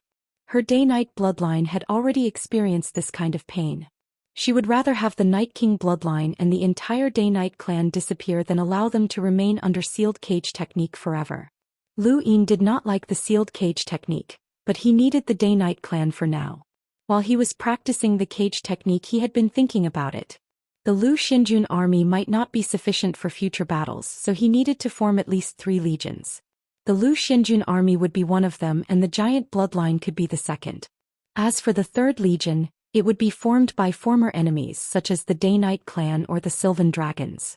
This legion would be called the Heavenly Sin Legion. The Heavenly Sin's army was made up of enemies, so it was natural that they could not be trusted. However, the Day-Night clan was a different story.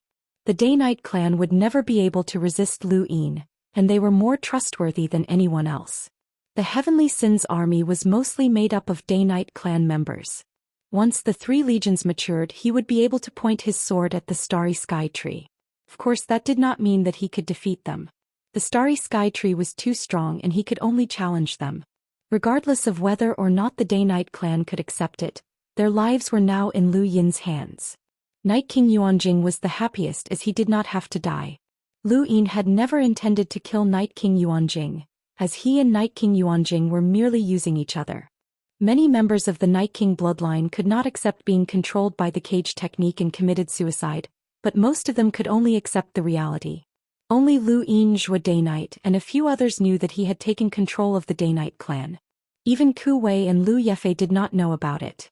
Within the ruins of the Immortal sect, this time he had dealt with the Sword sect on the surface, but in reality he had taken down the Day-Night clan. This had alarmed the entire Innerverse.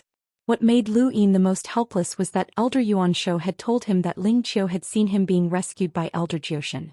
He knew that he could no longer hide it from Ling Qiu. Now he would have to face the resistance of half of the Innerverse. Fortunately, the blood debt that he had created in the blazing mist flow zone could not be erased in a short period of time. However, even the Day-Night clan had been subdued by him. Outside of the 8 major flow zones, the other smaller flow zones in the Innerverse would definitely be wary of him. Lu Yin was discussing something with Wang when a wail rang out from the distance, and then blood dyed the heavens. Lu Yin's expression changed and he looked into the distance. Dragon Master's rune lines were rapidly decreasing, and he knew that something was wrong. He stepped forward and hurried over. In outer space, an enormous sylvan dragon was drenched in blood. It was Dragon Master. By the time Lu Yin arrived, Dragon Master was already on the verge of death. His head had been torn apart and his wings had been cut off and scattered throughout the heavens. Lu Yin's expression turned ugly and he looked around. He saw a boundless amount of rune lines flying off into the distance, and just as he was about to give chase, the flying willow leaves appeared. It's an expert. Lu Yin stopped and stared into the distance. Those rune lines belonged to Lu Qianjue and he had not hidden them at all. It wasn't just Lu Qianjue. Lu Yin looked in other directions and saw Ling Qiu and the mountain god. They had all taken action and instantly killed Dragon Master. This was a warning to Lu Yin, and it was also a way to destroy the Great Eastern Alliance's power. He had been too careless. Everything had been going smoothly for him all this time, and he had thought that he had everything under control. How could the leaders of the 8 major flow zones be so passive? Lu Yin had taken down the Blazing Mist flow zone by surprise, and then he had taken down the Day-Night flow zone in a covert manner. This had indeed caught them off guard, but they had reacted quickly and joined forces. Killing Dragon Master was equivalent to killing one of the Great Eastern Alliance's emissaries. Their next target would definitely be the Great Eastern Alliance's emissaries and eliminate them one by one. Dragon Master was just the first target. Lu Yin looked at the pitiful Dragon Master who was already dead. It had died a miserable death. Lu Yin had eliminated the Great Eastern Alliance's remaining power, and it had also served as a warning to the Innerverse. The worst-case scenario had occurred after the Day-Night Flow Zones battle, and the Innerverse would be fully united. In my name I'll appoint a general. Lu Yin chased away the flying willow leaves and then appointed Dragon Master by himself. Even though Dragon Master was not trusted by Lu Yin, he had still submitted to him. Lu Qianjue had given him a slap in the face. Lu Yin's expression darkened and he sent Dragon Master's corpse to Wang Wen. Wang Wen only replied with 6 words, "Withdraw from the Day-Night Flow Zone." Only a few people knew that Lu Yin had taken control of the Day-Night Flow Zone. Even Wei Rong did not know, but Wang Wen was one of Lu Yin's most trusted people, so he naturally knew. Since he had already taken control of the Day-Night clan, there was no need for him to publicly announce it. On the contrary, withdrawing from the Day-Night Flow Zone would confuse Lu Qianjue and the others even more. The reason was simple: the third Night King. A few days later, the frigid Immortal sect's ruins attracted even more cultivators, including people from the Sirius sect and the 7 courts. Lu Yin ordered the Great Eastern Alliance to withdraw from the Day-Night Flow Zone. The Day-Night clan returned to normal. This decision shocked Lu Qianjue and the others, but it also puzzled them. It had not been easy to take down the Day-Night Flow Zone, but now they were withdrawing? They were not the only ones. Everyone in the universe who heard this news was at a loss. However, news soon spread that the third Night King was about to return. Distance chill not far from the Immortal sect's ruins, Lu Qianjue, the mountain god Ling Qiu, and Wen Zizai gathered together and watched the giant's bloodline and Lu Xuanjuan's army retreat. They had seen the Day-Night clan regain their freedom. They're truly free. All of the experts from the Great Eastern Alliance have withdrawn from the Day-Night Flow Zone, the mountain god said with some hesitation. Lu Qianjue frowned. That's impossible. With Lu Yin's personality, how could he possibly give up after taking down the Day-Night clan? I don't think it's possible either, Ling Qiu said. When Zizai shook his head. If the third Night King is determined to return, then Lu Yin won't be able to do anything even if he's guarding the Day-Night Flow Zone. You've all experienced the second Night King's strength, and it's rumored that the third Night King's innate talent and strength surpass the second Night King's. I don't know how the second Night King managed to survive, but I don't believe that the third Night King was able to survive after increasing his strength. They're characters from ancient times and they were very strong back then. However, even if they sealed themselves in ice, it's impossible for them to have increased their strength to this day. They should have weakened a lot and at most they should be on par with us, Ling Qiu said. Everyone, do you still remember when the Great Eastern Alliance took down the Blaze Realm and then withdrew? Lu Qianjue asked. When Zizai's eyes flashed. Are you saying that Lu Yin did it on purpose? Lu Qianjue raised his head. Whether or not it's on purpose depends on what he does. If he only withdrew from the Day-Night Flow Zone and took root in the surrounding regions, then it's on purpose. The few of us killed the Dragon Lord and he's very clear about our next targets, which are the emissaries by his side. Setting aside Emperor Luo for now, We must eliminate the flying willow flower that's protecting him. There's also the people from the Sea King's dome hidden in the Outerverse, as well as the tribe leader of the giant tribe. So what if he retreats? We won't retreat. Ling Qiu sneered. Lu Qinzhi looked at Ling Qiu seriously. I hope that you remember your words. I don't know why you suddenly stopped, but you should know that we have no other way out. Either Lu Yin unifies the Innerverse, or we defeat the Great Eastern Alliance and put an end to Lu Yin's ambitions of entering the Innerverse. Ling Qiu snorted. She had not told anyone about what had happened before as it had been too embarrassing. She had been tricked by the Sirius sect and she was very sure that she had been tricked. At this moment she was even more eager to deal with Lu Yin than Lu Qinzhi. There's something that's a little troublesome. There's always some absolute experts appearing by Lu Yin's side, the mountain god said. Lu Qinzhi sneered. As long as we don't deal with him it'll be fine. It's time for us to make a trip to the Divine Gu dynasty and have a chat with young Empress Qing. Does he really think that he'll be safe if he defends the Gu flow zone to his death? In outer space, the giant bloodline and Lu Xianjun headed towards the blazing mist flow zone. They were all traveling through outer space so their speed was not very fast. Lu Yin looked back and saw a rather spectacular scene. If there weren't any envoy-level powerhouses, then the giant bloodline and Lu Xianjun alone would be enough to sweep through the Innerverse. The only problem was that they were too slow and they lacked transportation. Lu Qinzhi and the others were definitely watching them, but Lu Yin had not done anything this time. He had truly released the Day-Night clan members. Of course, no one would expose the caged cage technique so Lu Qinzhi and the others would not know about it. From what they knew besides the death of Night King Di Jiang, the Day-Night clan had not changed much. No, there would be changes in the future because the third Night King would return. Otherwise, why would the Great Eastern Alliance retreat? Lu Yin had taken great pains to find a reason for the Day-Night clan to threaten him. Beep beep beep beep. His gadget beeped and Lu Yin glanced at it. He was surprised to see that it was an internal message from Astral 10. Only Astral 10's mentors and students could contact him internally. He took a look and saw that it was Old Kai. Chapter 1676. Old Kai, I didn't expect you to contact your students. Lu Yin smiled and spoke in a relaxed tone. Old Kai's voice rang out. I heard that you went to the Day-Night clan? Lu Yin replied, yes, the frigid Immortal sect's ruins have appeared. Are the juniors of Astral 10 planning to train there? Old Kai hesitated.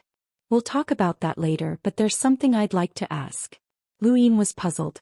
Old Kai had always given him the impression that he was a sly old fox, shameless and greedy for petty gains. However, he was also protective of his own people and would cheat anyone, including his own students. When had he become so shy? Please go ahead. Old Kai coughed. How is Night Queen Chuyu? Lu Yin was puzzled. Night Queen Chuyu? Why are you asking about her? Is she still alive? Old Kai asked nervously. Lu Yin nodded. She's fine. Old Kai fell silent. Lu Yin did not press him as he recalled that the Day-Night clan had invited him to a day-night banquet. When Old Kai had found out about it, he had told Lu Yin not to use the money bomb in the Day-Night clan's territory.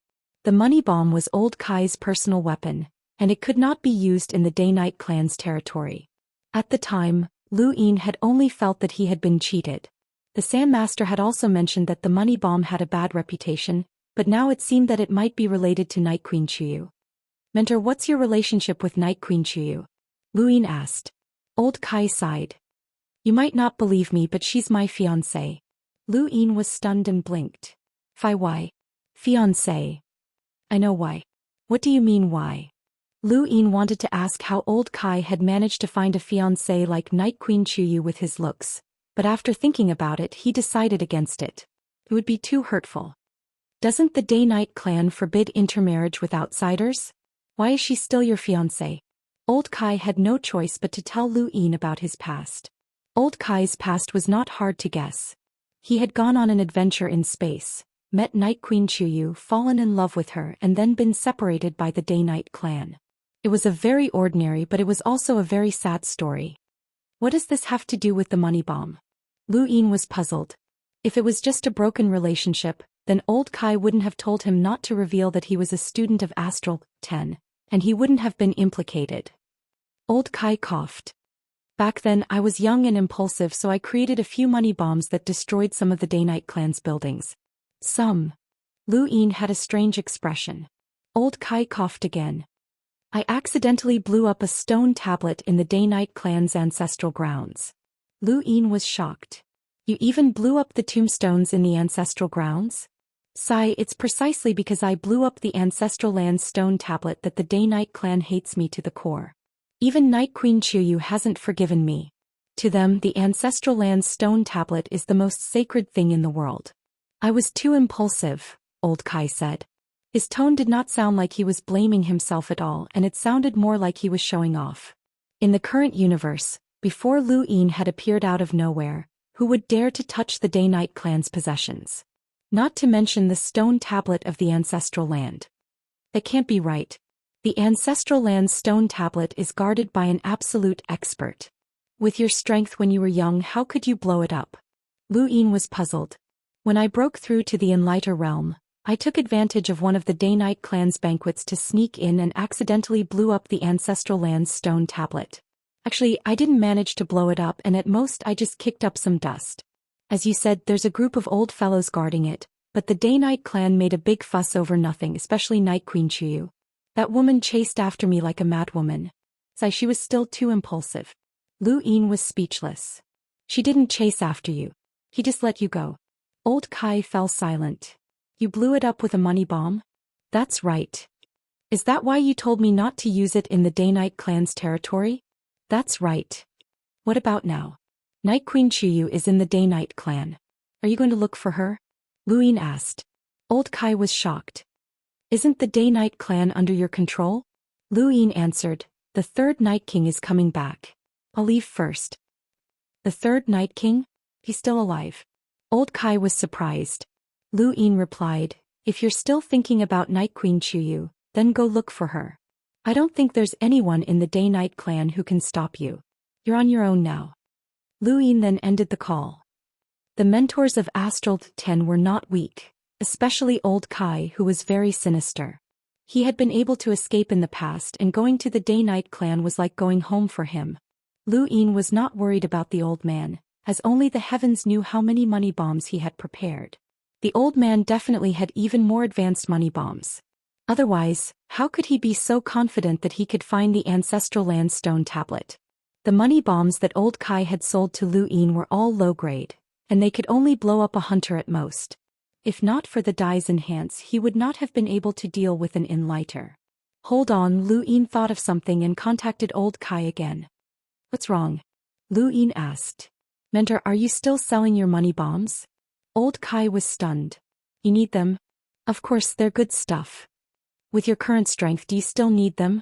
Old Kai was puzzled. Lu Yin replied, I do. How many do you have? I'll take all of them.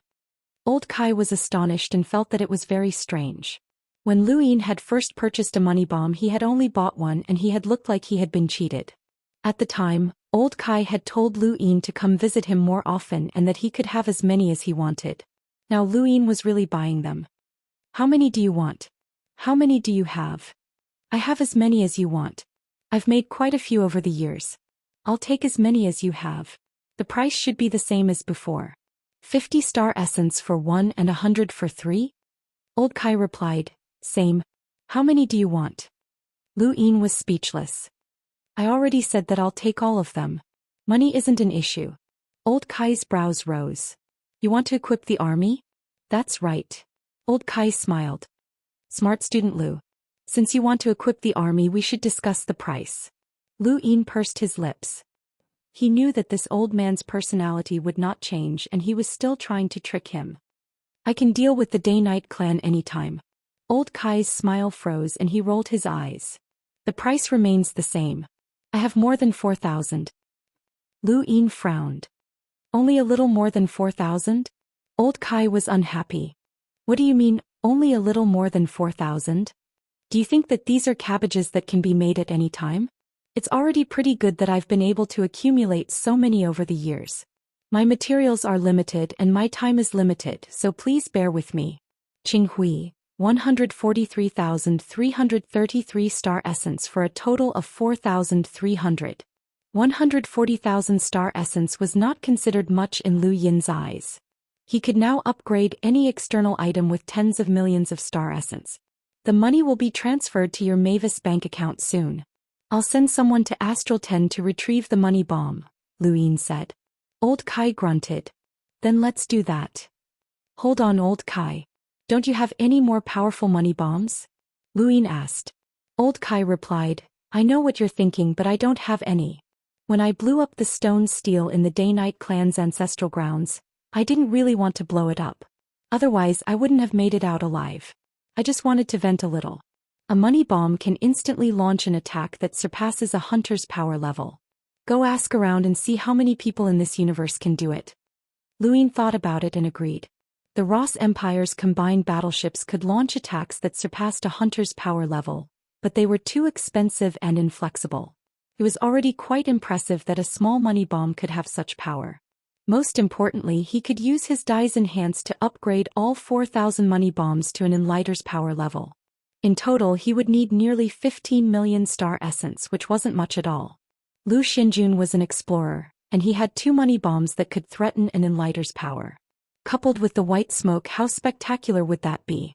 Lu Yin did not expect Lu Xinjun to be able to deal with an emissary, as long as he could deal with anyone below that level. While Lu Yin was looking forward to upgrading Lu Xuanjuan's equipment, in the Outerverse outside Taimal Palace, brute force was still blocking the entrance.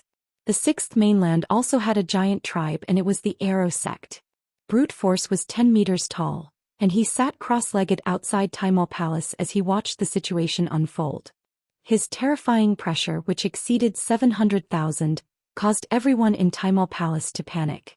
If not for the Great Eastern Alliance in the Hall of Honor, brute force could easily crush the entire Taimal Palace and capture everyone.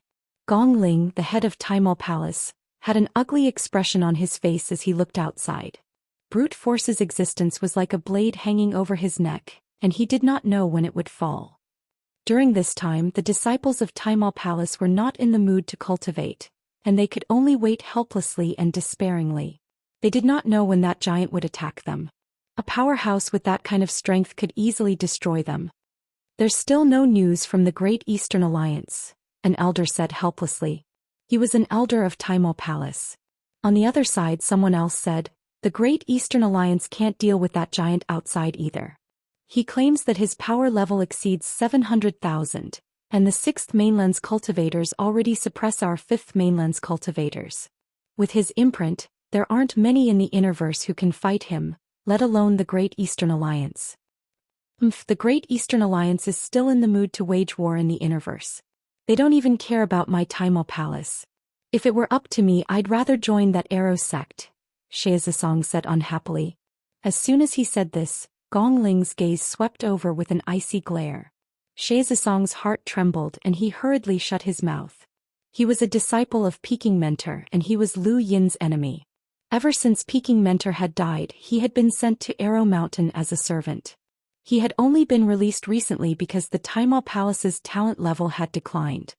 Ancestor Arrow Mountain died at the hands of the 6th mainland, and you dare to say such things? Are you still a member of Taimal Palace?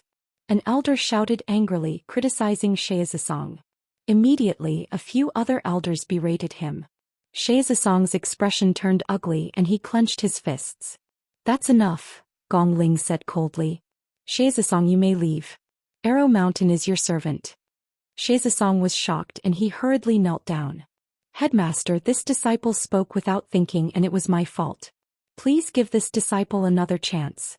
This disciple has no intention of betraying the 5th mainland, but I'm concerned about the hundreds of thousands of disciples of Taimal Palace. I can't bear to be oppressed by that giant, so please give me another chance. Alright, you may leave. Arrow Mountain has been your servant for 100 years. Gong Ling was disgusted and he casually tossed Xianxia out.